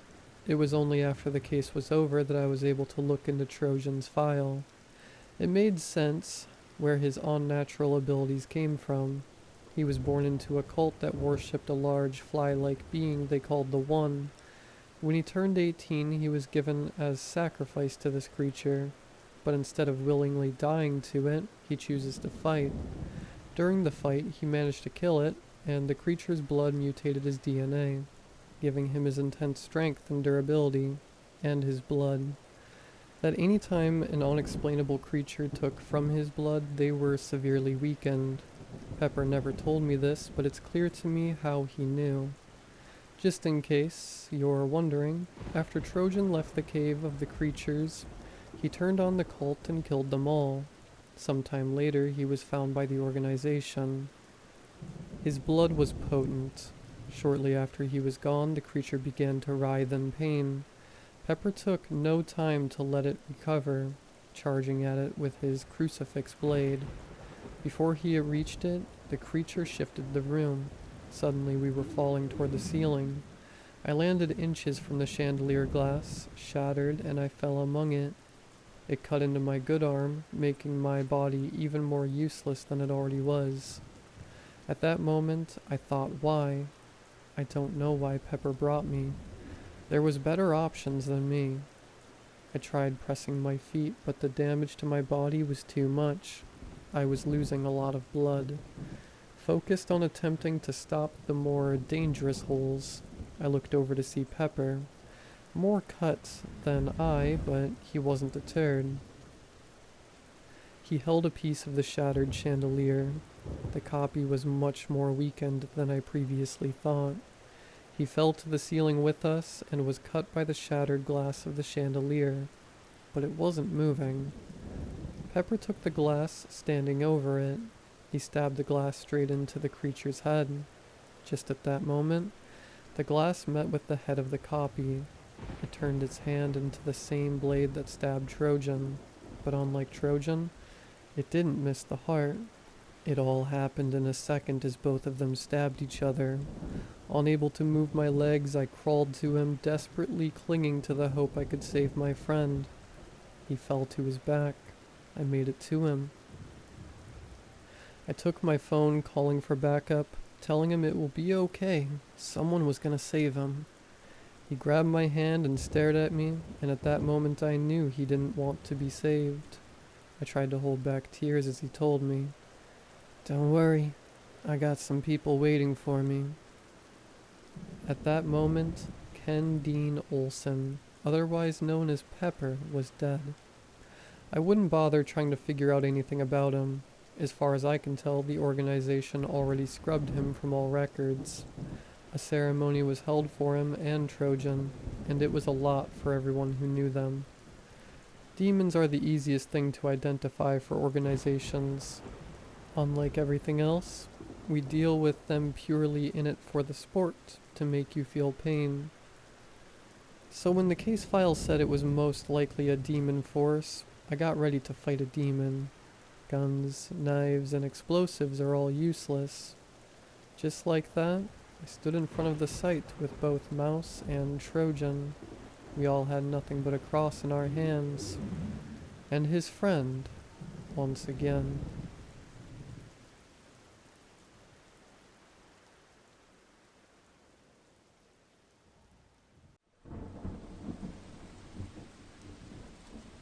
The branches crawled up to the heavens, folding over one another, blocking any sunlight from reaching the ground. It was oddly quiet, save for the commotion of my friends, as the common squawks of birds and the occasional rustling of leaves caused by mammals were nowhere to be found. As Max and I were draping the tarp over the tent, Sarah was setting up the chairs, which now circled the pre-made campfire. Penny, meanwhile, sat on a bench, her face shoved into a generic fantasy novel. The three of us exchanged a glance, watching the blonde's lips subtly open and close as she read along the page. She was so engrossed in the book that she didn't notice Sarah slithering behind her. She grasped Penny's shoulders, causing her to flinch and let out a squeak. She dropped the book, which landed unceremoniously in the dirt, before turning around and glaring at the perpetrator. "Don't give me that look," Sarah chuckled, raising her hands defensively. "You're in a camp with all of your friends, and the best thing you can think of doing is reading a book? Penny, no offense, but that's lame." Penny, who was already fidgeting under the gaze of the group, began wringing her hands together, biting her lip. She turned away, refusing to make eye contact. "I didn't want to come here anyway," she murmured under her breath, her attempts to hide her frustrations less than successful. I let out a sigh, leaning on the opposite side of the bench from her. She immediately tilted her head up, teal eyes piercing through my gaze. "Alright, listen. How does this sound? You can decide what we do today." She perked up at that, though her expression was still laced with uncertainty. "Really?" Her voice teetered between excitement and skepticism. "Yeah, really," Max ushered, trying to give me a look that told me to reconsider my tactic. I simply shook my head, silently telling him I knew what I was doing. He rolled his eyes but yielded, crossing his arms. Well, I guess I've always wanted to see you guys hunt. She trailed off, her nails swiping at the bits of dead skin hanging off her fingers. Sarah's face twisted in confusion, tilting her head to the side. Hunt? Like hunting deer or something? Yeah, or rabbits. Anything, I guess. Max laughed at the suggestion. Well, we'd have to leave camp for that. Are you sure that's what you want to do? You can't just give up halfway because you're too scared. Penny's face flushed, her hands collapsing in on themselves. No, I won't back out. I want to see, she muttered, her voice a candle's flame compared to the forest fire that was Max's. It looked like she was regretting her choice, but didn't want to prove Max right by getting cold feet all of a sudden. Sarah, eyebrows furrowed, opened her mouth to question Penny's decision, only to be cut off by a thunderous clap. All right, well, you heard the boss, Max scoffed, rummaging in the car and producing 2 hunting rifles, one of which he passed to me. Even after how many times I've used it, I still couldn't get over how heavy it was.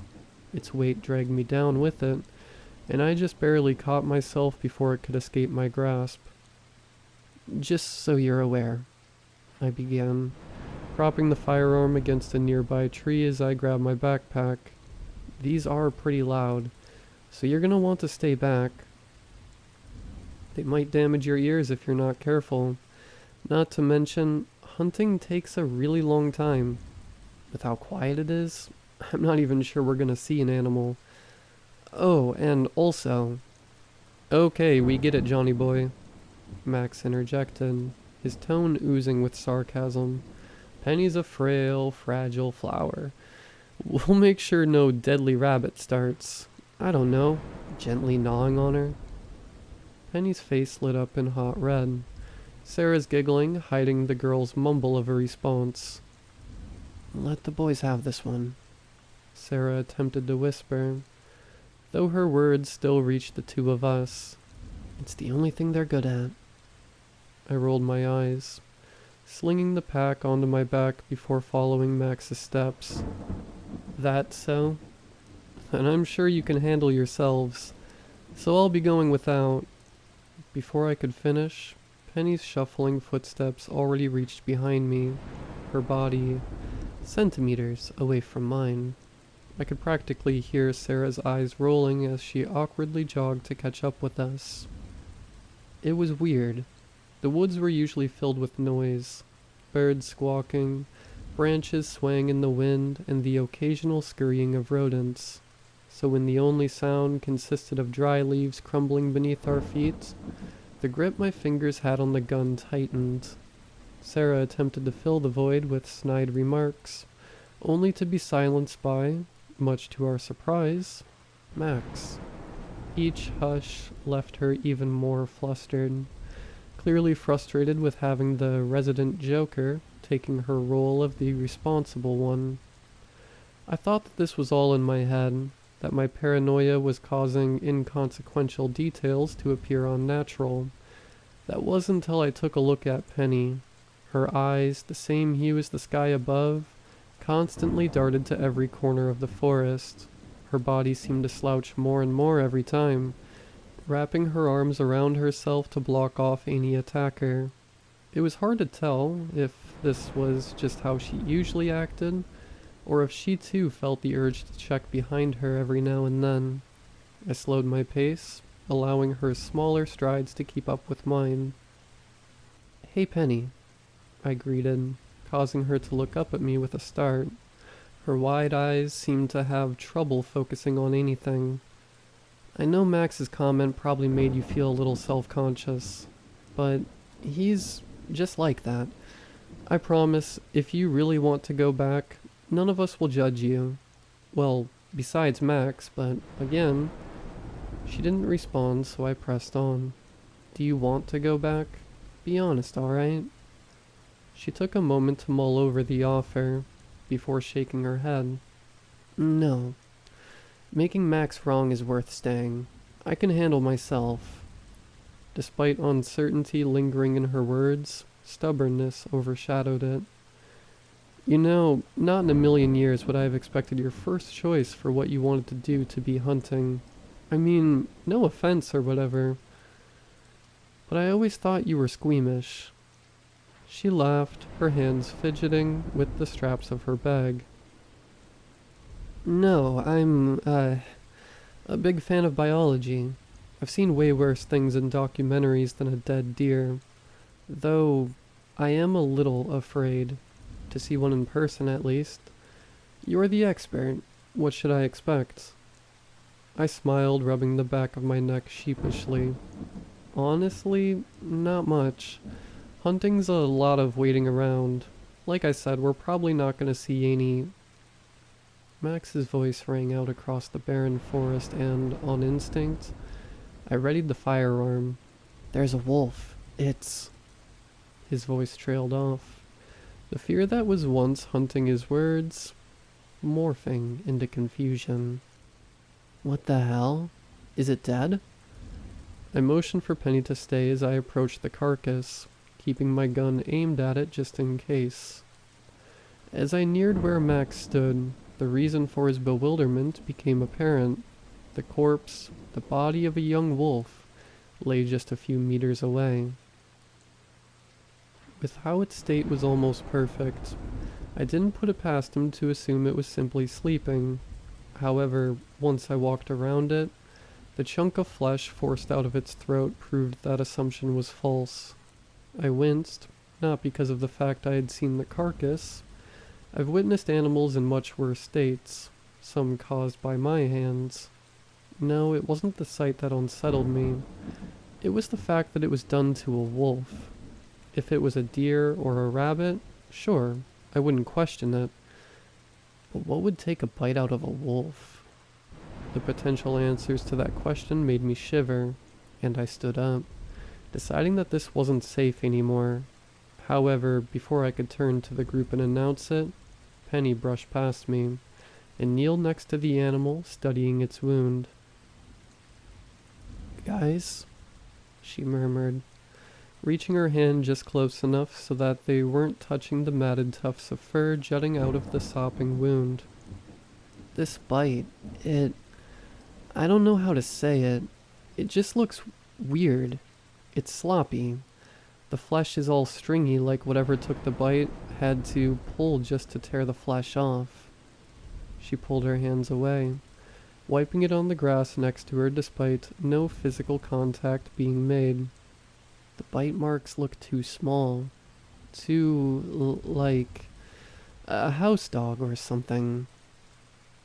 A dog, Penny? Really? Sarah's sudden aggression surprised the rest of us, and even she seemed to be taken aback by it. Her nails dug into her skin, a flash of fear overtaking her, who was always the most sound of mind. Do you realize how dumb that sounds? It's probably a wolf or something. Her explanation fell flat. Penny's analysis poking holes in her logic not but a few seconds ago. What? Why are you freaking out? Do you not think we were gonna see a dead animal? Max's attempt at reassuring her was not as successful as he'd hoped. In fact, it only caused her agitation to spike, her words coming out with uncharacteristic venom. The two's conversation barely lasted before Penny's meek voice cut through the argument. It doesn't have teeth. The statement, as if it were a sentence from a different language, was met with silence. Sarah's already light face now grew as pale as snow, lower lips barely trembling as she fought back the urge to let her fear show. They're gone. Well? Max scratched the back of his neck, dark eyes glaring through the carcass in an attempt to make sense of the situation. Maybe a native did it. We're close to some native villages, and they've got those rituals, right? Jesus Christ, Max. Sarah's form now seemed to be quivering, the lightest of touches enough to set her off. Her eyes avoided the wolf with conspicuous intent, clearly attempting to direct her sudden burst of fear toward a different emotion. "You can't say stuff like that." "Hey," my voice felt foreign, as it was the three who were carrying the majority of the conversation. "Sarah, you're right, but let's not turn this into an argument. I'm sure all of us are on edge, so why don't we call it a day and head back?" "Like hell," he scoffed, arms crossing over one another. "A wolf got into a fight or whatever.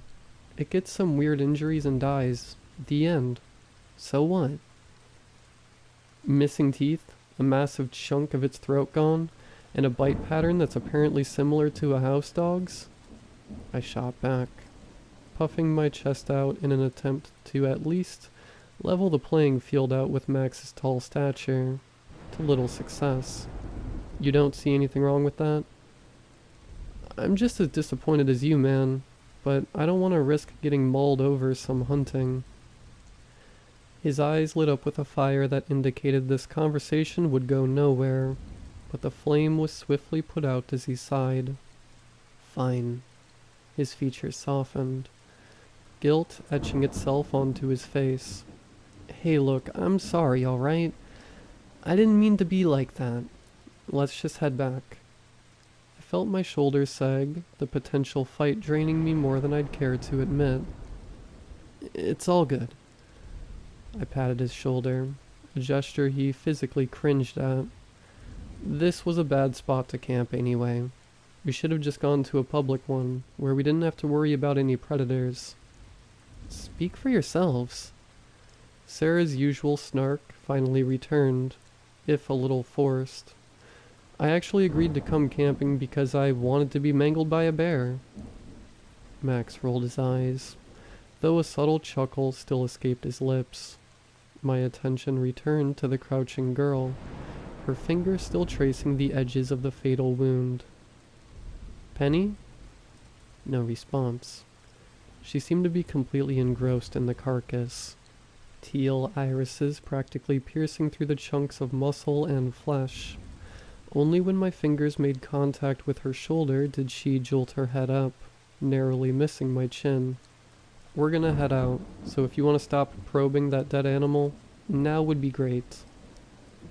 A shade of pink splashed across her face as she rose, dusting her hands off. Before she could even finish muttering her apology, Max stopped once again, bringing forth a groan of irritation from Sarah's lips. "What now?" she hissed, to which Max simply raised a finger to his lips. My heart lurched, expecting to see another carcass, or worse, the cause of the previous one, but as his lips stretched into that grin I knew so much, I wasn't sure if I should have been relieved or even more worried. "There's a deer, right there." He pointed, and sure enough, with its back facing us, stood a young buck. Its coat was a soft brown, the occasional splotch of white speckling its hind legs. Its head was buried in the foliage, munching away at the leaves and shrubbery. As my eyes flicked between the animal and Max, I noticed him already beginning to aim. Like reading my mind, he held a hand up, stopping me from going on another tangent. "It's not moving. I have a clear shot. The noise is gonna scare whatever animal or monster you guys think is out here, so let me get the shot off before you start complaining." I knew better than to attempt to wrangle the rifle out of his arms, so I instead looked toward Penny. "Well, guess you got your wish," I joked, her expression immediately twisting into regret. But really, you should close your ears. It's going to be really loud." She nodded hesitantly, bringing her palms up and tightening them against her ears. Sarah, rolling her eyes at the display, opted to plug them with the tips of her fingers. She leaned in my direction, her voice barely below a shout as she tried to compensate for the soon-to-be ringing. "Are you going to cover your ears, Or do you want to impress her that bad? Instead of entertaining her jab, I slowly pushed my hand closer to her sides, knowing she wouldn't be able to block it without sacrificing her hearing. Hey, I'm sorry, jeez. She shuffled away, opting to shove her fingers back into her ears. Max's finger curled around the trigger, the firearm readying itself for the impending shot, before the percussion of gunfire shook the ground beneath me. A lack of panicked birds fleeing from their homes would have unnerved me, if not for the sight of the deer. Though I was sure Max got a clean shot through its skull, the animal remained standing, its only movement consisting of its jaw clamping down harder on the vegetation. Max leaned back, the rifle now aimed at the ground. Once steely eyes were now wide with confusion, dark eyebrows knitted in frustration. He muttered something under his breath, either a curse or a question. Sarah, who had been plugging her ears with a smirk, now let her arms drop to her sides. The fear I saw earlier returned in full force, her previously pale face now a ghostly white. Did you miss? She squeaked before clearing her throat and repeating the question in a more confident volume. I thought I landed the shot. He replied, voice trailing uncharacteristically low. It only became apparent just how silent it was when the eventual ringing faded, leaving nothing in its wake. Not even the sound of my breathing could fill the suffocating void. Why isn't it running? The question shared by the group only left one mouth, Penny's, as Max and Sarah remained speechless, anxiously waiting for someone to answer. I didn't have enough time to alert the others as I saw Max's shaking finger tighten around the trigger once again. This time, when the shot rang out, a burst of blood burst from the other side. The bullet tore straight through the skull of the animal, allowing me to see the greenery on the other side, and yet it still stood. No, even worse. It was moving. The deer's head lifted, rusty marionette strings forcing its mouth away from the vegetation. Mechanically and with little motor control, its body turned. One foot stumbled over another, causing it to trip over itself, and I could hear Sarah let out the breath she held since Max first pulled the trigger. Her relief was short-lived as the herbivore caught itself, the sudden halt in movement causing a chunk of something to spill from somewhere within its throat. As its face came into view, Penny gagged, hand clasping over her mouth. Its left eye, once full of life, retained not a single trace of color. A gray, lifeless orb bulged out from sunken sockets, tendrils of red snaking from the ends of its pupil. Its right eye, however, was no longer there. Viscera shot out from the hole where its eye once was, brain matter oozing out like honey. Its neck could barely keep its head up. The skull limped despite the deer's attempts to keep its eye on us. All of that would have been enough to make my legs give out and for me to run screaming. But what truly did it was the fact that instead of rows of flat, dull teeth, monstrous fangs lined its rotten gums. Like the blades of a bear trap, they gnashed together, so large and out of place that it forced its mouth to remain open in a permanent, savage gape. Tufts of black fur jutted out from between each overlapping tooth, the strands swaying in the wind ominously, the same color as the wolf's fur. Max immediately unloaded the clip into it, uncaring what the string of percussion might do to us. Each destructive explosion caused my ears further harm, my hands doing little to block out the noise. Sarah had already fled from the scene before the rifle could finish its barrage. It continued stumbling to us, each bullet taking a chunk of bone and flesh from its face, but doing nothing to slow its advancements. Feet held by nothing but sinew and tendons dragged across the dirt, the clicking of its hooves reverberating through my ears. Max, realizing the futility of his actions, tossed the firearm at the beast, barely phasing it, before finally turning tail and following Sarah. Penny, seemingly paralyzed, watched the monstrosity approach us even closer, her nails digging so far into her skin that it began to bleed. Teal eyes suddenly flicked to me once my fingers wrapped around her wrist, breaking her out of her trance. I tugged, sending her forward. Her legs attempted to keep up with mine but failed, resulting in her white tennis shoes scraping across the muddy ground. The disjointed gallop that followed our every step gradually sped up, the beast seemingly gaining stamina the longer it chased us. I spared a glance behind me, Penny's haunted face filling my vision. The deer's teeth snapped shut with an audible click, its distended neck pushing out in an attempt to reach us. Just before we managed to reach the campsite, Penny's scream rang out, and I watched as the deer slammed its teeth down onto her leg. Blood shot out of the wound like a water balloon popping. The sudden halt of speed caused my body to lurch onto my back. I watched as its mouth opened to slam its jaw shut again, the angle of the bite unable to make a clean break. Before the blades could clamp onto her flesh, I reeled the butt of the rifle back and thrust it forward, smashing it into the animal's skull. Its teeth detached from her skin, and Penny, who had already risen to her feet, began limping after Sarah and Max. Before it could recover from the blow, I once again slammed the rifle into its head, this time breaking the skin and sending bits of skull scattering.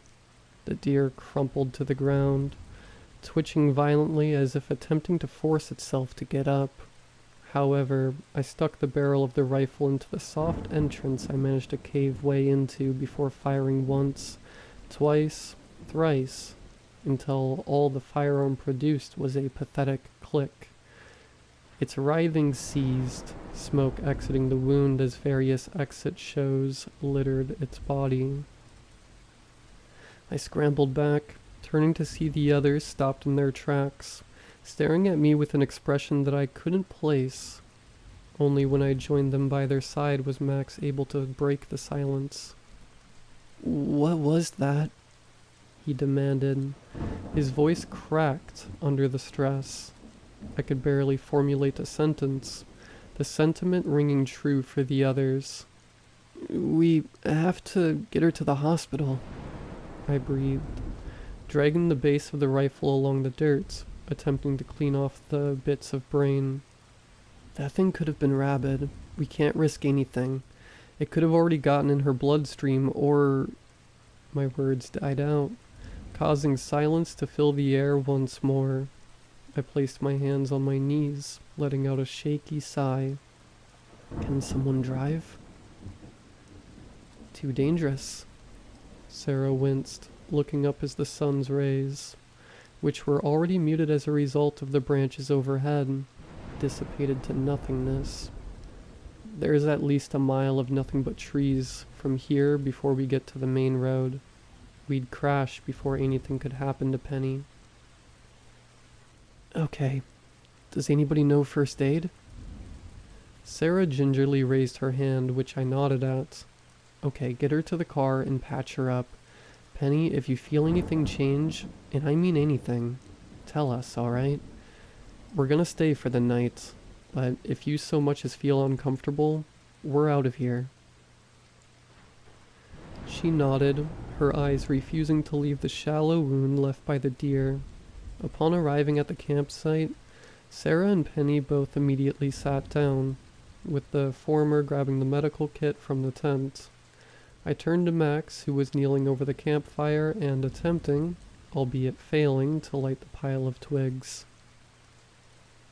"What was that?" My voice trailed off as Max shook his head, refusing to meet my gaze. "Don't ask." His head shot up, his glare causing me to stumble back a few steps. The less we have to think about it, the less we're gonna have a problem. We just need to get her to a hospital, and then we can forget this ever happened. "Max, drop it." His shout rang out any argument I had, his voice reaching the two. Penny's wide eyes were directed at Max, making frequent stops to mine. Her expressions were akin to a patient awaiting bad news, fear interlacing her teal irises. Sarah gave Max a silent warning, to which his shoulders dropped. "Just drop it, man, please." I nodded silently, turning my attention to the makeshift first aid Sarah was providing Penny. "How are you?" Penny's head suddenly jolted up, a movement that never failed to startle me. It didn't help that my paranoia was already at its maximum, causing my muscles to tense. As brown met a familiar shade of teal, I allowed myself to relax. "How are you holding up?" I continued once I realized Penny wasn't going to respond. She barely nodded her head, her eyes growing distant a few moments later. Her eyelids fluttered, attempting to concentrate on staying open. Sarah seemed to notice this, as the back of her hand lifted to touch Penny's forehead. "Not that bad, all things considered. I thought you were burning up, but you just seem tired," she concluded. Penny barely acknowledging her comment, with a sigh, Sarah gently brought Penny's head down to her lap, fingers interlacing with Penny's blonde locks. "We should head to bed now. I think she's had enough excitement for one day." "That's probably for the best," I agreed. Noticing that the source of light was now reduced to the dying embers Max attempted to ignite.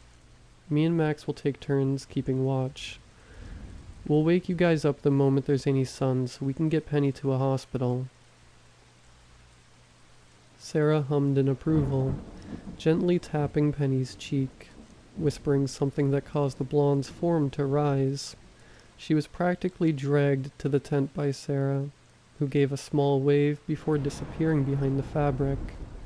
Max and I stood in silence, neither daring to make the first move. "I'll take the first watch," he muttered, fingers digging into his pockets as he fished out a cigarette. "Least I can do for losing my rifle back there, right? You can sleep now. I got this." His attempt at humor was not that great even by his standards. "Right." Disappointment etched itself onto his face as my lack of reaction caused him to sigh.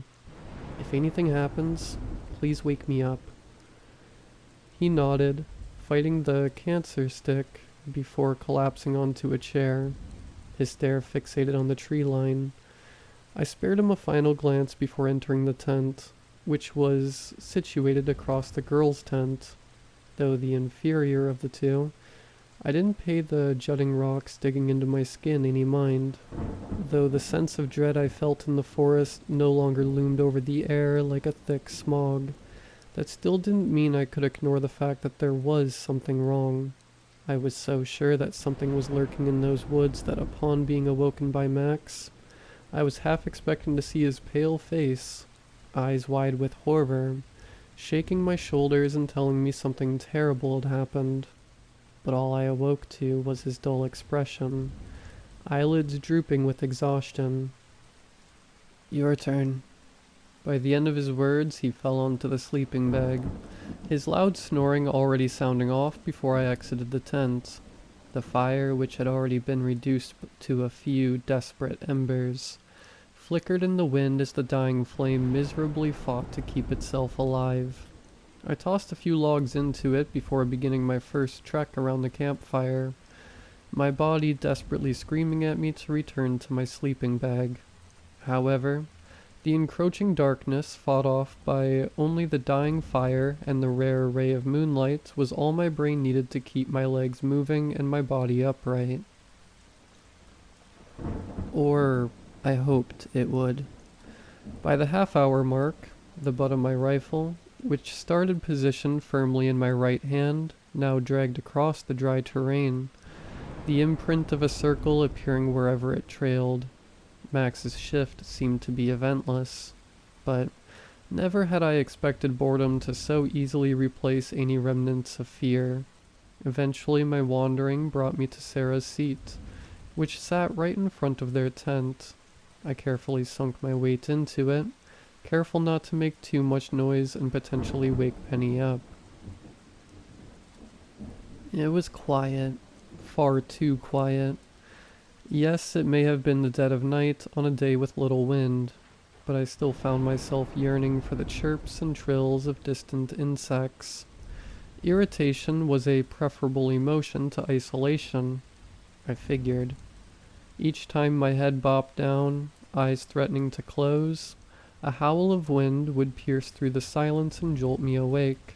The sun was beginning to rise, making up for the dwindling flames of the campfire, when I was shaken out of my stupor once more, but this time, it wasn't the sound of leaves swaying in the wind, nor was it the snapping of twigs. It was wet. Though barely audible, the crude squelches instantly brought me to my feet as I walked to the side of the tent where Sarah slept. I get that you're hungry, Sarah, but you really shouldn't be up right now, I ushered, my voice careful not to rise too high. Get some sleep, all right?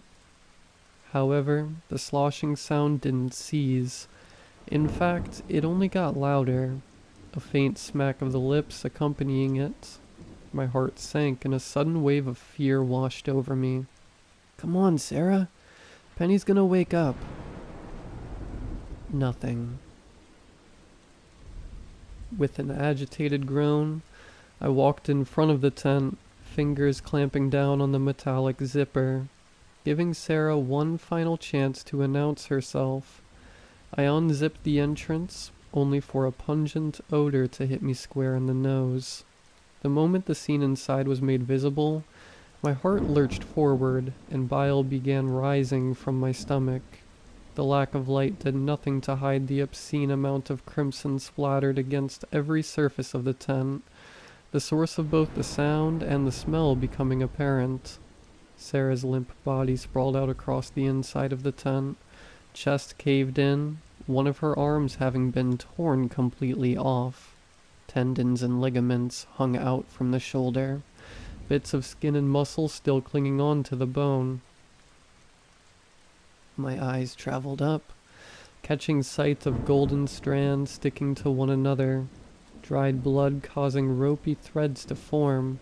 Frail fingers dug into the gaping hole, bringing pieces of flesh into her gnashing maw. Eyes once mimicking the sky, now glowed a vile yellow, pupils dilating irregularly. My gaze finally descended to where the gauze once sat, where an inflamed yellow wound pulsated. As the realization dawned on me, the form paused, head jolting up like an animal sensing prey, her neck twisted hard enough to tear her head off, exposing rows of crumbling teeth, not at all fit for tearing meat.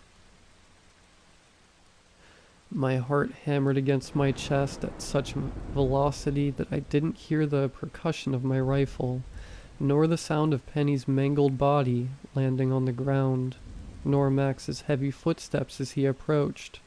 By the time the piercing ringing blocking my ears faded, his fist had already connected with my jaw, sending me sprawling to the ground. The impact of the blow didn't hurt as much as the sudden shock, which kept me frozen in place. Max immediately got on top of me, his fingers wrapping around my neck as he continuously applied pressure. I could barely point my finger in the direction of the tent and choke out a few unintelligible syllables, but thankfully he understood what I was implying. The grip around my throat loosened, and he looked toward where my finger was pointed. He yelled, scrambling off of me. His eyes hesitated, unsure what part of the situation warranted his attention the most. Sarah, Penny, John, what did you do? I simply shook my head, my hand rubbing where his fingers once were. I didn't. My words barely passed through the aching in my throat, voice hoarse from Max's assault. Penny, the deer, It made her like this, Max. I wanted to say more, but as the reality of our situation dawned on us, a sudden crushing weight forced my words to die out. It was too ridiculous. I had already imagined countless scenarios for how we would explain this to the police, and each one was less plausible than the last. A mix of a laugh and a cough escaped my lips, and absurdity of the situation taking away the realization that I had just witnessed my two closest friends die gruesome deaths. Luckily, Max was too busy checking the state of Sarah to pay attention to my hysteria. Otherwise, I wasn't sure if a punch was all I would have received. Oh, God, I wheezed, finally managing the strength to push myself off of the ground. What are we gonna do? Max, who was delicately closing Sarah's eyes, ignored the question, instead directing his attention to Penny's corpse. Its limbs twitched, faint raspy breaths still being drawn despite the hole tearing straight through her skull. We burn it, he concluded, marching over to me and forcing me on my feet. They'll never believe anything we say, so we burn Penny, bury Sarah, and return ignorant. They ended up missing after we left them alone, and we had no idea where they went. Got it? His fingers dug into my skin, shoulder blade shifting painfully. All I could muster was a pathetic nod that could have easily been mistaken for a shiver, the merit of the plan outweighing its morals. I didn't need to look up to realize how out of his element Max was. My shoulders ached not only because of the pressure applied to them, but the constant shifting as a result of his quivering. I'll bring the shovel, I muttered, gently prying Max's fingers off of my shoulders. Once freed, I grabbed the tool from the car, returning to the gruesome scene. Who's dragging Sarah? The words felt heavy on my lips, and the moment they left, a rush of guilt flooded through my veins. How could I talk about her like she was just some thing now? I stared at him expectantly, and he back at me. After a few seconds, he finally sighed, his shoulders slumping. I'll do it. He entered the tent, giving me room to grab Penny's ankle, the one that the wound wasn't located on. Though the feeling of the flesh, soft and pliable, sent my heart racing, I refused to acknowledge it. Max finally exited, Sarah's broken figure dragging along the ground, blood pooling beneath her. The walk through the forest was silent, neither of us daring to utter a single word. A mixture of fatigue from the lack of sleep and the events that transpired caused my vision to blur. The only thing keeping me awake was the feeling of her limb in my hand. I was so caught up in the daze, I didn't notice when Penny's body began to resist, her fingers clawing at the dirt, desperate to break free. I did notice, however, when 5 bony digits wrapped around my ankle, forcing me back to reality. My hands fumbled for the shovel and slammed the sharp tip down, uncaring who or what the source of the appendage was. There was a sickening crack, and a guttural groan escaped Penny's lips. The limb, its state of rot increasing exponentially, was cleaved clean off, dark, cold blood dyeing the dirt, and the shovel an inky black. Her other hand came up without skipping a beat, but by the time the decayed fingers wrapped around my calf, Max was already aiming his rifle. The percussion caused my ears to ring, but the sudden release of weight was worth it. While the idea of burning the body may have seemed barbaric before, I was now more than willing to throw her limp figure into a blazing inferno if it meant not having to see her reanimated corpse move once again. Max, noticing my hesitance to touch Penny's body, once again grabbed her remaining leg, dragging her alongside Sarah. Once we arrived at a far enough clearing, I dug the shovel into the ground and peeled back a layer of earth. The sound of the metal digging into the earth violated the silence that seemed to so desperately cling to this forest.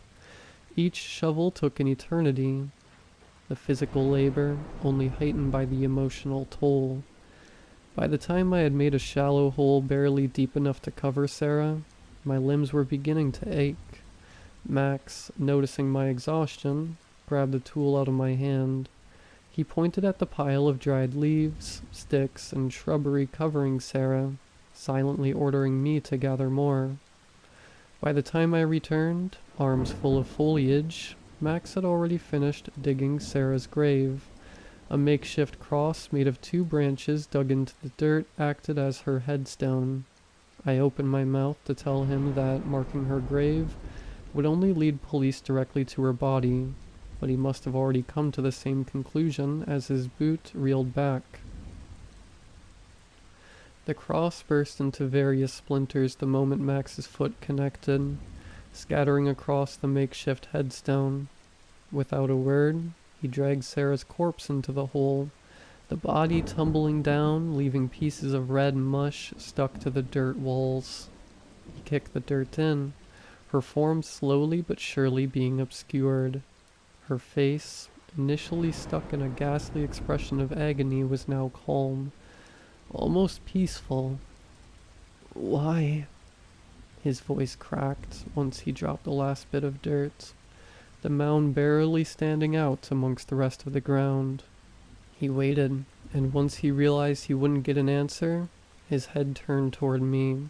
The moment our eyes met, I instinctively returned my attention to the pile, where I dropped the bundle of shrubbery I held. "I'm sorry," was all I could mutter before dousing her still convulsing body in gasoline. You didn't deserve this. Neither of you did. I'm so sorry." I threw the empty container aside, taking the box of matches from Max and lighting one. My hands held the small flame over the gas-covered pile, but I couldn't bring myself to drop it. To be the one to take her life was one thing, but this? Burning her corpse until it was nothing but ashes? The fire managed to reach my fingers by the time Max's patience ran thin. He slapped the match out of my hand, the whittled stick falling onto the tower of branches. It took a second for the fire to spread from a twig, then to a leaf, then finally to the gasoline. A blast of white enveloped my eyes as a burst of fire shot up, tongues of flame lapping at each other until all that remained of Penny was ashes. The walk back was just, if not quieter than the walk to, now that the sound of dragging corpses was absent. I stole a glance at Max, the usually tall and proud figure now bent over, shoulders sinking and his gaze permanently fixated on the dirt. "Sarah," his voice cracked, the mere mention of her name threatening to tear down his walls. "Sarah and Penny's families are gonna blame us, but we can't say anything. I know it sounds cruel, but we don't have any other choice. If we tell the truth, Penny's body is gonna be investigated. Sarah's grave will be found and we'll be taken in. We didn't do anything wrong, John. We didn't deserve to have our lives ruined because of that thing, okay?" Though it was a question, I knew better than to respond with anything but a nod. We packed our things up as if nothing had happened until my eyes landed on the second tent. Now, with faint rays of sun illuminating our surroundings, it became apparent just how much blood Sarah had lost. Crimson speckled every fiber of the tent, bits of muscle still attached to the material, though the vile stench emanating from the tent filled the air like smog. We still had to take it with us to hide any evidence. Once I finally entered the old, beaten-down vehicle, I rested my forehead against the steering wheel, attempting to collect myself before starting the engine. Max sat down next to me, slamming the door shut. His gaze was fixated upon the mirror, his face twisted in monotony, his constant blinks undoubtedly to make sure that what happened wasn't some fever dream. "John," he mumbled. The glazed look left his eye and returned to mine. "Drive." I nodded, twisting the key in the ignition. The engine coughed to life, only for the gas to sputter out and end in a chilling silence. I twisted the keys once again, and more gas was pushed through the pipes, only for the same result. Max's lips curled into a scowl, and he snatched the keys out of my hands, repeating the action. However, the outcome was much the same.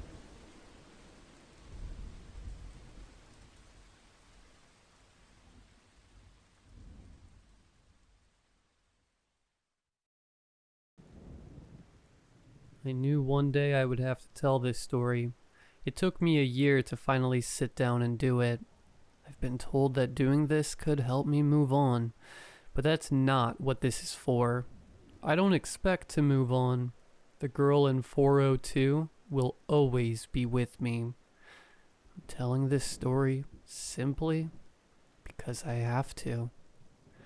I lived there for 2 years. It was a tiny little unit tucked away on the very right of the 4th floor. Bachelor is almost generous. It was the kind of dingy place that never looks bright no matter how many lights you have on, but I liked it. I'm good with a small space. I enjoy not having that much to take care of. I could do without the bug problems, the leaks, the electrical problems, and the rotten smells that just sort of happen. But it is what it is. There was a level of comfort as well to living on the 4th floor. Nobody robs a random 4th floor apartment unit. Nobody can peek into your window. It's unlikely to get shot at. Yeah, I lived in one of those kinds of cities. You didn't walk around at night if you could help it. You just didn't. I got accustomed to noise there. The cars, the sirens, the dogs barking, the shouting, the occasional echoing pop of a gunshot. It all becomes a whirling auditory soup. I learned to tune it out fairly quickly. In fact, I learned to tune out a lot of things. I was in one of those periods of life that I think some people call the grind, but really it's more like being beaten into submission. Working to live, living to work, not living at all. Just continuing to exist. All of this to say I wasn't very perceptive or sociable at this time. I was sleepwalking and daydreaming through life. I'd say I could do my routine blindfolded except for the fact that I would stub my toe in the same spot on the coffee table 4 times a week at least. Funny how that works. I guess that was part of the routine too. But that's what I mean about not being perceptive. The building could have caught fire, and most days I probably wouldn't have noticed until I actually went up in flames. I didn't retain any faces I saw or names I heard. It was all just a blur, each day blending into the next, until one night. I got home from work like usual in the evening as the sun began to descend past the buildings. I couldn't afford a new car, but thankfully my work was close enough to walk to. The days were getting shorter now, so my walks home became more brisk. The apartment still smelled of dust and paint, as they had finally sent someone to replace a moldy bit of wall the day before. I could still feel the sensation of dust collecting on my tongue when I opened my mouth and it getting sucked into my nose with every inhale. The smell of paint was strong, but infinitely better than some of the other smells. I opened the window to attempt to ventilate the place. I emptied the bucket of rust-colored water collecting in the bathroom. They couldn't be bothered to fix that as well, and I collapsed onto my bed. This was my ritual. After every workday, I would always take 10 to 15 minutes to just spread out on my bed like a cat and decompress from everything. But tonight, after about 2 minutes, I heard a noise. The noise stood out from the outdoor soup because it sounded a lot closer, and it sounded like a voice. A soft, feminine voice, making some kind of subtle moan or whimper. I froze in place. It startled me. It sounded so close, like it might be in the room. I didn't move a muscle. I didn't want to make a noise. I wanted to hear it again so I could tell where it was coming from. For a second, I thought it might be coming from under my bed. After a few seconds, the sound repeated. A faint, girly whimper, a bit louder than the first one. This time I could tell where it was coming from. It was behind me, specifically the other side of the wall behind my bed. That gave me some relief. It was my neighbor. But then I was confused. I didn't remember ever hearing my neighbor making noise before. If I could suddenly hear a noise that soft, that mild, why couldn't I hear anything before? Did I even have a neighbor before? Is this person new? I felt a rush of shame at just how detached I had become. I reached back into my mind to try and recall any memories I had about my neighbor. I couldn't find a single one. I remembered some people being on my floor, but I couldn't remember ever seeing anyone enter or exit the door next to mine. I did, however, recall seeing people yesterday morning trying to move a couch up the stairs in the lobby. It was a fairly regular occurrence to see things like this. People rotated in and out of this place all the time. I suppose nobody else really wanted to stick around that long, and I can see why. But I guess that answers it. As peculiar as it is, I didn't have a neighbor before for 2 years, and now I do. And now they're whimpering. Why are they whimpering? Slowly, these sporadic whimpers became more defined sobs. A woman was crying. I didn't know what to do. I just decided to be as quiet as possible and put on some headphones to let them have their privacy and spare myself from feeling any more awkward. It felt wrong to hear this, and I immediately felt bad for this person. I made sure to play some extra loud music. About an hour later, I removed my headphones and the noises had stopped in the interim. I very briefly debated going over and telling them about how thin the walls apparently are, but I made that much easier decision to wait.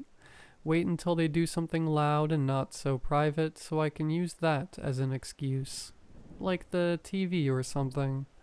I was weighing my options, but I couldn't talk to them about this. I couldn't say, "Hey, you were crying real loud over there." The rest of the night was quiet, but I didn't have the best sleep. The disturbance in the routine and the thought of having to face this person at some point was giving me some anxiety. By the morning, however, the alarm kicked me back into the routine. I heard no noises from the neighbor, so life resumed. I got back home from work that night much later than usual because someone decided to no-show for work. Walking home in the dark made me paranoid, and I hated days when this happened. When I got inside, I was relieved, and the dust and paint were not nearly as oppressive to the senses this time. I did the window, the water bucket, and then collapsed on the bed like clockwork. What happened yesterday was still on my mind, so I made sure to be extra quiet when laying down. After a few seconds of silence, I was ready to try and remove the whole ordeal from my brain. Then I heard the voice. I couldn't make out the first word I heard from the other side of the wall, but I listened for the rest. "It was a poetry book," I heard in a muffled but distinctly feminine voice. Quieter than yesterday, I thought. She must be further away from the wall. "I can't remember exactly. It always feels like we're going somewhere. Maybe that's why we see them most at night. I mixed up our glasses." There was a moderate gap of a few seconds between everything she said. Clearly I was only hearing half of a conversation. Phone conversation, most likely. or else the other person is just insanely quiet. It was difficult to gauge her tone from how muffled the voice was, but there was a kind of melancholy in it. I wondered what was going on, and I kind of laughed at how random the phrases were. I thought about listening further, but I stopped myself. It wasn't my business. It's not for me to hear. I once again thought about going over and letting her know about the noise, but it didn't feel like a good time. I put on my headphones once again to try and enjoy the minimal amount of respite I had left in the day, and that was the end of it for that night. The third night I got home on time. I was a bit surprised not to hear anything from her at first. I guess that maybe she went to bed early or went out for the night. It was Friday after all. Usually people do things on Friday nights. I still made sure to be quiet when near her wall just in case she was sleeping. I made a mental note to look up how much soundproofing panels cost. I probably should have thought of that earlier. I got up from my 15-minute work sucks bed sprawling and headed over to my computer to do that important research. But, as often as I did, I forgot my coffee table exists and I stubbed my toe. The heavy table shifted inches across the wooden floor, and pain shot through me like a shockwave. I don't remember which expletive left my mouth involuntarily that time, but it was definitely one of them. I was so annoyed. Every time. I could just move the table. Why don't I ever just move the table? Are you okay? My heart leapt in my chest. I physically jumped back on one leg. I thought she wasn't home, and I forgot how close she could sound. It scared the crap out of me. She also spoke quite loudly. She probably assumed it would be harder to hear through the wall than it was. Yeah, I'm good. Sorry, I just stubbed my toe. I responded back in a shaky voice. That sucks. I could hear a chuckle in her voice. She was clearly amused. Her volume decreased to match mine. I laughed in return. It happens all the time. So sorry to disturb you. No, it's fine. I'm just reading. You sure you're good? That sounded violent. She responded, sounding half concerned and half joking. Yeah, no, I'm alright. It sounded worse than it is. It's a heavy table and the walls here. I began to explain before she cut me off. They're really thin, huh? She finished my thought and then continued. I can hear you so well. That's insane. I'm surprised I didn't hear you before now. Yeah, I guess I'm quiet. And, well, I'm at work most of the day and get home late, so... I didn't like how awkward I sounded. I think I forgot how to have normal conversations. Has it been noisy for you? I'm sorry if it was. I didn't know. I just moved in. She sounded very kind and friendly. I was taken aback by it a little bit. Oh, don't be sorry. Nothing much. I think I probably heard you talking on the phone a bit the other night. I didn't listen in or anything. I put on my headphones. I explained. I hoped she believed me about the headphones. It was the truth, but it's hard to trust that sort of thing. I didn't mention the crying. I didn't want her to feel awkward or anything. Oh, sorry about that, she said. I detected a hint of confusion in her voice, but I ignored it. It's okay. I'm sorry I didn't tell you earlier. I just didn't know when it would be a good time, and it's new to me too. I didn't have a neighbor before, I don't think. As I spoke, I found it harder to rationalize why I hadn't told her before now. I really should have. Really? How long have you been here? She asked. 2 years. No one lived here before me for 2 years? Are you sure? She was very perplexed. Well, honestly, no, I'm not sure. I just never heard anyone before, and I never saw anyone before. I probably sounded like a total recluse, but I was more interested in why she was so confused. Oh, that's strange. I'm pretty sure there were people living here right before me. At least that's what the guy said. Her tone had shifted, and what she said sent a bit of a shiver down my spine. It didn't make any sense. How could I not hear them, not once, when I can practically hear this woman breathing? After a brief silence, she spoke again and returned to a more casual tone. Well, maybe they weren't around much. Maybe it was a second home or something. Anyways, sorry again about the noise. I'll get some soundproofing stuff for my end right away. I admired her positivity, and I didn't feel any judgment from her for how strange I probably came across. It was really nice, and she had a point about it being a second home. That could be the case. I don't know why they have a second home in this crappy building, but what else could the explanation be? I'm Jane, by the way. Nice to kind of meet you. She added in a chipper manner. Well, it was refreshing to have such a pleasant interaction. A small part of me worried about her. She was so carefree and optimistic, almost naive. She must be new to the city. I wondered how long it would take before this place whittled away at her trust in humanity. The trust that she seemed to give me so freely. The thought of her spirits being slowly crushed like mine made me sad. I'm Lee. Nice to kind of meet you. A small impulse told me not to give my name, but I decided to reciprocate her trust. And yeah, I'll soundproof my end too. Have a good rest of your night, and be careful, she said. I found that slightly ominous, but then I remembered the toe thing. I will, I chuckled. Enjoy your book.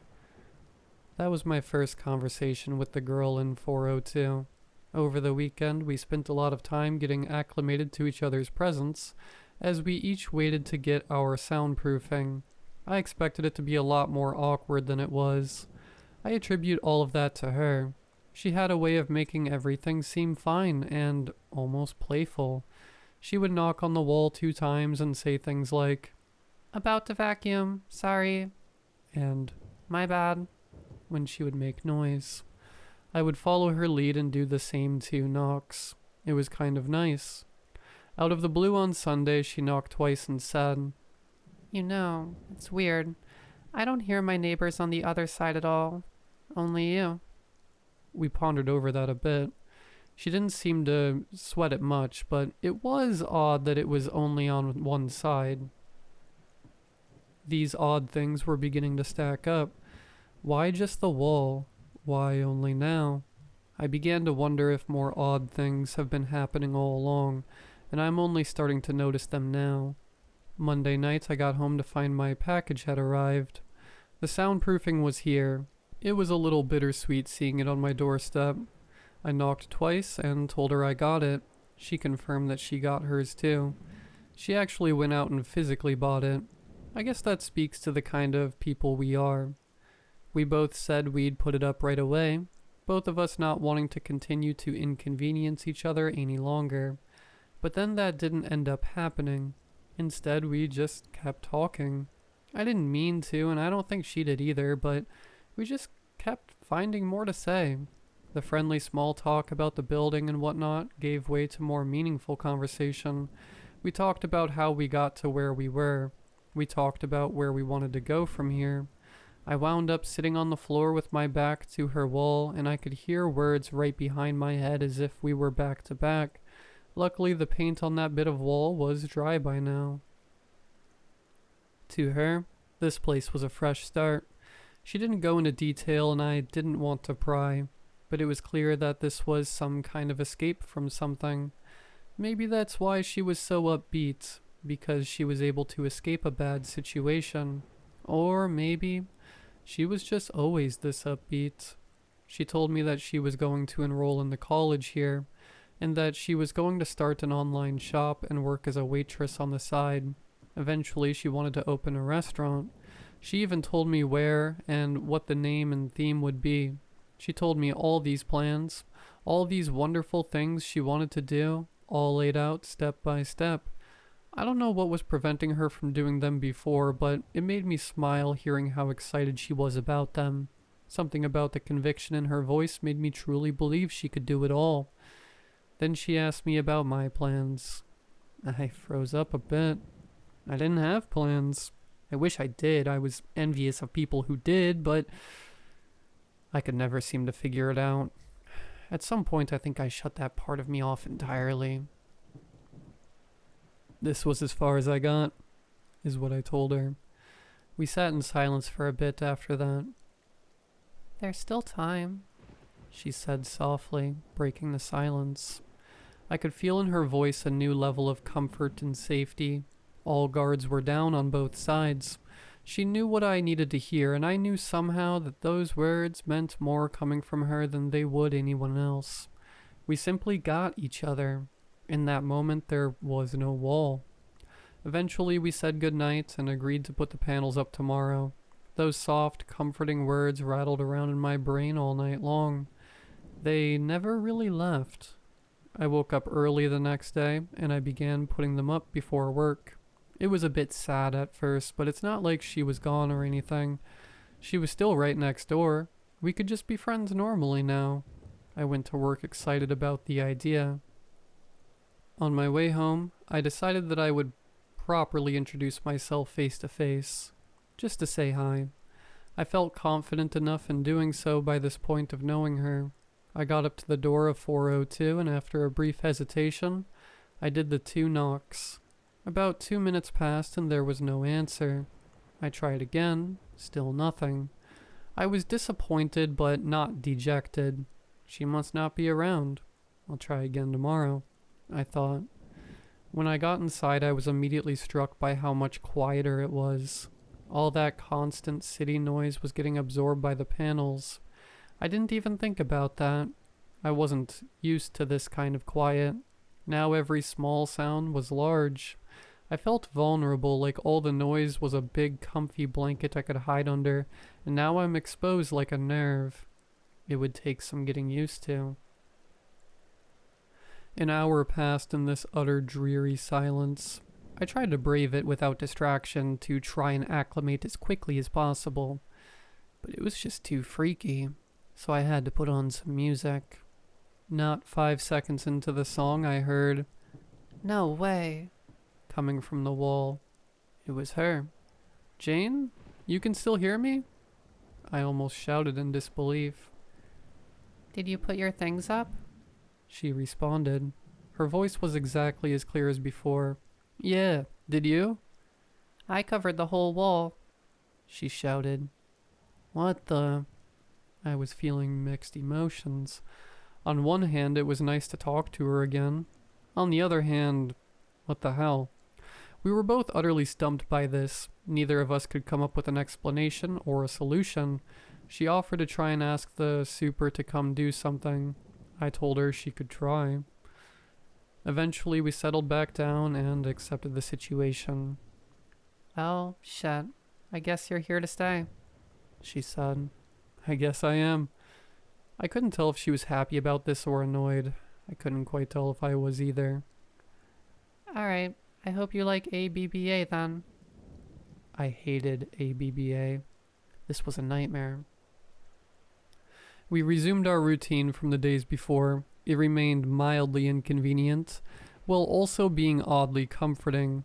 That night we talked more, sat in the same spots on the floor as the night before. I don't know why we chose to sit on the floor when both of our beds were right there, but it felt right.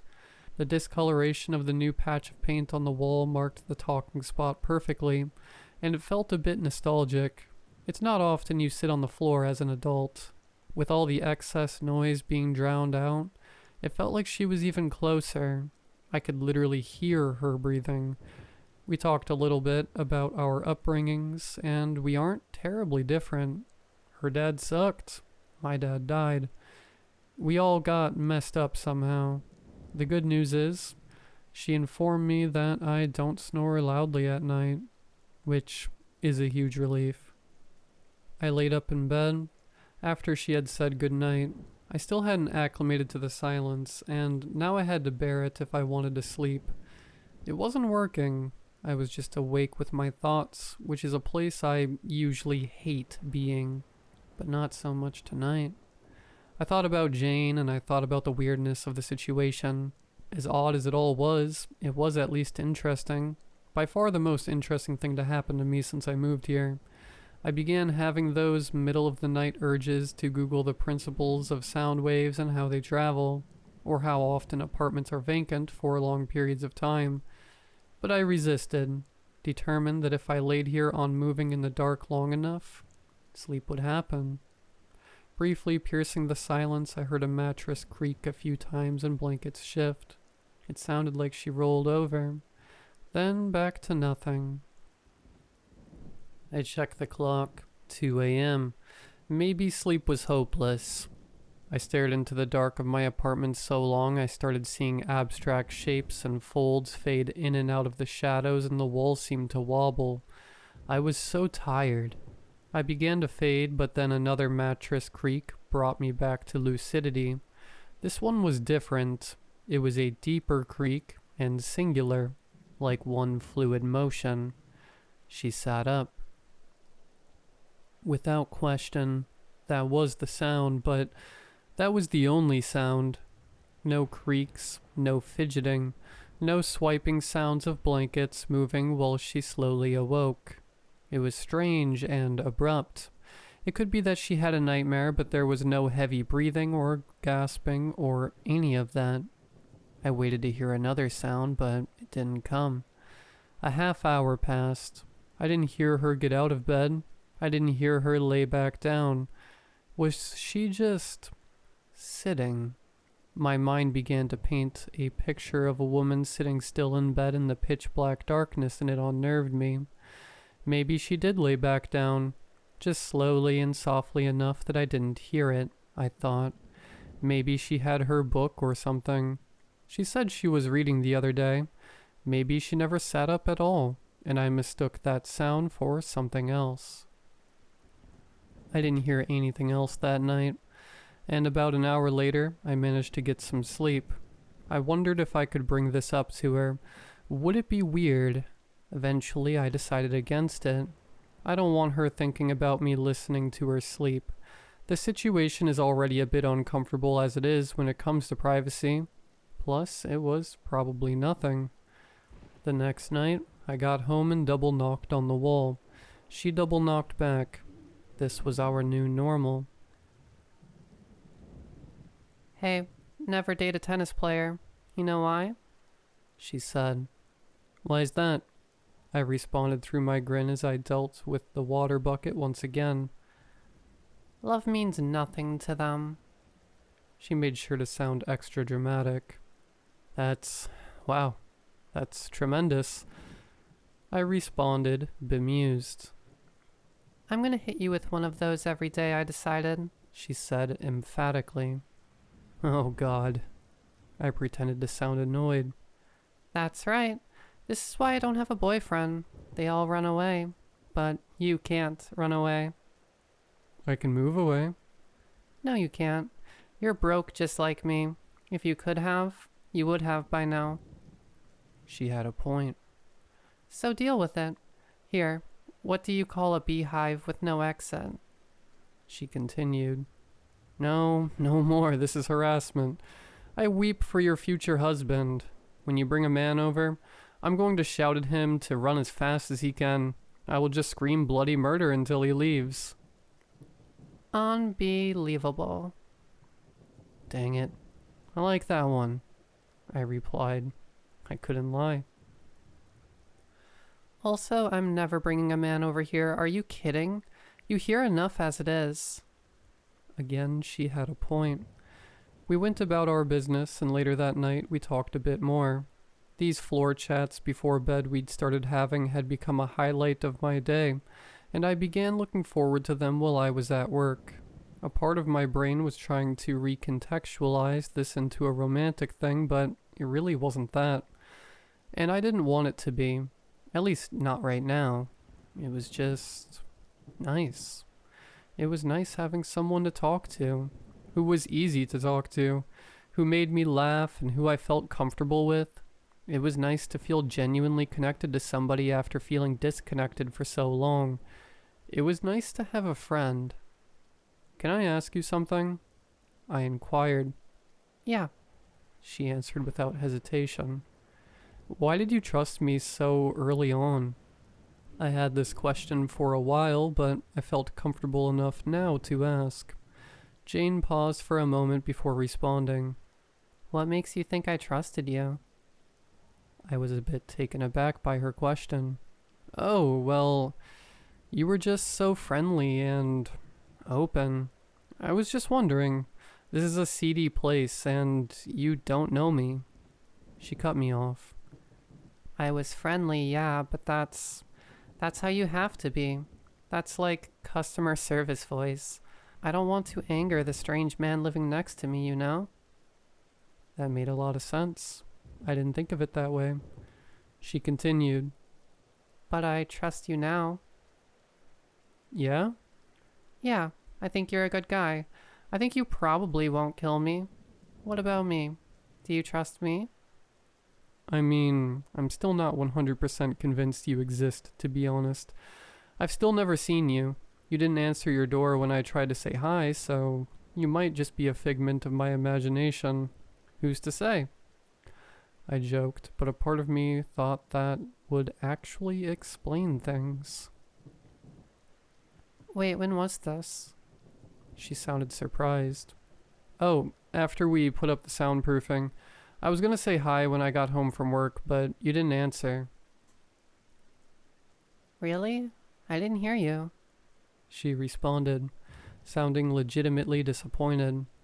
Well, that's a first, I joked. Jane chuckled. I know, right? I sighed. Alright, I gotta try to get some sleep tonight. Last night was awful. Yeah?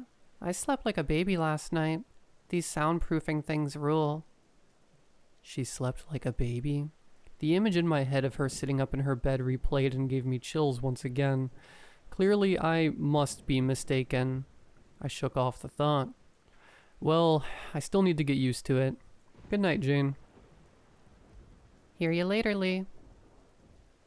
She was serious about doing those jokes every day, wasn't she? I heard her get up and make her way to bed. A few minutes later, and her side fell quiet. I crawled into my bed and I once again stared into the dark. Sleep still wasn't coming easy. I dreaded this, but this time it only took about an hour to fall asleep, of which I was grateful. The silence still unsettled me. Suddenly I awoke, still in the darkness, even deeper now. I don't know what woke me up, but when I checked the clock, it was 2 a.m.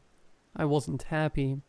I tried to fall back asleep, and it was slowly working until I heard it again. That same deep bed creak, that unmistakable sound of someone sitting up. Now I was fully awake. Minutes passed and I heard nothing else. Same as before, like she was just sitting there. This time, however, I just had to know. I was confused, concerned, and pretty creeped out. So I just leaned close to the wall and whispered, "Jane?" Nothing happened at first, but then I heard the bed very slowly begin to creak again, agonizingly slow and subtle. It sounded like she was turning, or at least adjusting her position in some way. I heard what sounded like her hands touching the wall, splayed out far apart on either side of me, and then I heard her breathing. I could only hear her breathe before when we were sitting back to back against the wall, so she must have been pressed right up against it. Her breathing sounded different this time, though. It sounded hollow, like she had a cold. I was petrified. The hair on the back of my neck was standing on end. What was she doing? Was she even awake? What must she look like right now? I stared at the wall, imagining her on the other side, pressed up against it like some feral thing. Was this really happening? Am I just too tired and loopy to be able to tell? Maybe the creaking was her laying back down and she's just breathing heavier than normal because she's asleep. I wanted to rationalize this so badly. I waited for something else to happen. Some other sound. I waited hours, but nothing did. And I was too scared to say anything else. Was she still there? Was she pressed against the wall all night long? I tried to get a little bit of sleep. I managed maybe 45 minutes, but it was not pleasant. I couldn't focus on work the next day. I was tired and I was so creeped out by what happened. I couldn't think of an explanation, but I knew there had to be one. There had to be something. I couldn't get the image out of my head, and every time that image replayed, she looked a little bit less human. I pictured her smiling a grotesque toothy grin. I imagined her drooling, her eyes open as wide as saucers, her fingers long and bony caressing the wall. None of this was rooted in reality. I knew that, but I couldn't help but think of it. I got back home, and this time I hesitated before doing my customary knocks on the wall, but I did, and she returned them, same as always. I was just thinking, mankind has made a lot of great inventions. Jane, But the dry erase board has to be the most remarkable. I laughed. I wasn't sure if I was going to be able to laugh at her jokes today, but I did. She's still Jane. At least she seems to be. I was way overthinking. That one's pretty good, I can't lie. You like it? She asked, sounding proud of herself. I do. Hey, I have to ask you something, though, I said, trying to remain at least somewhat casual. Shoot. Do you sleepwalk? The other side went silent for a minute. No, never in my life. She responded, instantly sounding unnerved. I fell silent too. I didn't know how to explain, but she continued. That's a scary question to ask out of nowhere. Did you hear something? I don't know exactly what I heard. Stop, don't talk like that. Is this revenge for the corny jokes? I'll stop the corny jokes. Don't do this to me. She pleaded in a half-joking manner. No, I promise I'm not messing with you. And it's probably nothing. It's just, you didn't get up at all last night. Or the night before. No, I did not get up at all. Please tell me what you heard. She said firmly. I told Jane everything that happened. I tried to be delicate, but also honest. I trusted that she didn't know what was going on. That became evident to me by how freaked out she seemed. I know it sounded crazy. I just hope she didn't think I was messing with her. It was difficult to tell from her tone. Initially, she wanted to debunk it all, saying that I must have heard something else, which I admitted could very well be true. Nevertheless, she told me she was going to stay with her sister for the night. Probably a good idea. She gave me her phone number and told me to call if anything happened. That put my mind at ease about whether or not she trusted me. I told her to be safe, and she tried once again to reassure me that it was probably nothing, but I felt a sense of immense dread as soon as she left. Suddenly, I really didn't want to be alone here. That night was the quietest night of my life, and not in a good way. I thought about drowning it out by putting on some music or a movie, but nothing felt right. I wasn't sure if I'd be able to sleep that night, but eventually I managed. I ended up having a dream about a woman wearing a veil. Through the veil, I could vaguely make out 3 large black holes where her eyes and mouth should be. I couldn't recall anything that happened in the dream, only the image of that woman. I wondered if that was my subconscious way of trying to visualize Jane. I still didn't know what she actually looked like, so maybe my brain had trouble coming up with distinct features of her, or maybe it was something else entirely. It was still dark when I awoke from the dream. I felt a deep unease as I checked the time. 2 a.m. again. This time I wasn't eager to fall back to sleep.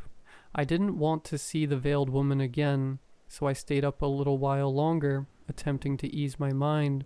I thought of every possible way to reassure myself. Eventually I began to fall into a facade of comfort until... creak. I went ice cold. No, this can't be. I didn't just hear that. It was that same sitting up creak, but I heard Jane leave. Could she have come back late while I was sleeping? Maybe, but what if it isn't her? What if it was never her? My mind raced. So many improbable scenarios played out in my mind. None of them were good. Was someone else in there with her the whole time and she didn't know? Someone hiding away, only coming out when she's sleeping? Was that creak her sitting up, or someone else sitting down? Do they watch her sleep? All I knew for sure was that someone was on the other side of this wall, because I could hear them breathing again. I wanted to do something. I wanted to know for sure, but I was powerless. Calling out to it last time was the most horrific mistake of my life. I didn't want to try that again. I wanted to call Jane, but I was afraid of making a sound. Instead, I just waited and listened. I was in a petrified daze, hyper alert but also completely exhausted. My body wanted to shut down, but my brain wouldn't let me. It may have been minutes, or it may have been hours. I couldn't tell. The image of the veiled woman kept reappearing in the back of my subconscious. Eventually, I decided to call Jane. If I heard a phone ring on the other side, then I would know. I typed the number in and hit call. The number you are trying to reach is not in service. What? How could that be? Suddenly cutting through the silence was a sound I had become very familiar with, and yet was the one sound I was the least prepared for. Knock, knock. A wave of shock shot through me. It was our knock. I didn't dare respond. If that isn't her, that means whoever it is has been listening to us. Now they're reaching out to me. They know I can hear them. But what if it's just her? She came back and was trying to see if I'm still awake. The thoughts whirled around like a hurricane. I couldn't bear it.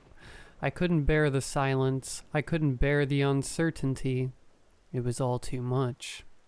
I got up, I grabbed my keys, and I left. As I walked out into the hallway, I saw her door. It looked the same as it always has, but to me right now, it was a portal to hell. Someone, or something, was on the other side of that door. It might be pressed up against it. It might be looking out the peephole at me. I darted away. I simply couldn't be here anymore. I got outside and suddenly I could breathe again. The noise of the bustling city greeted me like an old friend. I never thought I would find such comfort in it.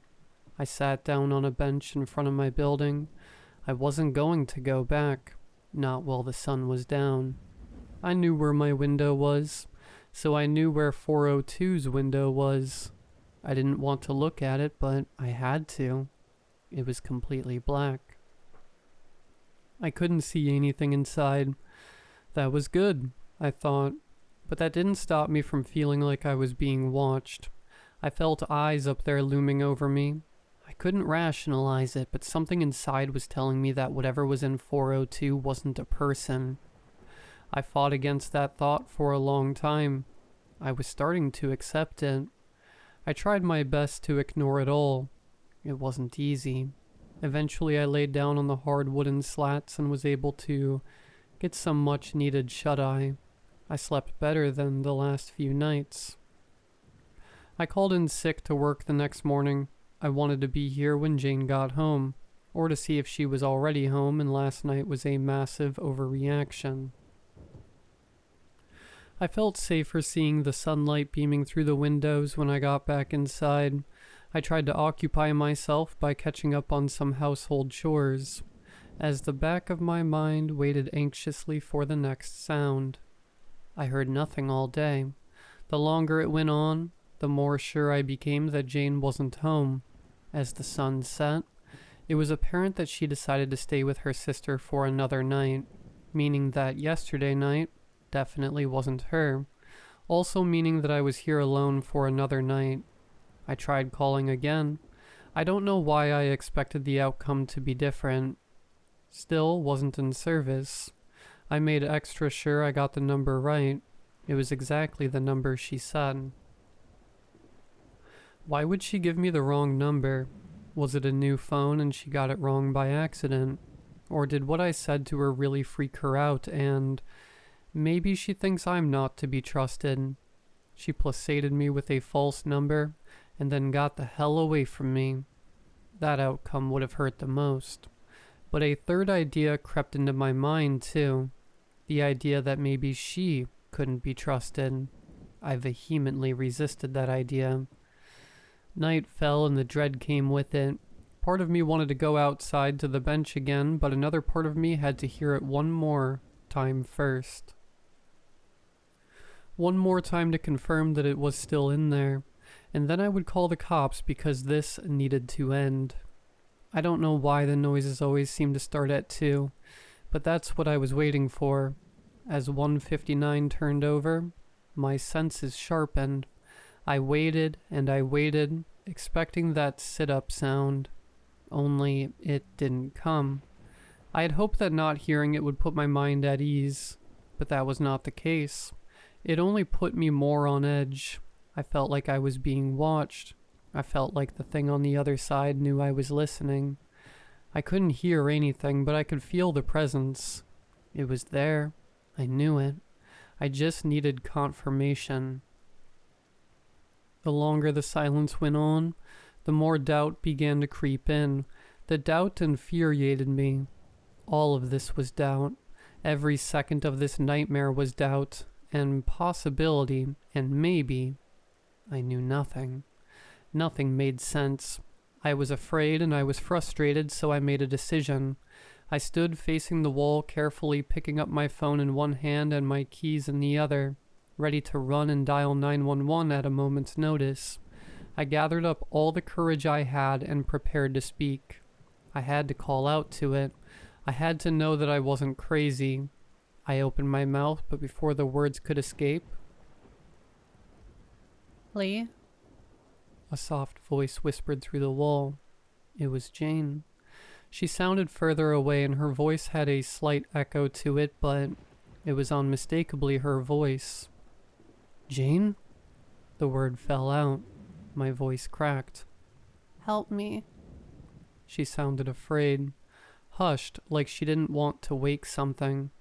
Jane, what's going on? I had a million questions. I was frantic, but I quieted my voice to match hers. Suddenly I was afraid to wake it up, too. Please help me, Lee. How are you there? When did you get back? I whispered, not covering my desperation. I see it. She continued. A shiver went down my spine.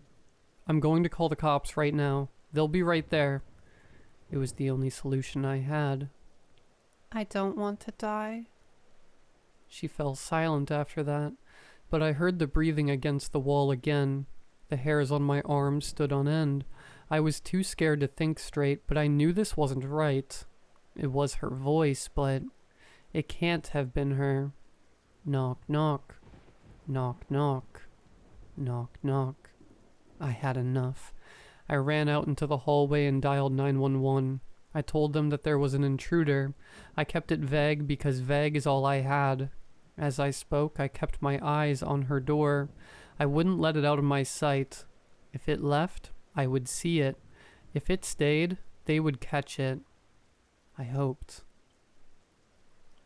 They advised me to stay in my apartment and lock the door. I didn't listen.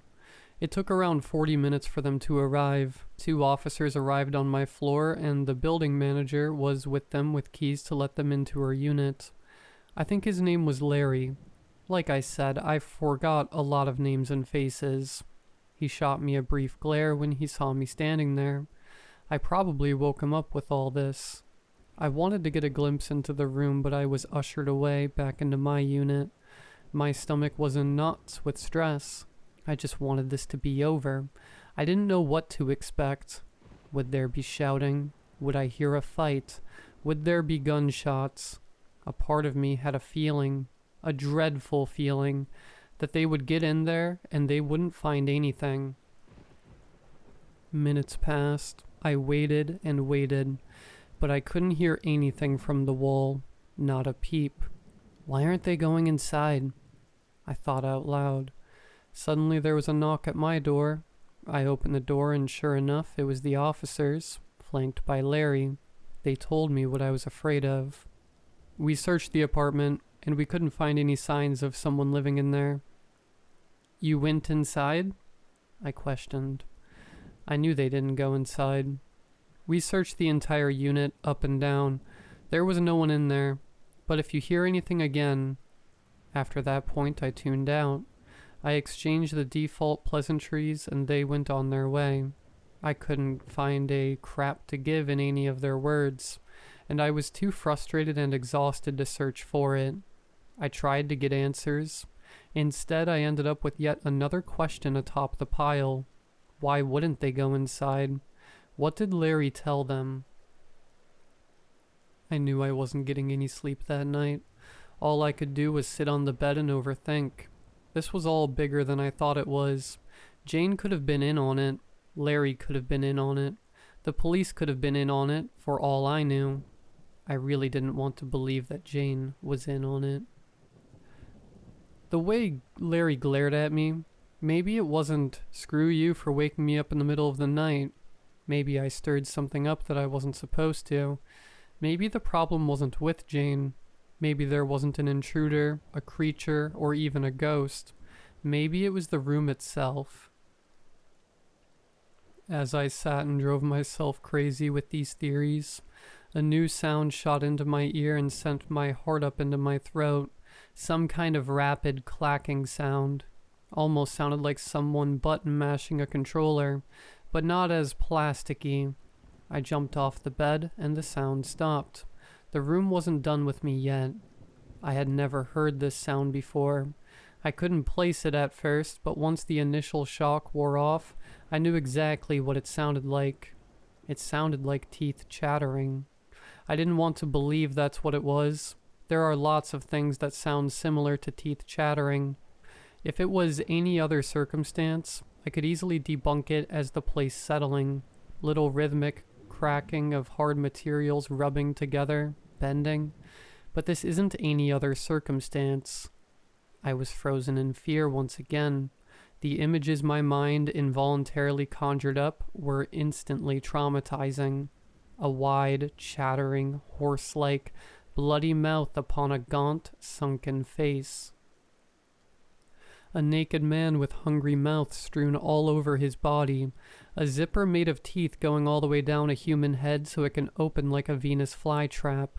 Those chattering mouth toys you get from a joke store haphazardly sewn into human flesh. I pleaded for my imagination to stop, but it simply wouldn't. The mouth abominations, the veiled woman, the ghoulish watcher, pressed against the wall. All my imagination, but imagination is powerful when reality is vague. One of them could be real, if this thing even has a form. Maybe it was just a shadow in the dark. The sounds began again. Now I heard scratching at the wall. Not hard, not ferocious. Little light scrapes, nearly inaudible, like it was just kind of picking at it, or scribbling against it. It sounded like having a rat in the walls. I used to be afraid of rats, I thought. Now I would love nothing more than for this to only be a rat. The sound began to change. Those little scrapes and scribbles along the wall morphed somehow. I couldn't tell if it was just my tired mind changing from the way that my tired eyes could make the stucco ceilings move and warble, but the sound changed nevertheless. The scribbles began to sound breathy. They started sounding more like whispers than scribbles. The content of the whispers was indiscernible. My mind went to someone in a small, padded room, sitting in a corner with their legs curled up to their chest, shaking and whispering incoherent gibberish to themselves. There was an almost hypnotic effect to the whispers. I resisted the urge to move closer to try and make out any words hidden in the almost silent muttering. I wouldn't have the opportunity to try, however, because suddenly a blood-curdling scream exploded through the wall. I almost leapt out of my skin. It wasn't just any scream. It was Jane's voice again. I had never heard a scream so horrific in my life, but it was enough to break me from the trance I was falling into. I grabbed my keys and ran outside as fast as I could. I spent another night on the bench outside. At least whatever was left of the night by this point. Even outside and far away from the room, sleep wouldn't come. The images I conjured were too horrific, and the sounds replayed over and over. The deep, frustrating, impossible uncertainty of the situation loomed over me heavily, as did the eyes that I still felt watching me from the window. I was terrified, and I felt truly alone. Morning came, and I felt the relative safety of the sun. It took a while for me to gain the courage to re-enter my apartment, but I did. Then I went to work like always. Despite all this, despite being scared out of my mind, sleep deprived and feeling like I'm going insane, life doesn't care. The world keeps turning. I still gotta eat. If this monotonous routine wasn't already so deeply ingrained into me, I might have had a full psychotic break by now. But my body was on autopilot. Plus, I didn't like being home anymore. Even in the daytime, last night was too much. I didn't go home right away after work. I delayed as much as I could. I thought about staying somewhere else, but if Jane was back, and if she really was the friend I thought she was, I had to be there to warn her about the thing that uses her voice. There was also one more thing that compelled me to come back. A breadcrumb I had to follow. I got into my building, but instead of heading up to the 4th floor, I went straight into the front office. I hated this little room. Unkempt, smelly, with a thick hum of fluorescent light tubes. Luckily, he was still there, head down in some papers. I knew he had to have some kind of answers for me. He had to know something. "Larry, you got a minute?" I asked, trying my best to put some extra bass into my voice. "It's Mike." "Dang it." "Don't worry about it," he replied with a slight chuckle, then looked up to meet my gaze. When he saw me, his expression slightly changed. Have a seat." He seemed to be expecting this visit. He knew something. I could see it in him. I took the only seat without papers and envelopes all over it. "What can I do for you?" he asked. I had so many questions, but I wanted to choose the simplest and most broad one to start, just to see where he takes it. Only 4 words popped into my head right away. "What's wrong with 402? Mike gave me a half-hearted grin. He knew this was coming. "Look, kid, maybe it would do you good to just get out of there for a while, okay? Stay with a relative or something." "What are you talking about?" I responded, bewildered. "You know, city life, it's not for everyone. It drives us all a little crazy sometimes. I know I love to go camping every now and again with the old lady. Once or twice a summer. Get away from all this. It just gets your mind right."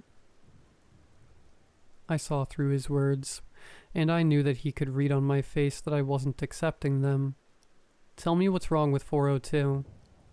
Mike sat back in his chair and let out a deep sigh. "I don't know." He said that like it was an answer. But he continued before I could press him. "I wish I knew. It's just one of those things." "It's just one of those things?" I repeated, immediately put off by his tone. "Okay, I don't really like to talk about it. I try not to. I find that's best." He paused, took a few seconds to find the words, then continued. "People don't do well in 402, meaning they get scared and they leave, or, whatever. I don't know what it is, and I'm not a superstitious type. There's just something wrong with it. That's all I can say." He explained. His body language changed. I saw him begin to fidget with his hands. "Did anything happen in that room?" I questioned. He took another big sigh. "A lot of calls to the police like yesterday, thinking there's an intruder. A man in the closet, a man under the bed, things like that. Spook house things. That's how it started. It all sounded like nonsense. Of course, police find nothing every time. We get the place tested for a gas leak or what have you. Nada. So we carry on. What more can I do, right?" A shockwave shot through me as he said all this. I was stunned. This was the first kind of confirmation I had gotten about any of this. It's all real. All of it. It's not just me. He continued. Then things started getting worse. People started doing things to themselves. You know what I mean. They started carving themselves up. Paramedics would be in and out. It was getting really bad. Sarah, my wife, she cleans the rooms up for new tenants. They were in and out of 402 all the time, so she was in there a lot. One day she tells me she can't go in there anymore. I ask why. She says because something is watching her. She says it knows her. She says something terrible is going to happen in there. I don't know what to make of that, but she never went into 402 again. She doesn't even like going near the door because she thinks there's someone at the peephole. Then there was the disappearance. That girl went missing. You heard about that, right? I was ashamed to admit that I didn't. Maybe it came up. Maybe at one point I was told, but it was long since forgotten. They presumed her dead, never found her. I knew it had something to do with the room, so I closed it for good. Nobody in or out unless absolutely necessary. I didn't know what to say. I was horrified. What must all of these people have seen? I shuddered to think, but also, I still had questions. This sounded right, but there were glaring inconsistencies. I had to keep prodding. How did you get the police to go along with that? I asked, attempting to remain composed. I didn't. They do their business. They're in and out quick. They never find anything, and they don't really ask. It's the city. No, but they didn't go inside the room last night. Why didn't they go in? Mike shot me a confused look. They did go in. They went in, they searched, they found nothing like they always do. New guys. It's been a few years, but none of them do. I was getting frustrated again. Things weren't lining up. Why lie about this? I know they didn't go in. I would have heard them if they went in. I hear everything that happens in there. And you clearly didn't close the room because you rented it out. It's occupied right now. And Jane said you told her about previous tenants when she moved in. So there were people even before her. Mike's expression completely dropped. You think someone lives there right now? Yes, someone lives there. Don't lie to me, I asserted. No one has lived there for 8 years. I promise you, he said coldly. I was boiling over. I lost my composure entirely. Someone lives there. Jane lives there. We both know she does. I've spoken to her almost every day since she moved in. I've heard her cook. I've heard her clean. I've heard her crappy music. She's my friend, and she's in danger living in this room. And you just let her go on in for what? Your bottom line? You really needed that extra rent money? What? For your camping trips? Mike raised his voice to match mine. Listen, buddy, I don't know what to tell you. Nobody lives in that room. I won't allow it. You want to go see for yourself? Here. Mike rummaged around his desk and threw a set of keys at me. You have at it. Go have a look. It's an empty room. And after you see that it's an empty room, do the smart thing. Don't stick around. Don't go inside. Lock it back up. Then pack your stuff and get out because your room isn't safe anymore. I was stunned. I was angry. I was confused and slightly ashamed. I had no more to say, so I turned to leave, but then he spoke up one more time. Oh, and by the way, you really are bad with names because Jane, that's the name of the girl who went missing. Jane Lewis. My whole body went numb as I walked out. This couldn't be the truth. I couldn't have been talking to a dead person this whole time. I had guessed that this thing was using her voice somehow, but that was only at night. It can't have all been fake. Jane was my friend. I couldn't believe it. I refused to believe it. That walk up to my floor was the longest of my life. I approached 402 with the key in my hand. I stopped in front of the door. I stood for what felt like hours. I just couldn't bring myself to do it. Not right now. The thought of opening that door for even a moment, especially at night, was far too horrifying. I had to sit down and collect myself. I went inside my apartment and immediately sat on my bed. I wanted to cry. This was all too much, but all I could do was sit and shiver in silence until... Knock, knock. I didn't have time to be startled, as a familiar voice immediately accompanied the knocks. Hey, I'm back. I stayed an extra night. I bet you love the peace and quiet. Anything happen? You didn't call, so I'm hoping we're all good. You gave me quite a scare.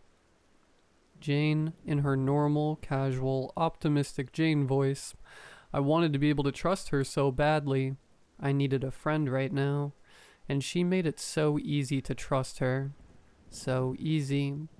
How do I talk to her? What could I say? I couldn't find the words. You there?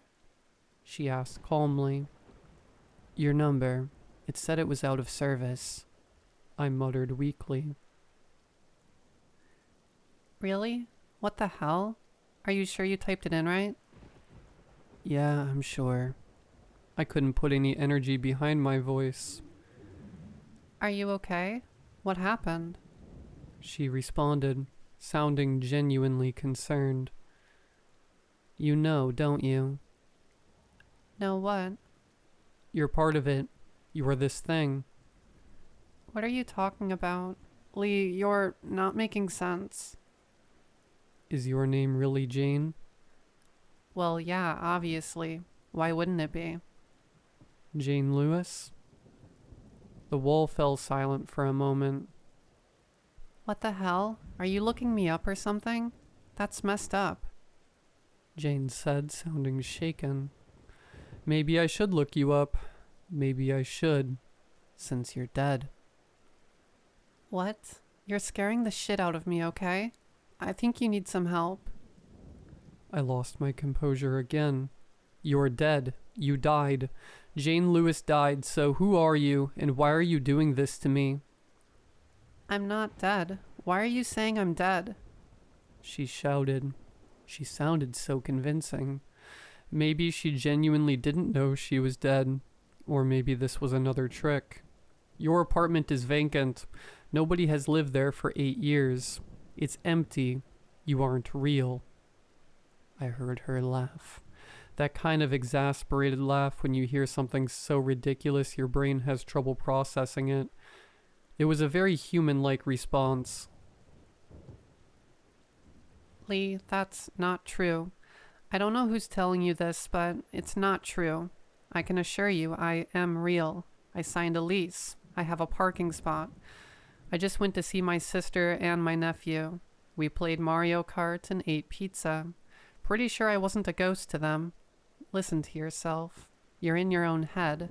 I am real. I am your friend. At least I'm trying to be. Her voice began to crack at the end. I could almost hear the tears welling up. I couldn't hold it in any longer. I began to cry. She wasn't trying to pull me back to a reality I had drifted so far from. God, I wanted everything she said to be true. Across the wall, I could hear a few quiet sobs. It was so real. It had to be real. You're really scaring me. If this is a game, please just stop. It's sick. I'll leave. I'll pack my stuff and I'll leave. Just please stop. My heart broke. I never wanted this. I'm sorry. I'm so sorry, Jane. I don't know what's happening with me. Nothing makes sense. The building manager told me all this stuff, and I don't know what's real anymore. I need help. I almost let it all go. I almost convinced myself that I had totally lost it, and it was all in my head. It would have been so easy. All the pieces would fit together if none of it was real. But I had one more idea. I have a phone, like I said to her. Maybe I should look her up. If she went missing, there would be reports. All I have to do is type in her name, Jane Lewis, plus the name of the city. Enter. My heart sank further than I thought it could. There she was. The article came up immediately and I saw her face for the first time, but I didn't think she was lying. Not on purpose, anyway. Those tears couldn't be fake. I refused to believe it. She really doesn't know. She's still stuck in that room, thinking she's alive. I looked at her picture for a while, so different from the ones my mind conjured up when we spoke. But her face fit her voice and personality like a glove. It radiated positive energy. The image of her in my mind was replaced with this new one instantaneously. Something about being able to attach the voice to the face made me trust her 10 times more. I knew this was really her. In some form, I wasn't being tricked. I was certain. I don't know if I should tell her that she was dead. A part of me thought there wouldn't be a point. There's no way she would believe me, but I felt like I had to. No more secrets. I needed this all out in the open, whatever happens. Jane? I said hesitantly. I looked you up. I'm looking at the article right now. Lee, please. She begged. I continued and began reading the article aloud. Jane Adrienne Lewis, 26, last seen October 12th, 2015, reported missing October 14th, 2015, declared dead October 14th, 2022. Multiple searches turned up no leads. The initial suspect, ex-boyfriend Devin Aronson, whom had at the time been serving a restraining order from Jane, was exonerated. Her sister Carrie and mother Lynn continue to urge the public to come forward with any information they may have. I recited coldly, trying not to break. Jane was loved by her family, friends, and community, and is described as a kind soul, funny, passionate, and selfless. Her entrepreneurial spirit led her to start up multiple small businesses, dating all the way back to 8 years old when she would make and sell beaded bracelets and homemade baked goods to her classmates. Her mother, Lynn, quotes, "I stopped myself. This is a lot to throw at her, and I think she got the point." She was silent for a minute and then she spoke. October 12th, 2015. Yes, 8 years ago last month. That was the last time you were seen. 8 years ago. Yeah, October 12th, 2015 is today. she said. You're telling me I go missing today. Everything turned upside down once again. I stammered. Words struggled to form. She was living out her final days all over again somehow. Nobody remembers the stupid bracelets. Only my mom remembers that stuff. She continued. I'm sorry. It's not true. You're sick. You've been stalking me, gathering all this information. What do you want? She screamed. There's a video. I can play it for you. She went silent. I took that as a yes. I turned the volume up, held the phone to the wall, and hit play on the embedded video. An older woman and a younger woman stood together in front of microphones on the front lawn of a small house. I could only assume her mom and her sister. She wouldn't accept it from me. Maybe she would accept it from them. Her mom didn't get through 2 sentences before I heard the most horrific sound I had ever heard coming from the other side of the wall. It sounded like all the air was sucked out of her, while at the same time she screamed and wailed. It was like the scream I heard the day before. All she could say was no, over and over again. I heard her rocking back and forth on the bed. It hit. She believed. I'm sorry. I cried, but all I could do was wait and listen to her violent sobbing, her awful cries. I couldn't imagine what she must be going through. After a few minutes, the crying stopped and she spoke through her sniffles. Read me more. There has to be more. I obliged and continued skimming the article. The words, "an early prominent lead," jumped out at me and I read the paragraph out loud. Jane's older sister told police about conversations the two had the day prior to her disappearance. Jane talked about making friends with a neighbor named Lee. I paused. The last thing I expected was my name to appear in this. Albeit spelled wrong, it was spelled Lee. Mine is spelled Leigh. My heart began to pound, and I continued. Whom she claimed she could hear through the unit's wall. However, when police searched, they found nobody by that name living in the building, and weren't able to find any evidence of this mysterious Lee. What the? Jane said, echoing my sentiments. You're alive. I'm really talking to you. 8 years ago. I surmised. It was the only way that could make sense. I've been trying to tell you I'm alive. Wait, maybe that means I can help you. You were supposed to die today, but maybe I can save you. Okay. How? I thought about it for a second and the most obvious answer popped into my mind. Get out. Get out of the room now. It's in the room. You have to leave. What do you mean it's in the room? It's 402. Something bad is in 402. I hear it at night. You have to go right now. Stay with your sister. Okay, I'm going. She said frantically. I heard the bed shift as she began making her way off. Then I heard something else. Wait, I shouted. Don't move. What? Why? Don't step off the bed. Stay on the bed. Why? It's breathing. I can hear it. It's under your bed.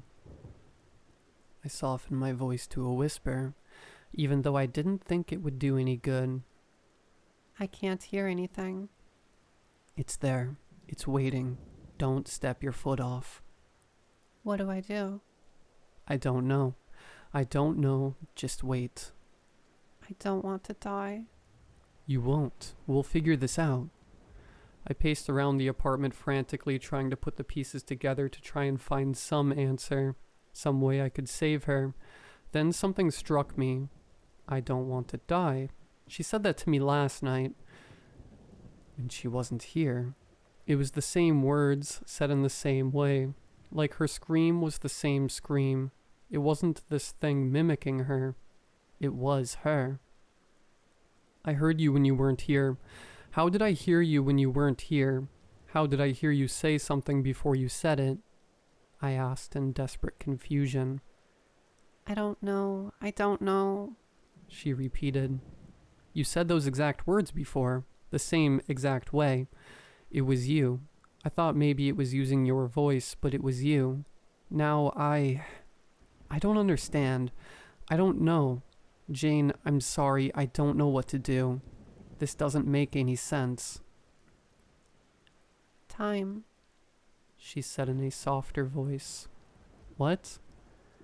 I read this book a little while ago. It was a poetry book. It sounded like she was just talking to calm herself down, saying anything, thinking about anything. Just going back to a happy place. Anything to cope. It seemed like something she had to learn how to do. I let her continue while I searched my own mind for answers. One of the poems was about time, about how life is a cup and time is water being slowly poured into the cup. I can't remember exactly how it went, but the stream of water is your present, and it all collects and fills up to become your past. She said. I heard her lay back on her bed. I pictured her staring at the ceiling, fingers interlocked, scared out of her mind but trying her best to talk her way out of it. I never heard that one, I replied. It always feels like we're going somewhere because we're in the middle of the pour, but when you look at the past, it's all in the same place. You can take a sip from any of it. I always liked that analogy for some reason. Maybe when we see ghosts, it's just time spilling. out of their glasses, out into the world for all to see. Maybe that's why we see them most at night. It's easy to spill things when it's dark. Her voice slowly grew calmer. I listened, fearing deep down that this might be the last time I hear it. She kept going. I don't think I spilled. Maybe a little bit. In the dark. Maybe that's what you were hearing. But I think I poured my time out. To you, I mixed up our glasses. Because I needed to. Maybe she was right. There's no way of knowing, but it is a nice thought. We mixed our time. I pictured a plain milkshake in a blender, but with a little chocolate swirl cascading into the center. Or maybe I threw my whole glass at the wall. She said, chuckling faintly. I smiled. That would do it. The thing in that room, maybe it spilled too. Spilled over here from someplace else, I surmised. The wall went silent. It was silent for a long time. Too long. Then the creak I had become so familiar with. She sat up. Jane? I shouted. I see it. Her breath was shaky. Her words were weak. It's with me now. Get out of there. Run. Just run. I shouted. I can't move. Please help me, Lee. Please. She begged. I couldn't take any more. I couldn't think anymore. I took the keys Mike gave me.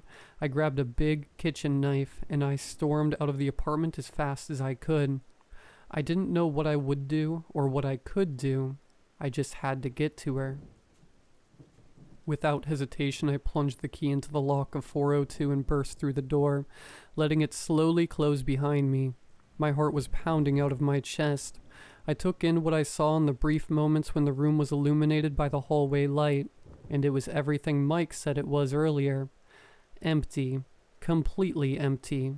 Unkempt and unclean. The dust was thick. There was absolutely no mistaking the fact that this place was abandoned. Now, though, with the door closed, all of those details were replaced by a thick blanket of darkness. So dark. Darker than my apartment ever was. I tried the lights and they didn't come on. Jane? I shouted again as I walked further into the blackness, but there was no response. She wasn't here, but she was. She was on her bed, helpless, staring at something that was about to kill her. What was happening 8 years ago, but it was happening right now. I just couldn't see it. There isn't even a bed here anymore. I stood right where it should be, and there was nothing. Please answer me, Jane. I should be able to hear her, I thought. I tried to even just feel her presence somehow, but I couldn't feel anything except dread. Was I too late? I called out to her again and again.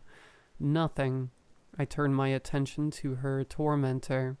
Leave her alone. What are you? Show yourself. What was I saying? The adrenaline was too high. I didn't even fully realize the scope of the stuff I was in, but it was beginning to dawn on me. This thing, it killed Jane. It torments people. It carves them up. And I just walked right into its mouth. I liked Jane's theory about time. But maybe it was this thing that did it. It mixed up our time. It put us together to lure me over here. 8 years without a victim, and it was starving.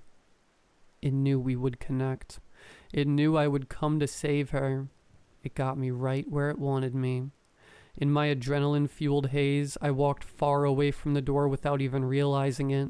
I was on the other side of the room. I could make a run for it, but I froze. The soundproofing panels were gone, but the place was just as silent. The intense dark made my vision fuzzy and grainy. Dark spots and subtle shapes manifested and dissipated, tricking my eyes. I tried to scan the room. All I could really make out was some of the basic geometry. The only light was an inch-tall line coming from under the front door. It could be hiding in any of these pitch-black corners, standing there, watching me hyperventilate. There was a sliding closet door next to the front door. very slightly open. Mike said something about people seeing it in the closet. I could imagine its eye peeking out. Maybe that's where it hid in the daytime, watching Jane and listening to us. Something moved above me. I looked to the ceiling but saw only black.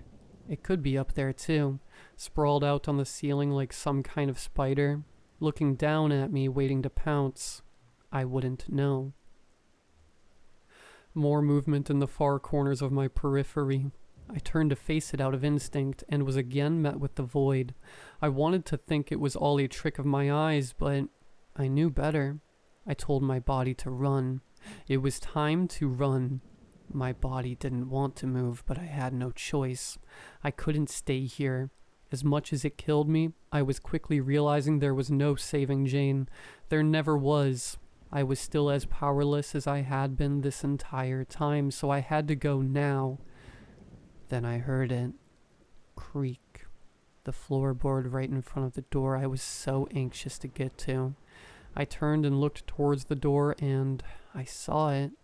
The line of light under the door was now broken by two dark pillars. It was standing right there. It was too dark to make out any other features, or maybe it didn't have any. All I could make out was a shadow amongst the shadows, the vaguest confirmation of a form. My legs fell out from under me and I came down hard. I kicked my feet and crawled back against the furthest corner. I didn't take my eyes off of it. I didn't dare to even blink. It didn't move. After a moment, the floorboards began to creak subtly again and again, but it still wasn't moving. It sounded like it was only slightly shifting its weight from one foot to the other and back again. It was swaying. I really was trapped now. It wasn't going to let me go to the door. I put my hands on the wall behind me to help me push myself back up. One of my hands touched something wet. The wall was damp and squishy. Instinctually, I looked to see what I was touching, and my eyes were able to adjust enough to make out that it was mold. A ton of mold, coating several feet of the wall. I recoiled in disgust, but it quickly all started to add up. This mold was exactly where the mold in my apartment was. It was the same mold on both sides. The guys who replaced my drywall, they never looked on the other side. But now that I thought about it, the day after they opened my wall was the day this all started. Opening the wall opened the threshold, and that's how it must have found me. These revelations ripped through my mind within a few seconds, but the ultimate realization was that I took my eyes off of it. I quickly turned back. The line of light was unbroken again. It moved. It could be anywhere now. It was toying with me like it toyed with all the others. I began to feel my feet go numb, just like how Jane's did. I couldn't make a run for it anymore. This was it. It was coming for me. In my desperation, I took the knife and jammed it into the moldy wall. It slid in, so I stabbed it again and again and again. Then I dropped the knife and forced my hands inside, pulling and ripping and tearing at the decay. Some parts tore away easy. Others were still rough and hard. Amidst the crumbling and the squishing sounds of the wall being pulled apart and the sounds of my own struggling, the creaks began again, coming closer now. The tips of my fingers screamed in pain. My fingernails bent and broke as drywall lodged itself behind them, but I continued tearing at it with everything I had. It felt like I had an extra pair of hands. The creaks got closer. The numbness crept up my legs. The breathing I heard time and time again I could now feel on the back of my neck. Then, that awful sound of teeth chattering inches away from my ear. Eventually, the hole was big enough for me to crawl into, and I hoisted myself inside with every bit of strength I had left. My body barely fit between the drywall and the solid concrete. I squeezed in as best as I could. I knew this wasn't an escape. This was just the only thing I could do. Maybe this would be far enough outside of its physical domain. Sound could travel past the wall, but maybe it couldn't. It was a stretch, but it's all I had. It was pitch black in here. I couldn't even see myself. I was at the whim of the warbling fuzz of my own retinas. It stopped moving, but it continued to breathe right next to my ear. Maybe I was right and it couldn't get inside. Time passed. The breathing faded. My heart rate began to slow and the intense pain in my hands crept to the surface. I didn't know how long it had been, but it felt like ages. At this point, I was waiting for the sun to come up, but instead it stayed pitch black. I finally decided to take a peek outside of the hole just to see a glimpse of that line of light again. I reached my hand toward the edge of the hole to pull myself towards it, but I couldn't find it. I ran my hand along the whole surface. I couldn't find the hole. It was gone. It was like it was never there. The wall was perfectly smooth and solid. I began to hyperventilate again. Then I began to scream. I screamed for help until my throat went coarse. I hit the wall as hard as I could over and it wouldn't budge. I couldn't see the blood, but I felt it trickle down my knuckles. I managed to dislodge a wooden stud, but that offered no help. I fought until I had no more fight left in me. Then I sat back, staring into the blackness once again, defeated. Only there was something different this time. I could only describe it as something darker than pitch black, a little fuzzy orb of it, floating past the wooden stud that I broke off. I pulled myself closer, and my eyes very slowly began to adjust. It wasn't an orb I began to discover. It was 3 orbs, arranged in an inverted triangle. I pulled myself closer again. No, not orbs. They were holes. I couldn't fully make it out until I was a mere foot away from it. Then I gasped in horror. A face, sunken black holes for the eyes and mouth, withered and shrouded in a veil of cobwebs. I could barely make out the rest of the body, slumped over and sitting like I was, decayed to bones. There she was, the veiled woman, but not just the veiled woman. It was Jane. She was here all this time. It probably tricked her into the wall the same way it tricked me. Tears welled up immediately and turned to frantic sobs. No, Jane, please, no. I thought I could save you. Please don't be gone. I knew she was dead, but actually seeing her like this broke me beyond repair. It sunk in now. That last glimmer of hope I had was gone. My friend was dead, and she died afraid. You can't be gone. Tell me one of your jokes. You're supposed to tell me them every day. You can't miss a day. You have to, please. I was hysterical, thinking about her scared and alone and trapped for God knows how long, never being found. It shattered me over and over. I couldn't save her. I couldn't reassure her. I couldn't make things better. I couldn't say goodbye. I couldn't even bring her or her family closure because I will die in this place too, and neither of us will ever be found. I'm sorry. Give me more time. Spill me more time. Just a little more.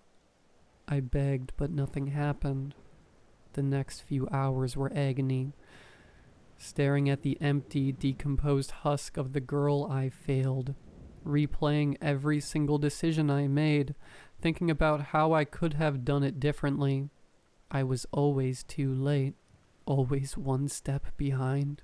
Too scared, too uncertain.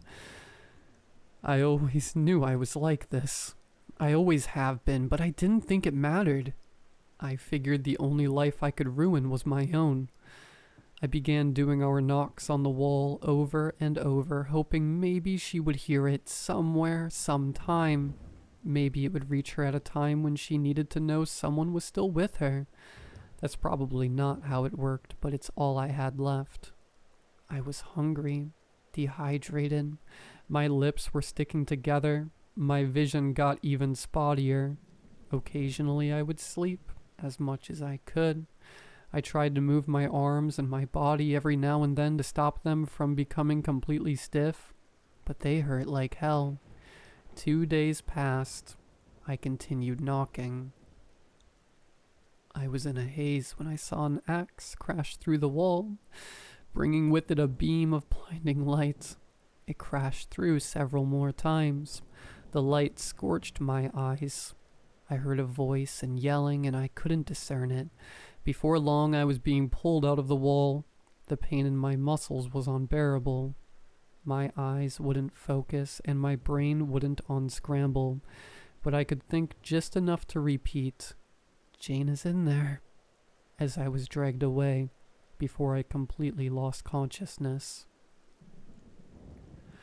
I awoke in a hospital room, once again blinded by all the light, but my eyes eventually focused on Mike. He told me he regretted giving me the key to 402 and came to check on me. When he saw the key still in the lock, that's when he heard me knocking and he got me out. I told him I was grateful and that I was sorry. The police and the paramedics came and collected Jane's body. Mike told me what story to use to explain what happened. Say I heard some rats and took it upon myself to set traps on the wall when I got stuck and found Jane. It worked well enough for them. I got fired for missing work, which made me laugh. And it goes without saying that I had to find a new place to live. I went back to my apartment after I got discharged, gathered everything I could in about 20 minutes and left. Right before I shut the door, I knocked twice on the wall, one more time, just because. Jane's sister reached out to say thank you on behalf of her and her family. I wish I could tell them more, but there was no way. All I could do was wish them the best. I believe they're trying to sue Mike for criminal negligence. I struggled to find a new place and a new job. I got fired a few times for being too inattentive or slow. I wasn't sleeping or eating. I had panic attacks and night terrors. I couldn't bear the dark or the quiet. The things I saw I couldn't escape, but beyond the fear and the trauma, it was the guilt that was the worst. I saw her face everywhere. Her dead face haunted me while I slept, and her living face haunted me while I was awake. Neither face could ever forgive me. I didn't have enough money to drink away the sorrow. I was forced to face it all every day. Dating was off the table. I wouldn't subject someone else to me in the state I was in. I thought long and hard about giving up in those next few months. I got closer and closer to making that decision. I started stockpiling prescription pills and drafting final letters. I only felt more and more ready as the days passed. But on the day I chose, and the time I chose, I heard 2 knocks on my wall.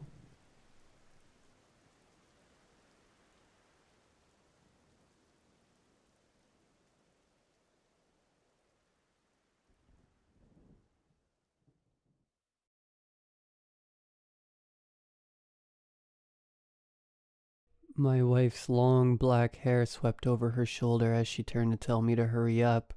6 miles into the hike and she was still bounding with energy while I neared the brink of collapse. Bang, bang, bang, bang. Taking no notice of the pounding that had just drifted through the trees, she paused to allow me to catch up with her and tease me for becoming an old man. Our 10th time making the trek. An annual tradition to return to the place where I'd proposed, and she looked as beautiful as she had on the first. Bang, bang, bang, bang, bang. It was louder now, enveloping us. Desperately I tried to ignore it too, fighting to stay in the moment, fighting to stay with her. I knew what was waiting if I gave in. Bang, bang, bang.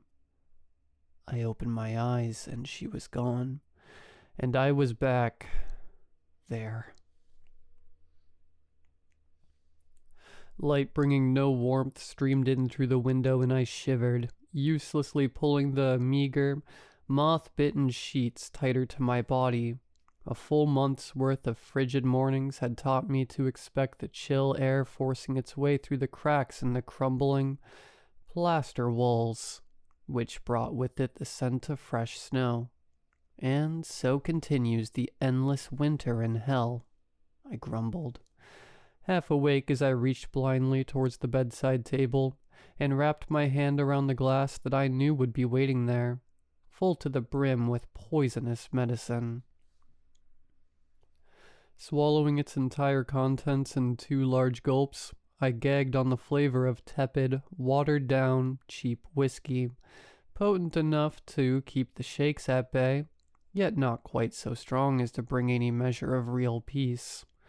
At least its pain-numbing qualities exceeded those of the booze in the outside world, allowing me to choke back the tears brought on by my shattered back. Bang, bang, bang, bang. The cacophony that had woken me continued down on the first floor. From the sound of it, our fresh arrival was still violently trying to come to terms with his new living arrangements, angrily shouting, pounding on the walls and based on the scraping and then the loud crashes that followed, attempting to hurl the dining room chairs through the windows. "Henry will be furious about having to rebuild those again," I murmured. I took another swig from the glass that, by then, had refilled itself, and listened more closely to the man's words. With only 2 semesters of college Spanish under my belt, it was some time before I recognized anything that he was screaming. "Donde esté la puerta?" was the only thing I picked out that I fully understood. It will return soon enough, I thought to myself, polishing off my second helping of swill and setting the glass back on the table, feeling the weight of those words more heavily given the events of the last couple days. Best not focus on that part, though. I shuddered, propping my back up against the metal bars of the headboard and reaching once again for my only comfort in there, topped off as it was, for a 3rd time. Confined to my bed for the foreseeable future, I heard Henry's door open and his footsteps thump past mine as I knew, for the 3rd day in a row, he was going to attempt and calm the fresh tenant. And watching the haggard, dirty, broken man in the mirror that faced the bed raise the glass once again to his lips, I reflected back on my first day in the winter house. 2 years. It was 2 years to the day that I lost Sherry. It all happened so quickly. We were on our anniversary hike when, for the first time in our relationship, she fell behind me, then, without warning, collapsed in the middle of the trail. Hospital visits, tests, diagnosis, treatment, fighting, losing, withering. Dead. 6 months. It's all it took. 37 years of healthy existence. 10 years of happy marriage. So much life still left in front of her. Dead. Every time I closed my eyes, I could still hear the high-pitched squeal of the machine announcing to me that her heart had stopped when I felt the last of her strength evaporate from the hands I was holding. For the next 2 years, I tried to carry on without her. Did everything I knew to pull myself out of the swirling pit of despair I dropped into the moment she stopped breathing. Friends, family, hiking, lifting, church. I even debated going to therapy. But my father had always told me that that was only for weak men. Every day I fell deeper into the hole, and every day the bottle loomed nearer. You see, Sherry and I had met in Alcoholics Anonymous. She was already 3 months sober at the time and comforted me on the very first day. Helped see me through the worst of my detox. Kept me going back to meetings. Became my biggest advocate. We were 2 broken souls that had enough pieces left to hold each other together, and once she was gone, mine was shattered once more. But she had made me promise that I would keep my sobriety in her absence. Made me swear it on the ring she'd worn on her hand every day of our marriage, and that I then wore around my neck every day after her passing. Yet one night I found myself in a bar. A bar I'd been to many, many times in my pre-Sherry life. A bar so familiar that, although I hung my head in shame, the feet I was watching carried me to a stool that, even after years of neglect, Still felt like home when I sat in it, and without me uttering a single word, a drink appeared in front of me. Double whiskey, on the rocks. The bartender winked and asked where I'd been before shuffling off to take another patron's order. Staring at the ice cube suspended in the amber pour of my failure, I apologized to Sherry before drowning it in one practiced motion. 5 more helpings of the same tonic at the bar, and a stop at the liquor store on the way home, and I was feeling the best that I had in a long while. In fact, it was the only time in the last 2 years that I hadn't felt the crushing weight of Sherry's death bearing down on my chest, and I was experienced enough to know that the minute I sobered up again, the pain of her loss would return even more intensely than before. So I decided that night, on the walk between the liquor store and my house, that I was never going to be sober again. My plan was to continue drinking in every waking minute of every hour of every day of the remainder of my life until my liver finally would give out on me. And in that instant,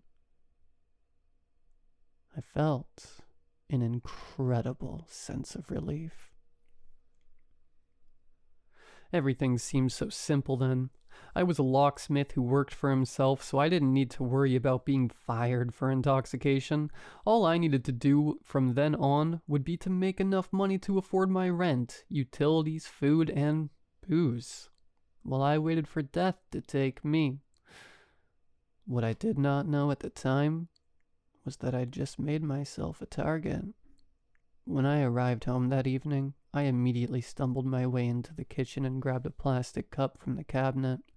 Given I was already nearly toppling over with each step, I was certain I'd shatter anything glass if I tried to use it, and therefore was more than happy to fill my NASCAR chalice with a heavy dose of whiskey and ice. The next hour or so, I melted into the couch watching trash TV, working myself halfway through the 5th I'd purchased. It wasn't long before I passed out, empty vessel in hand, dreamlessly fading into nothing. I awoke with a headache, around 3 in the morning, needing to pee fiercely, and stupidly, I tried to sprint to the restroom, kicking the coffee table on the way there. Blind pain seared through what I imagined was likely a broken pinky toe in my right foot, necessitating that I limp the rest of my way to the toilet in our master bedroom. After I had finished my business, I debated brushing my teeth and laying down in bed for the rest of the night, but with the way my head was feeling, I knew that if I didn't get some more alcohol into my system before I fell asleep again, the morning would be horrendous. And walking back into our bedroom, I caught sight of something I hadn't noticed when I'd crossed through the space with my eyes bleary from the tears of my shattered toe. There was a glass on my bedside table, brimming with a brown liquid and ice effortlessly floating through it, tinkling softly as the cubes moved up and down. It appeared as if someone had just placed it there a moment ago. I blinked repeatedly to make sure it didn't disappear, but after closing my eyes and opening them for the 4th time, I resigned myself to its reality and focused then on how it could have gotten there. As I mentioned, I was only planning to drink out of my plastic cup for the evening. Moreover, as far as I was aware, I'd been knocked out on the couch until about 5 minutes prior. Had it been there when I came into the room initially? I pondered. It must have been, unless there was someone else in the house with me. My heart rate increased, considering the possibility that someone had invaded my home, and I stood stock still for a minute, listening intently for the sound of any other movement in the house. But all that met my ears was the gentle click of the ice, which I felt should have settled by that time. Yet when I looked back at the table, it was impossibly still stirring, as if disturbed by an unseen hand. Grabbing a baseball bat from the closet, I planned then to search the house and started first by checking that I had, in my drunken stupor, remembered to lock the front door. Sherry and I had had a break-in a couple years before she passed, and I had personally installed a special deadbolt that used keys which I'd made myself. Of those keys, there were only 2 in existence, and of those 2, I retained sole possession. So when I reached the door and found that I had indeed thrown the bolt behind me when I had returned home earlier, I relaxed slightly, confident that no one could have picked the lock and entered through the main entrance. I conducted a thorough search of the remainder of the modest domicile. In doing so, I established that all other doors and all of the windows were locked, sealed, and undamaged, and I detected no trace of anyone besides myself within the walls. I was alone. So, I returned to my bedroom, praying as I crossed the threshold that the beverage would simply have vanished, and I could chalk the whole thing up to a hallucination. But I was sorely disappointed. There it still stood, solid as the moment I first laid eyes on it, ice continuing to bob up and down. The only explanation that I had for its presence then was that I had woken up, or maybe even sleepwalked, some time before I had arisen to pee, made myself a drink, placed it down next to my bed, and wandered back to the couch. But why would I do that? I confusedly considered. If that had been what happened, I would have had to have it done it very recently, as the ice looked unmelted.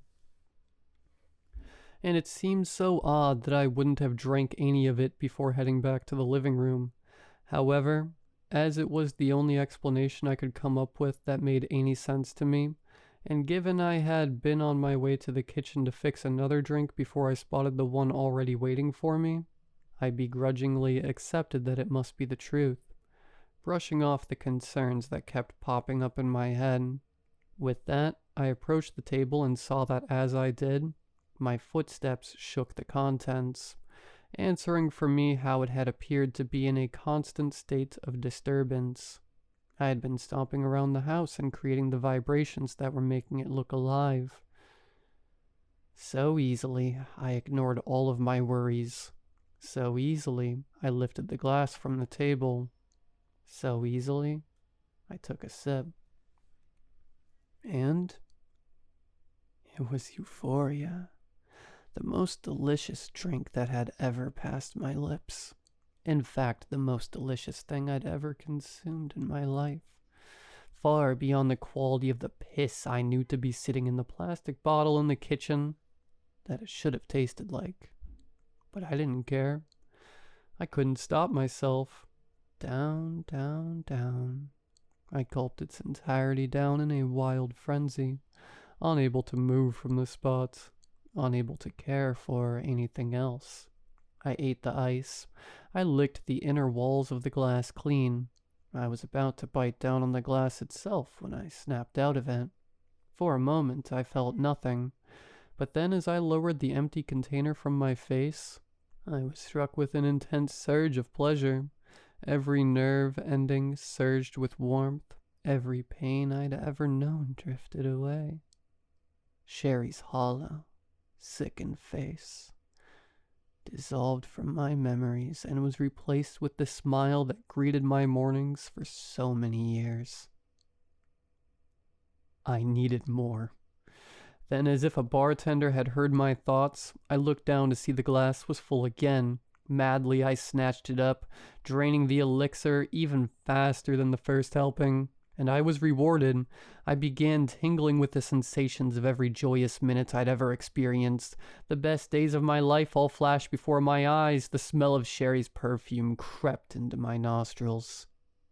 At that moment, I was positive that I was happiest being on the planet. While I basked in bliss, a voice rose from the back of my mind, carrying with it only one word. More, it demanded. The glass was full again, and the third dose barely lasted a second. I felt Sherry's arms around my waist, wrapping me in a hug from behind. The weight of her head pressed down on my shoulder as she pulled me gently down onto the bed. Lovingly, she ran her fingers through my hair and whispered tenderly in my ear, "Don't worry, I've got you now." It was so sweet to hear her voice again, So sweet to feel her warmth beside me. "I've got you now," she repeated, yet this time the tenderness was gone. This time, a darkness filled each syllable. Panic replaced ecstasy, but I was helpless to do anything about it. Overwhelming exhaustion overcame me, and I was forced powerlessly into a heavy and dreamless slumber. Sunlight shone on the inside of my eyelids, and I cracked them open to find it was morning. Nothing about my bedroom appeared different than any other time I'd woken up there, besides that it was absolutely freezing for the middle of summer. Yanking the covers closer to me, I cocooned myself to attempt and warm my bones. But it was to little avail. A pounding headache prevented the events of the previous evening from returning immediately, but when I rotated my head to look at the clock on the bedside table, there was an empty space on it that I knew, for some reason, should have been occupied. The glass was gone. It all came back to me, and I, with a start, sat up in bed, quickly to be greeted with an incredible bout of nausea. Frantically, I ran for the restroom and began to vomit so furiously. I worried that I might not just expel what was inside my stomach, but actually launch my stomach itself into the toilet. It was the most miserable I had ever felt, a hangover so severe that I legitimately considered calling for an ambulance. You would have thought that in that instant, I'd be swearing off alcohol forever. Yet in reality, once I felt assured that I had nothing left inside my body to chuck up, the first thing I did was crawl like a baby to the kitchen to find my leftover whiskey from the night before. Any alcoholic can tell you that the fastest way to cure alcohol withdrawal is to consume more alcohol. So with trembling hands, I snatched the half-empty bottle down from the counter and, foregoing any imitations of sophistication, took 2 large pulls directly from it. I gagged and my stomach churned. It took every ounce of my fortitude to keep it down, but I was able to hold it. Sitting on the floor, I leaned against a cabinet and continued to take small sips every few minutes while I waited for it to take effect, and gradually I began to feel the hangover symptoms subsiding. Once I was able to focus on anything other than feeling horribly ill, I thought again about the night before, about the mysterious glass, about how perfect it made me feel. With its conspicuous absence that morning, I wondered if it had all been a very lucid dream. Maybe it really had been a hallucination brought on by the binge I'd gone on after such a long period of sobriety. Whatever the case, as the whiskey displaced more and more of the healthy ingredients of my blood, I focused less on the likely imagined events of the night before, and more on the growing hunger. With that sensation returning, I knew that I would be feeling well enough to stand and hold myself to my feet. Swaying a bit more than I expected, I continued to take intermittent gulps of drink as I managed to fumble my way through a shower, teeth brushing, and getting dressed, so that I could at least head out to get a greasy fast food breakfast and another bottle for the afternoon. Feeling at least presentable enough for the liquor store, I stepped out through the front door, closed it behind me, and turned my key in the deadbolt to lock it, and when I spun it back to the center position to remove the key from the door, it got stuck. Yanking on it as hard as I could, it refused to pull free from the lock. I tried jiggling it a bit, but couldn't shake it loose. Then I tried twisting it back to the locked position, but it wouldn't budge that direction either. Annoyed, I was about to head to my truck to grab some of my smithing tools to force it to come out, when something happened. The key rotated on its own to unlock the door. I stared at it in disbelief for a moment. There was no way that should have been possible. Even if someone was standing on the other side of the door and had spun the deadbolt handle, it wouldn't have moved the key externally. Confused but significantly inebriated such that I was more frustrated than scared at the time, I tried to turn it back to lock the door again, but found it was now frozen in the unlocked position. unsure of what to make of the situation, I decided to open the door to begin investigating the entire mechanism that was met with a sight that I'll never forget. My living room was gone. Instead, the door had opened to reveal the dingiest interior I'd ever seen.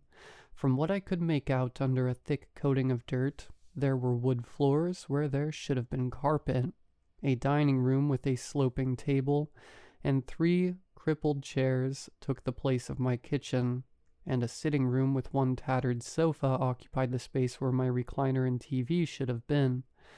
Every surface was topped with such a thick layer of dust that the only distinguishable color was gray, and the most confusing part was that directly in front of me, straight away from the front door itself, was a flight of stairs leading up to a second floor. But I lived in a 1-story home. I moved backwards 1 step and surveyed the exterior of the house just to make absolutely sure that I hadn't somehow blacked out and found my way to the wrong abode. But there were the numbers of my address on the letterbox right next to the door. As I had the night before, I blinked again and again in the hopes that my living room would return, but the decrepit image beyond the entry remained unchanged.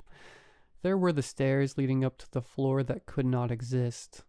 Fear began to eat its way through my liquid courage, and I reflected back on the glass from the night before. Maybe it hadn't been a dream. Maybe I'd been drugged. Maybe it was part of a government experiment of some kind with LSD. There needed to be a sane explanation for what I was seeing, as it was impossible that my door had randomly decided to open itself into another home.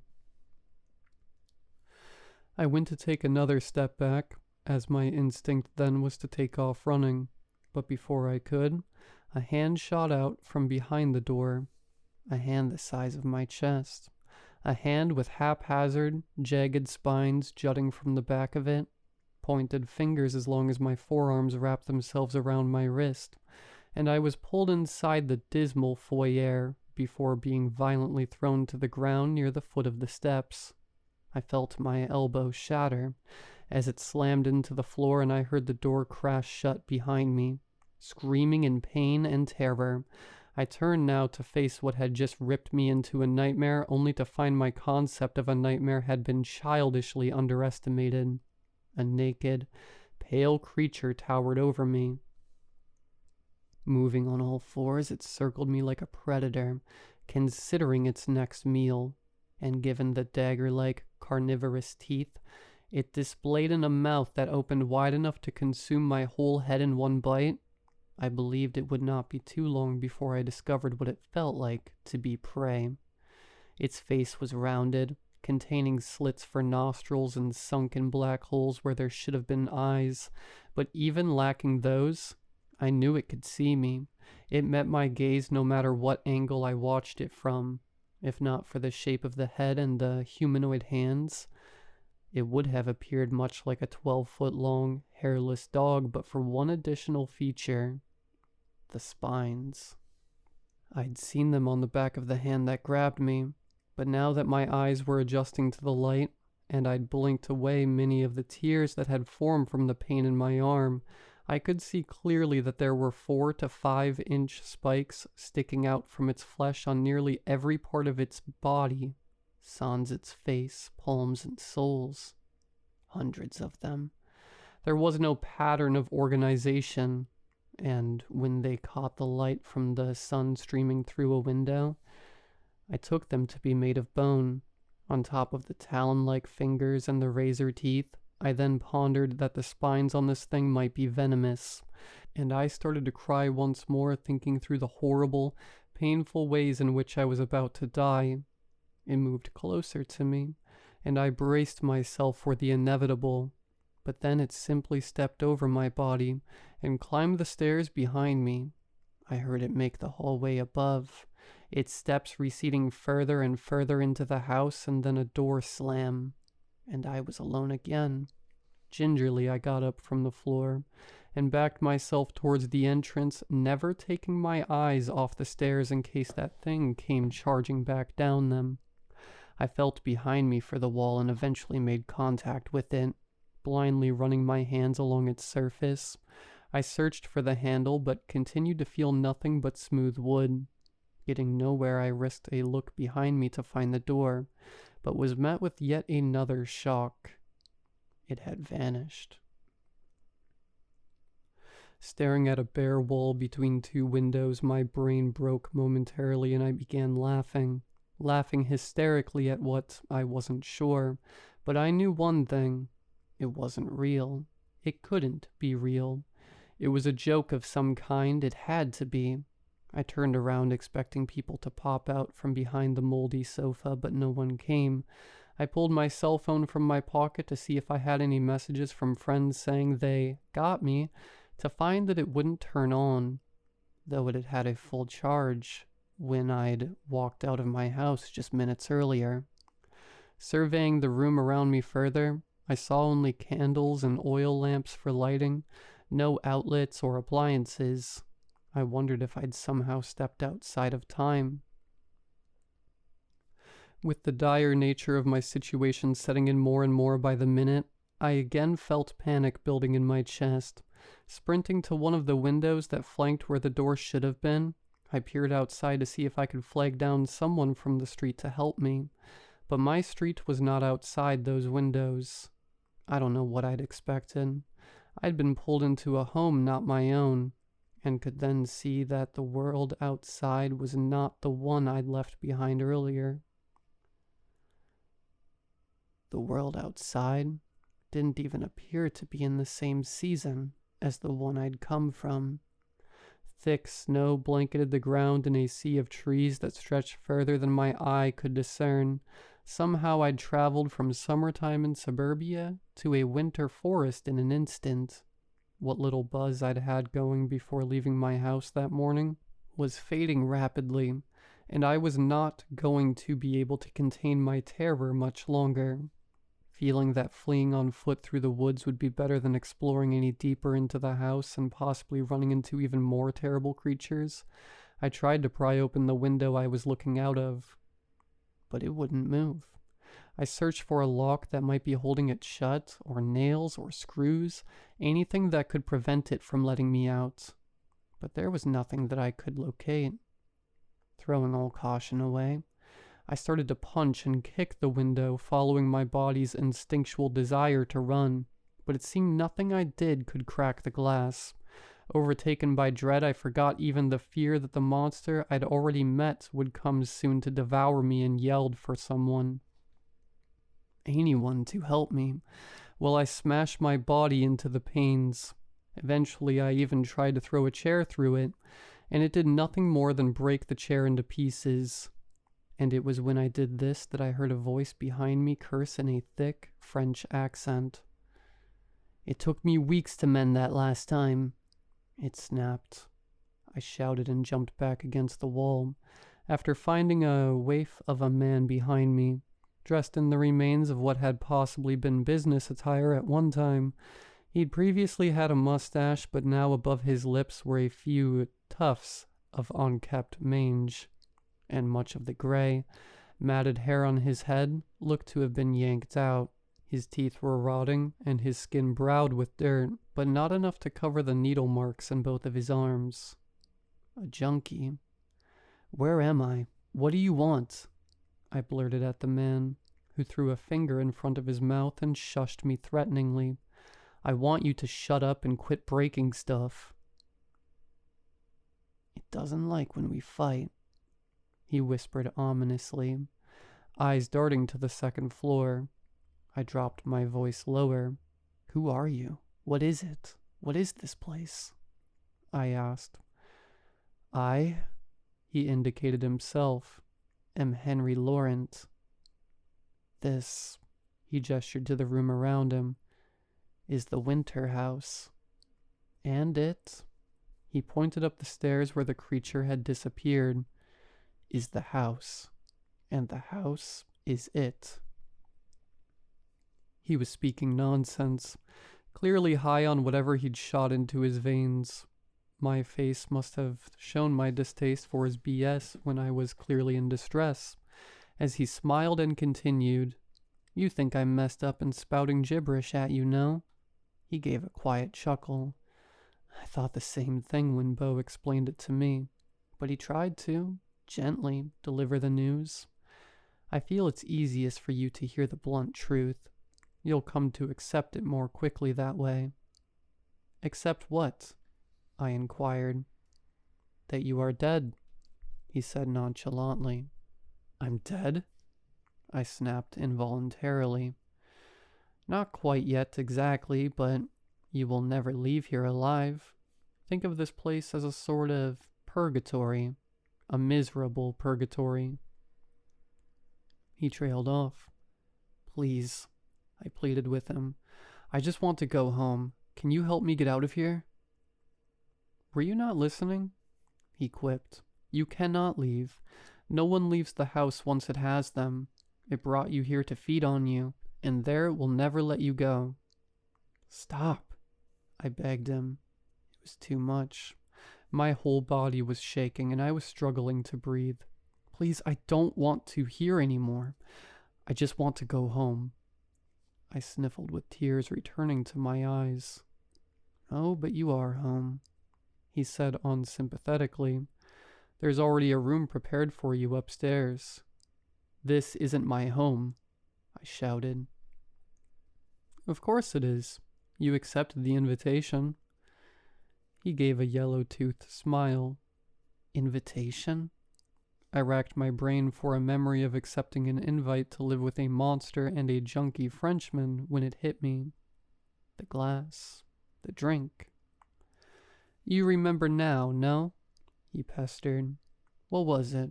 Pills? Cocaine? A whiskey, I stammered. Ah, yes, alcoholic then. Mine was heroin, the best I'd ever had. 3 needles full. The stuff here is terrible, but it's all there is. His expression dropped to one of deepest longing. There's heroin here? I was astonished. Heroin, alcohol, pills, meth, cocaine. Whatever brought you here will be here for you. Always. He paused momentarily. The house provides, he finished, then walked towards the shattered chair and picked up some of the pieces. There was a pile in the corner of the room with the remains of several other pieces of furniture, and it appeared he was going to try and mend the chair using pieces of different chairs and still more pieces of chairs as tools. You'll see. He started up again. Go check your room. Up the stairs and first door on the right. There will be something waiting for you in there that I'm sure you're beginning to get desperate for. Upstairs? Are you crazy? That thing is upstairs. I had every intention of keeping as much space between me and the monster until I could figure out what was going on. Oh, it won't bother you now, he said.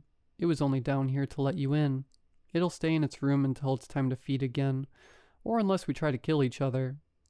He could see that I did not trust him at his word. Fine, he sighed. Would you like me to show you to your room? I did not want Henry to show me anywhere. I wanted to wake up. I tried to slap myself several times, but only found Henry's laughing face staring back at me each time that I did. Follow me. He made a motion behind him and walked towards the stairs. Come, there is something in your room that will make this easier. I saw no reasonable alternatives. I could continue to try and smash unbreakable windows and find an invisible door, or I could follow Henry to my room, being I was unwilling to explore any of the rest of the house alone. So trepidatiously, I accompanied him. Henry showed me up to the second floor, which comprised a single hallway that led straight back to a door at the end, with 3 others branching off on the sides. The warden lives down there. He pointed to the door at the end of the hall. I'm in here. He threw a thumb towards the first door on the left. Beau's in there.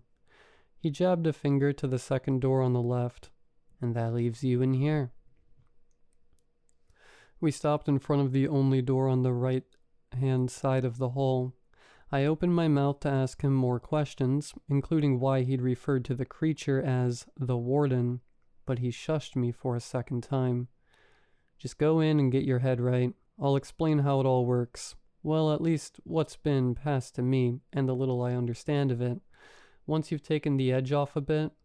He gave an encouraging nod towards the door, and I opened it to see a small and rather shabby room. My initial reaction was that it had no redeeming qualities whatsoever, and I was unsure what Henry was referring to as something that would help inside. A small cot, one might generously call a bed, sat under a window on the right-hand side with a mirror facing it from the opposite wall. On the left, there was a putrid-looking toilet, and the only other furniture was a small nightstand which was barren except for a glass of whiskey. The adrenaline had been masking it, but now that my body no longer felt it was in imminent threat of death, the withdrawal symptoms were encroaching and the pain in my elbow was peaking. I don't recall entering the room or walking to the edge of the bed. All I know is 1 second I was at the entry with Henry, and the next I was holding the glass in my hand. Hesitating and remembering the many warnings I'd been given during my life to not accept strange food or drinks, I turned back towards the door expecting Henry to be there providing affirmation that it was okay to take a sip. But he'd gone. Instead, I was startled by the touch of another hand on the one that was holding the drink. A gentle hand. Sherry's hand. My body was frozen by its presence, other than the arm she was guiding. She pushed the glass towards my mouth, and from behind me, she cooed when it reached my lips. "It's okay, baby. You need this." So I drank. It was a pale imitation of the quality of The Invitation, warm and with a flavor more reminiscent of top-shelf booze than the transcendent experience I'd had the previous night. However, in that moment, it was everything that I craved. My body relaxed the instant the liquid touched my tongue, and while the powerful ecstasy did not return either, the calming effect was exquisite. Even the pain in my elbow receded. Though the high was muted from what I knew was possible, it was still enough for me to beg for more, and my wish was granted. I stood, rooted in place, while Sherry's hands nudged me through 2 more helpings, and while I considered that it could have just been due to my intoxication level increasing, I couldn't help but notice each glassful tasted less potent. When I set the glass down the 3rd time, Sherry left me. No, come back," I yelled, but she did not return. Alone once more, and with my fear then sufficiently muted that I could begin to process the position I'd landed in, Henry's words floated through the drunken haze. "The house provides." Looking down at the table, the glass was yet again full, and the meaning of that statement sank into my mind. The house could give me a chance to feel my wife's touch again, hear her voice, see her smile, and it would furnish me with as much alcohol as I wished to drink. It brought you here to feed on you. But it would also take from me. Sherry was not there to show me real love, and she would not stay to bring me real joy. She was part of the house. I reflected on Henry's sallow features, and wondered what he might have looked like when he first arrived, contemplating who might be handing him the needles in his suite. "You will never leave here alive." And I was going to die there. Studying the room threatening to be my tomb, I caught then something carved into the walls. Names. So many names. A shaking hand darted for the glass again, and I dumped more relief into my stomach, pushing the doom as far from my thoughts as I could. It took 7 more doses before I stopped sobbing, replacing horror with tiredness. I lay down on the mattress, somehow more concerned with sleeping than finding a way out of there. The house provides. In the weeks that followed, Henry taught me more about the winter house, so called by its tenants for the perpetual season it resided in. Lacking insulation, It was always cold within the walls, and as I learned with any discomfort there, the only respite could be found on the table in my room. Hunger, thirst, tiredness, cold, boredom, depression, fear, even arousal. Alcohol was all the house lent for me to cope. For Henry, it was the needle. For Beau, pills. The human body behaved differently within its confines than it did in the outside world. One could not starve there or dehydrate, though the sensations of needing food or drink would become overpowering if you tried to stop consuming your vice. And it was not possible to overdose, but rather overindulge would merely bring a relief. Restless sleep, carrying with it only nightmares and painful memories. All residents, male and female, found themselves impotent there. Not that desire was removed, it could just only be managed with narcotics or drink. And while we were not discouraged from interacting with one another or leaving our rooms, were free to converse and roam as we pleased, I quickly learned that addicts made poor conversationalists, and there was no more to the house to discover beyond the dining room, sitting room, and our bedrooms. No kitchen, no library with books, or living room with television. One afternoon, I asked Henry why the house even bothered with the dining table we were sitting at, being we didn't need to eat, or a couch being we had no entertainment to enjoy on it. Reminders, he told me. Reminders of what? I responded. Of the lives we left behind, of a meal with family, of a movie night with a lover. The house is clever. If it just trapped us, alone in our rooms, and forced us to use all day and night, no one would last more than a few weeks here. But it lets us talk.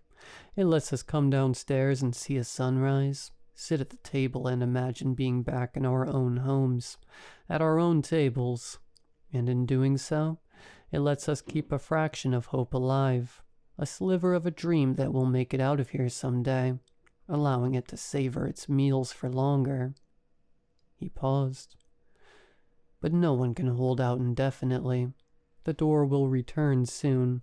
I do not think Beau will last much longer. He cared for Alice. He was not the same after she left. He dropped his face into his hands and said the last few words through his fingers. Beau had not emerged since I'd arrived at the house nearly 4 weeks earlier.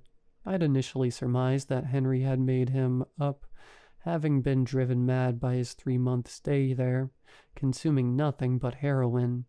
But sometimes at night, I'd hear movement from Beau's room, or a moan of anguish, confirming his reality.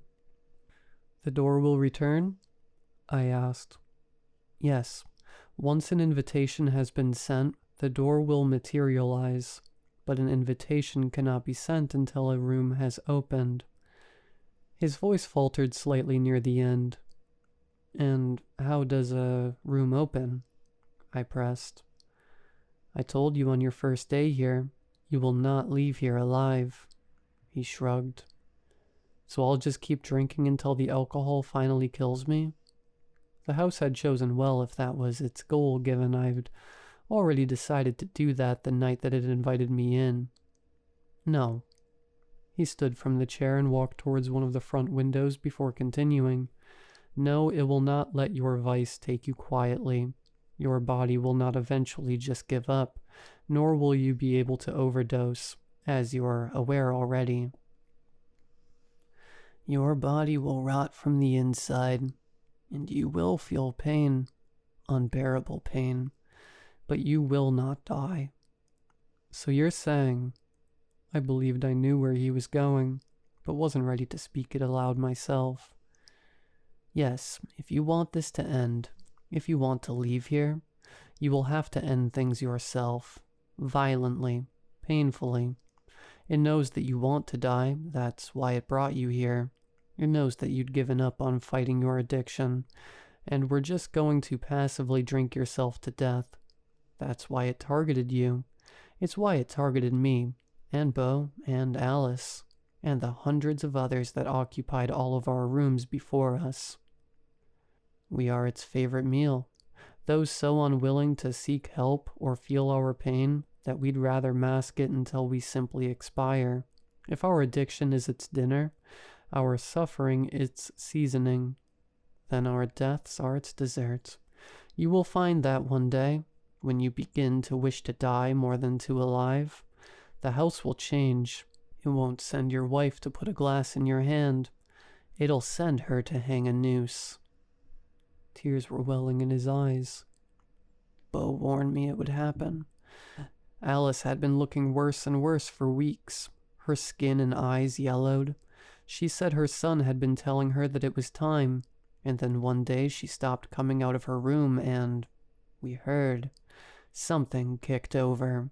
Choking, gagging, silence, and Christ, I can't. He wiped his face with his soiled shirt. Overnight the door formed. I tried to open it, of course, but it was locked. It needed a key. He finished. I was feeling sick to my stomach, something I knew I could easily fix by heading back to my room, but I wanted to know more, so I asked, "What do you mean it needed a key?" "You will see soon. I do not think my description would do it justice." And with that, he headed back up the stairs to shoot up. Henry refused to say more on the subject when I inquired further, but I did not need to wait long for answers. It was just a couple nights later when I was laying in my bed and powering through enough whiskey to knock myself out for a few hours, that I heard the same sounds Henry had described from Alice's demise coming from Beau's room. Something climbing on top of something, a chair being kicked over. Choking. I tried to block it out, even covered my ears with my pillow, but it forced me to listen, to hear every agonizing gurgle of Beau's final moments, to foreshadow what it had planned for me, somehow amplifying every excruciating detail directly into my brain. Yet as traumatic as it was to eavesdrop on another man hanging himself, Henry had not prepared me for the noises that would soon permeate the walls. Maybe it had been too horrible for him to wish to recount. First, it was the door at the end of the hallway bursting open, followed by the heavy clunks of the warden moving towards Beau's door, and finally the sound of something heavy being dragged across the floor, being dragged back to its lair. Then, squelching, crunching, chewing. Again, I tried to obscure the sounds, but it was no use. So, as I'd been trained to do, I reached for my glass only to find that, for the first time, it was empty. The house was not going to give me anything to dull the moment, and I knew it had done the same to Henry when I heard his anguished screams blending with the chorus of consumption. I considered running from my room, but was too terrified to what I'd see, as I had not heard the warden's door close behind it. There was nothing I could do but wait and shake and cry and vomit. The house relished in its dessert, relished in every second of our combined despair, until silence fell again. A weight pressed down on the bed beside me, and as I turned to see Sherry holding the glass in her hand, topped mercifully with salvation. "Shh, it's okay, baby. You can have this now," she purred. I hungrily pulled the drink from her and poured it down my throat. "That's it. It's okay. Your age is away from that. You still have so much left to give me. Rest now."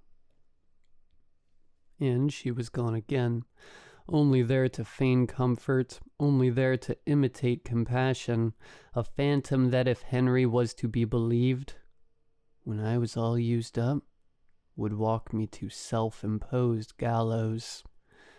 I had avoided it to that time, but I could not help a glance in the mirror to see what I'd become, and was appalled with the man reflected back at me. The fat had melted from my cheeks, and deep bags sat below bloodshot eyes. What color had remained of my hair was now replaced with gray, and the majority of it had receded. I looked like the face of a dying man. The house could not refill my glass quickly enough that night, and eventually I collapsed back onto the bed, preferring the nightmares I might find in my dreams to the one before me. The following day, I did not leave my room until I heard Henry venture from his, which was after nightfall, and I only did so cautiously, first peeking to see if the warden's door was opened.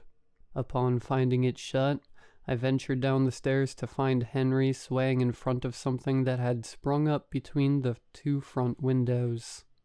A door, which, as with the rest of the house, was ancient, heavy, likely made of oak, and had an iron doorknob that sat beneath a lock carved, from what I could tell, out of bone. See, I told you. Here it is. An invitation has been sent. Now we wait for it to be accepted. Though he spoke calmly, his face appeared to have aged years overnight.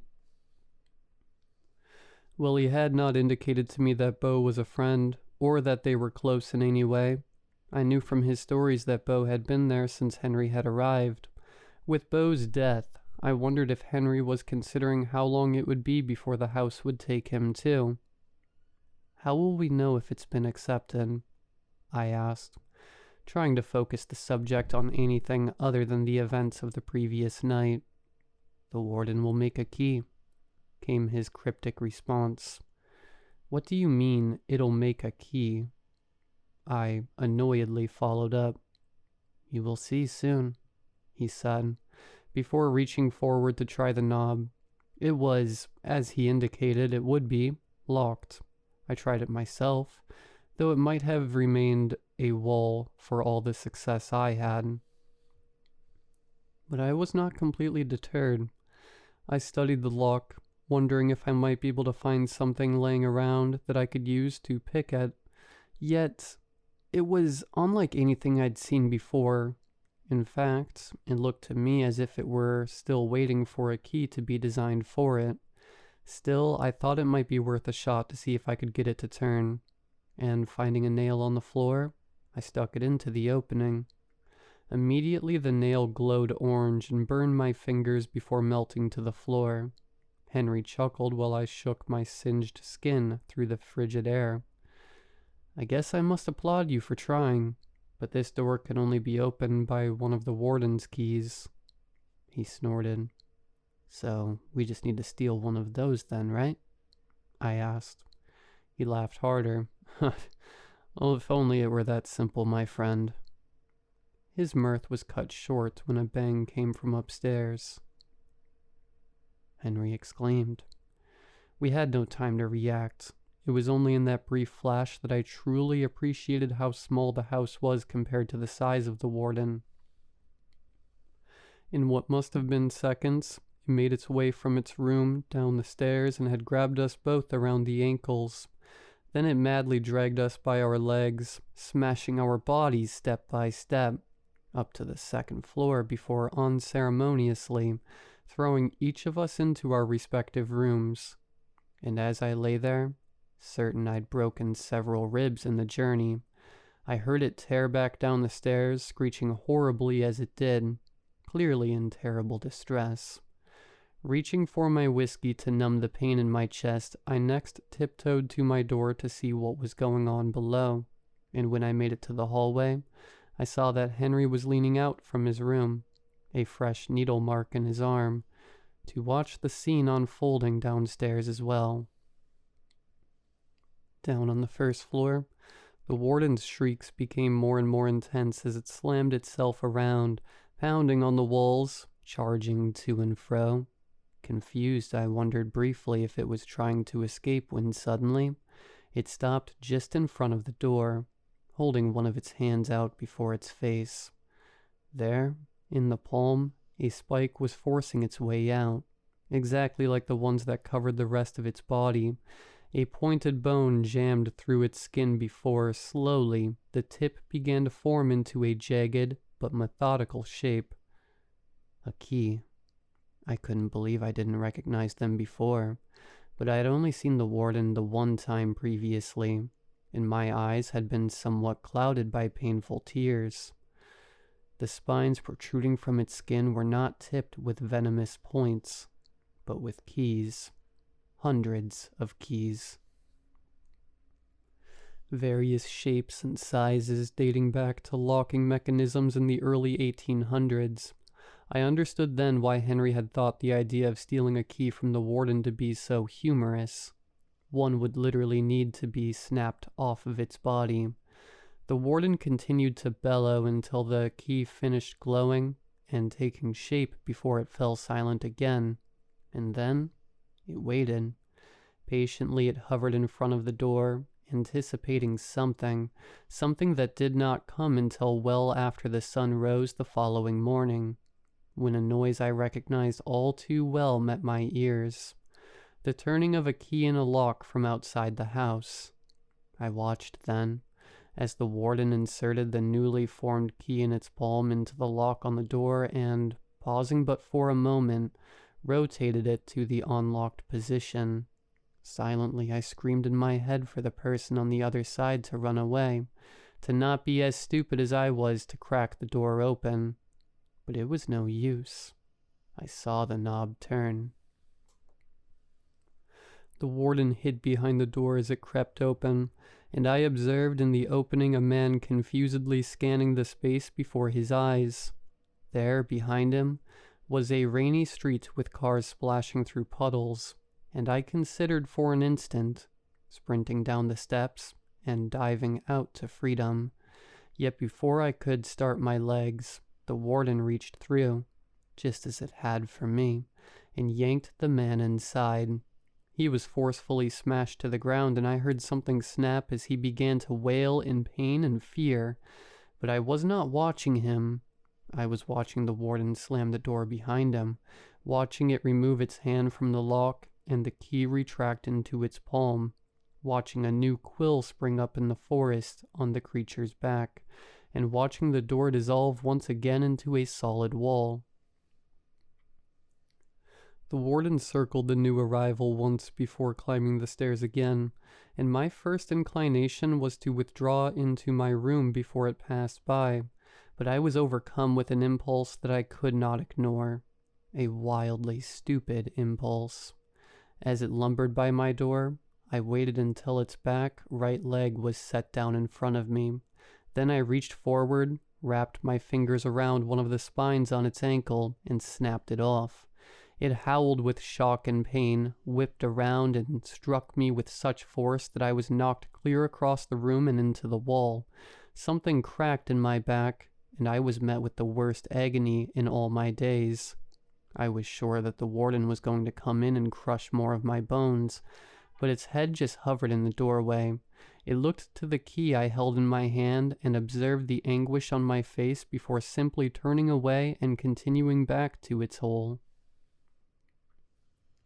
Perplexed, I could not believe that it allowed me to keep the key, wondering why it had not pursued to wrench it from my grasp. But when I looked down, I solved the mystery quickly. The spine in my hand was only that, a spine. The key had not been intricately carved out of its point when I removed it from the warden's leg only moments before. It was smoothed out. It was useless. And my back was broken, a fine reward for my brazen idiocy.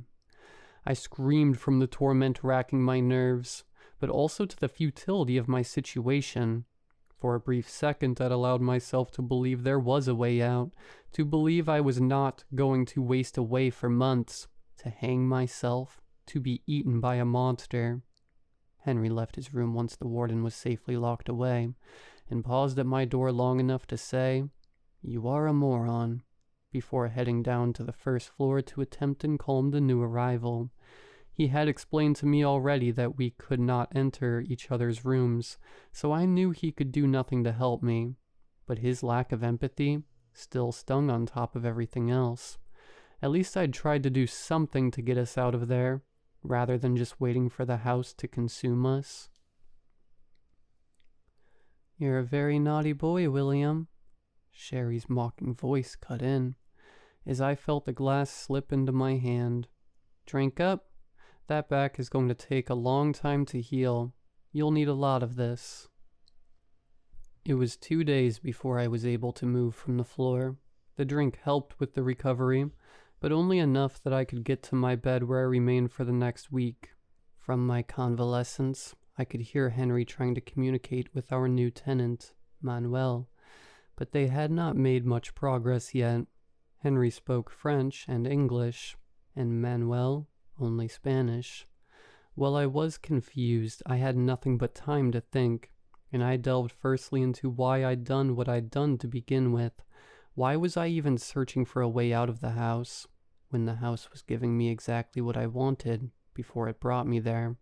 All I had to do within its walls was drink and die. It even removed all other worries from the outside world. Bills, food, injury, work. The house provides. So then, why the impulse to survive? Why the drive to escape?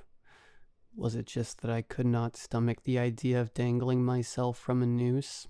Or was it that, by forcing me to listen to Beau's death, by refusing to let me be deaf to his final consumption, the house had inadvertently sparked my will to live? Whatever the case, as I lay in that bed, I resolved that I would not die there. I resolved to go home. And I believed that it was not impossible. The house had shown me something the day Manuel arrived. It was vulnerable. If we truly could not leave the house, then why would the warden have bothered to return us to our rooms before it opened the door? What would it care if we were down there when it pulled someone new inside? Unless it was worried that while it was open to someone entering, someone else could exit. I mulled over plans for some time that involved me sprinting down the stairs the second the door was cracked, and I considered the timing of it, and the sheer size of the warden, and every scenario that I played out in my head, ended with it breaking several of my bones well before I reached the portal. I did not think it was wise to test the warden's speed and strength, and while I did not think that it would outright kill me, as the house would then lose one of its meals, I had just been made brutally aware that it was willing to destroy large parts of my body in defense of itself. However, I thought again on what had happened when I snapped one of the keys from its leg, and I felt there was another clue in the warden's behavior afterwards. It had made sure that the spine in my hands had ceased to be a key before it returned to its hovel. Why would it do that? If it knew any key removed from its body would become useless in human hands. With that question in mind, I examined what I knew about the winter house worked from Henry's descriptions and my own observations, and I arrived at a conclusion. I could use my own key to escape. The house needed to put a piece of itself out into the world to invite us in. The drink I'd found on my nightstand, the needles Henry had discovered on his dresser, and when we had accepted the invitation, we'd given a piece of ourselves back to the house, a piece which it used to create the key and bridge the divide into our world. It was a theory, obviously, but if I was to hold on to any hope of surviving the nightmare, it was one that I needed to believe in. The key was created equally by me and by the house, and only its makers could use it to access the outside world. And while I had firm faith that my key would retain its form in my hands, I had two major issues to overcome. The first was finding my key amongst the hundreds the warden retained on its body. Though I was certain I could recognize the cuts that I'd personally designed, it would take careful and close inspection for me to locate it. The second, and no less daunting, would come after I'd discovered it. That was how to remove it and fit it into the door without the warden mangling my body. Over the next several days, a plan took shape in my mind, a plan that would require the help of Henry and Manuel. Neither man was very keen on my proposal when I shared it with them after finally recovering enough to leave my room. Manuel could not understand much of it, but he gleaned enough from the conversation to surmise that it was very dangerous. Henry simply thought it would never work. Around the splintered table in our 3 ramshackle chairs cobbled together by a bored and restless Henry, we discussed my fantastical plan for escape. "You're going to get us killed," Henry said. "I don't think so," I replied. "I don't think the warden will take it that far. You forget what you told me on my first day here. It is the house, and the house is it. Remember? It doesn't want to take our lives. It wants us to do that ourselves. Otherwise it can't savor its meal the way it wants to. Break us, sure. I have first-hand experience with that one, but we can recover from those injuries quickly here and try again." While our vices did speed the recovery process, they also never allowed the damage to our bodies to fully heal. My elbow still bothered me daily, and the destruction of my back made every move agonizingly tedious. I'd also noticed that every drink the house gave me was weaker than the last. It was very slowly working to wear me down and increase my suffering, but I was willing to weather significant pain if it would afford us the chance at freedom. "Even if that's true, you'll never find your key," Henry quipped. But I was confident that I could. I would just need their assistance. The warden rarely emerged, so there would normally be few opportunities to search it. Yet Henry had said that it would come out to separate us if we tried to murder one another, as it would be a wasted meal too, if we were to die by each other's hands. So in my mind, it was a simple proposition. We would need to fight one another, often brutally, seriously. We would need to be convincing enough that the house would have to intervene, and while the warden was punishing us, I would have a window for an up-close inspection of its hoard.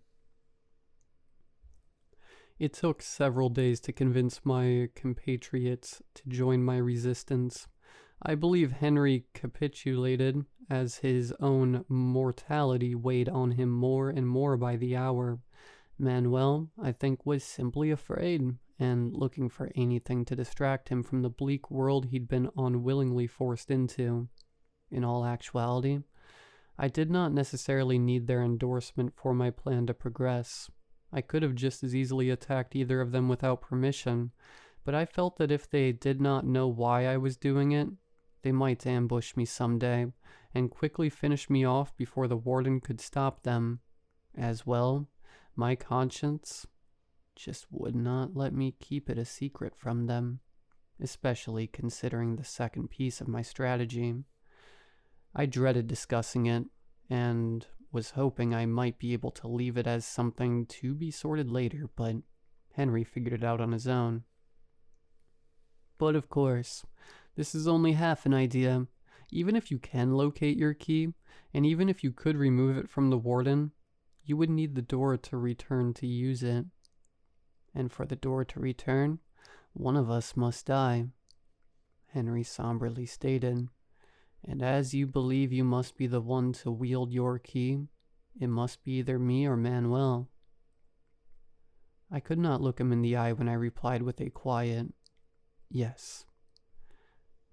Manuel caught on and, holding up a couple fingers, said, "Only 2? "Yes," I added. "Only 2 of us will be able to leave, and I must be one of them. Once I locate the key, we'll need to wait for the door to return, and once it's arrived, we'll stage one more fight. When the warden attacks me, I'll snap the key off, and one other spine so it will, hopefully, only see the one that isn't mine turn into a useless spike while, in the confusion, I stash the real one in my pocket. Then when it leaves us alone again, whatever state we're in, we'll drag ourselves to the door. I'll let us out, and we're home free." "It's all we've got," I concluded. Though, while the pain sounded straightforward enough on paper, it turned out to be much more difficult in practice. Henry's body was deteriorating rapidly. All of ours were, really, as we had to continue to use our vices in order to get through the day, especially considering that if we did not, We became so sick and weak that we would not have the energy or strength to convincingly try to kill one another. However, Henry was so far gone already that, on our first attempt, I broke several of his ribs with a half-hearted punch before the warden fractured his skull. It was a brutal game we played. Desperately in each trial, I scanned the warden for the telltale cuts of my key, but the warden was fast and violent. Still, we were undaunted. We tried again and again, with Manuel and I taking the brunt of the punishments as Henry took far longer to recover than either of us. Then, after 4 months and countless failed attempts in which I suffered innumerable injuries, included a crushed foot, broken arm, broken nose, several deep gashes, and a dislocated shoulder, Henry stopped emerging from his room entirely. I tried to speak with him through the door, urged him to carry on. I promised him that we were close, and that he could maybe go home soon. But it was too late. I could hear him speaking softly in his final hours. Okay, yes, you're right. I'm ready. It's too much. I'm ready. He had never told me who it was that haunted his room, but I knew there was a loved one in there, someone that he trusted, convincing him that it was time for him to die. The house had squeezed every ounce of life from him that it cared to take. The meal was finished, and it was ready for its dessert. I care not to describe the sounds of that evening again, but suffice to say they will never leave my ears. Henry was not someone I would have called a friend, but he had been there since my very first day, and his passing was difficult for me to stomach. With his loss, I felt the walls of the house closing in on me ever more.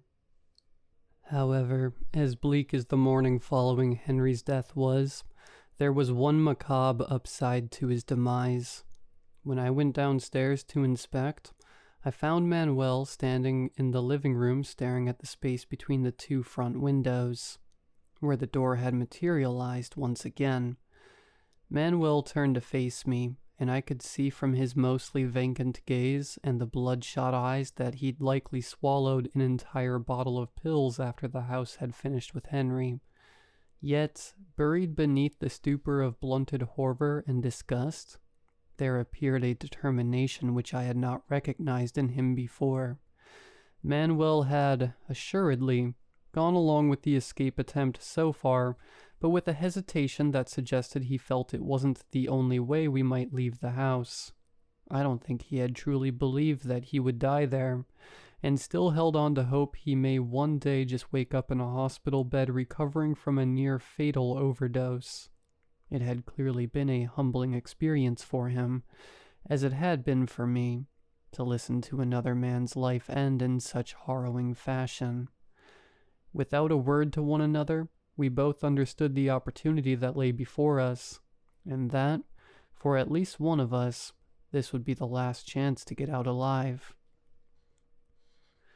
A small nod from Manuel told me that he was ready, and I charged him with all the remaining strength in my body. Tackling him to the ground, I pummeled his ribs with my fists, not bothering to hold back this time. He, having spent far less time in the house, was not nearly as diminished, and was able to flip me over onto my back with relative ease before he pinned me down and closed his fingers around my windpipe. Blackness began to press in on my eyes as my brain was refused oxygen, and when I was on the brink of losing consciousness, I heard the familiar blast of the warden's door smashing open. It came more furiously, and more quickly than it had any time previously. Even though I was hovering between life and death at the time, I was sure it was mere seconds between it leaving its room and it hurtling Manuel from atop me. There was an incredible crash as Manuel landed on the table, and it collapsed in a flurry of splinters, and the warden followed him to dole out more abuse, while I gasped air into my lungs, trying furiously to regain my vision. The snapping of bones jolted me from the floor, and I rolled to see that the warden had stomped on Manuel's ankle, cracking it in two. He cried out in torturous suffering, and I felt a pang of sympathy, but I was not looking at his newly crippled leg. I was looking at the leg the warden had used to inflict the damage. There, on the back of the thigh, just above the bend of the knee, was a familiar shape.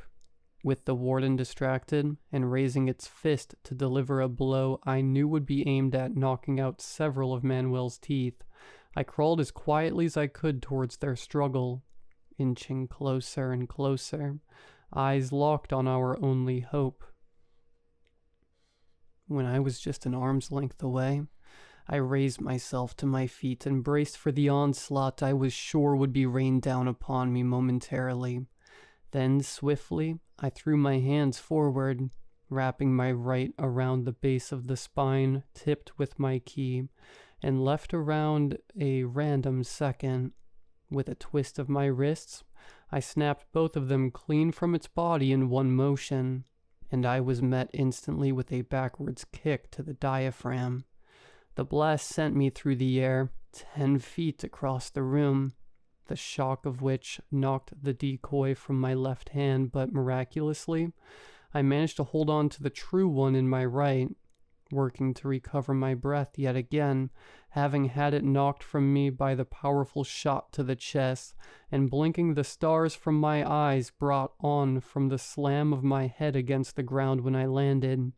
I cautiously looked upon the item I gripped tightly in my palm. The key remained at the tip. I had precious little time to celebrate, however, as the warden had rounded on me. It directed its wicked focus to what I'd stolen from it, and my planned subterfuge was thwarted instantaneously. We would not be able to slip out quietly like I'd hoped. It was now or never. Where I'd fallen, I was directly in front of the door, and the warden looked from me, back to it, and back to me again, both of us recognizing the gravity of each of our next moves. I rolled towards the door, reaching from the ground for the knob with my empty hand and aiming the key for the lock. But before I could insert it, I felt the monster's hand around my leg pulling me back. It grabbed my right arm, and with its incredible strength attempted to crush it with the aim of forcing me to release my grasp. But I held firm, struggling fiercely to rip myself away, knowing that if I dropped the key, it would lose form, and I would be dooming Manuel and I. Yet, the pain was becoming unbearable. I could feel the bones in my forearm beginning to splinter when suddenly I was released. Manuel had dragged himself across the floor and had picked up the spine I'd naively believed would work to fool the warden. In a stroke of improvised genius, he jammed the point of it into one of the empty black sockets of the warden's face, causing it to recoil in pain and confusion. In the brief reprieve this granted us, the warden ran around the room trying to pry the impalement free. I was able to lift myself from the floor, slide the key into the lock, and rotate it. A loud, beautiful click told me that it had worked, and understanding that any hesitation would cost the both of us our lives, I threw the door open to find my front yard before me. A gentle summer breeze met skin that had not felt warmth in months. I breathed in the miraculous smell of fresh-cut grass as I spun and reached for Manuel's hand. Hobbled as he was, I did not want to waste time trying to get him to his feet to limp out, and instead began yanking to drag him through the opening behind me. But the warden had finally been able to pull the intrusion from its face and recovered. Witness that we were nearly free of it. It latched onto Manuel's broken leg and pulled him the opposite direction of me. Back into the house. Back into hell. I tried with every ounce of fortitude left in my emaciated body to heave him loose of its grip, but it was of no use. Slowly Manuel's hand slipped through my fingers. The last my eyes met his, I tried to wordlessly let him know how sorry I was, tried to thank him for all he'd done, tried to find any measure of forgiveness in his expression, but all I saw was fear and pleading for me not to leave him behind. Yet I knew that it was over. There was nothing more I could do for him. If I did not leave then, neither of us would be getting out. So, too fearful of that prospect, and truly hating myself for it, I turned away from Manuel. I pulled the key from the lock, I stepped through the portal, and I slammed the door behind me. It's been 2 years since my stay in the winter house, and up to this writing, I had not shared the details of my time there with anyone. Who would have believed me anyways? The instant the door had closed, the key turned to dust in my hand, and though I was confident the bridge between this world and there was broken, I did not dare immediately check whether the door now opened into my house or its. With the only evidence of my experience being my extensive injuries and significant liver damage, I chose to explain those as having been acquired through a lengthy bender, and having lived on the streets for the few months that I'd been missing. Even considering an attempt to explain the truth of what had happened to me filled me with terror, guilt, and shame. I convinced myself that no good could come from it. Barely alive, the first 2 weeks after my return were spent in a hospital being pumped with nutrients and receiving several considerable surgeries to begin to correct some of the damage to my body. And luckily, with several months of treatment and a few more surgeries, my prognosis for a full recovery was good. It was not until my return from the initial stay in the hospital that I first opened my door again, which, bringing with it a powerful wave of relief, revealed behind it my living room, just as I'd left it those months before. Upon entering, the first thing that I did was dump out the remnants of the whiskey I'd purchased on the night I'd relapsed, the only glimmer of positivity from the whole experience being that it strengthened the resolve in my sobriety. I told myself that I would never touch another drop, that I would live the rest of my life trying to help other addicts reach recovery, that I would keep as many away from the winter house that I could, as I know it's still out there. I know it's just on the other side of the door waiting for me. It knows I have my moments of weakness. It knows I suffer, and it hungers for my return. I'm writing this now to remind myself of the horrors it put me through. I'm writing it so that I never forget the torment I endured at its hands, because its temptations are difficult to resist. For the last several nights, when I've laid my head down to sleep, I've been greeted with the sound of tinkling in a glass. The invitation rests beside me, waiting for me to accept it. I'm flooded with the memory of euphoria it contains, and the unbridled ecstasy I could experience once again. A familiar, chill air sweeps through the room, and Sherry's whispers meet my ears. "Oh, baby, I've missed you. It's okay. Just take it. Come back home."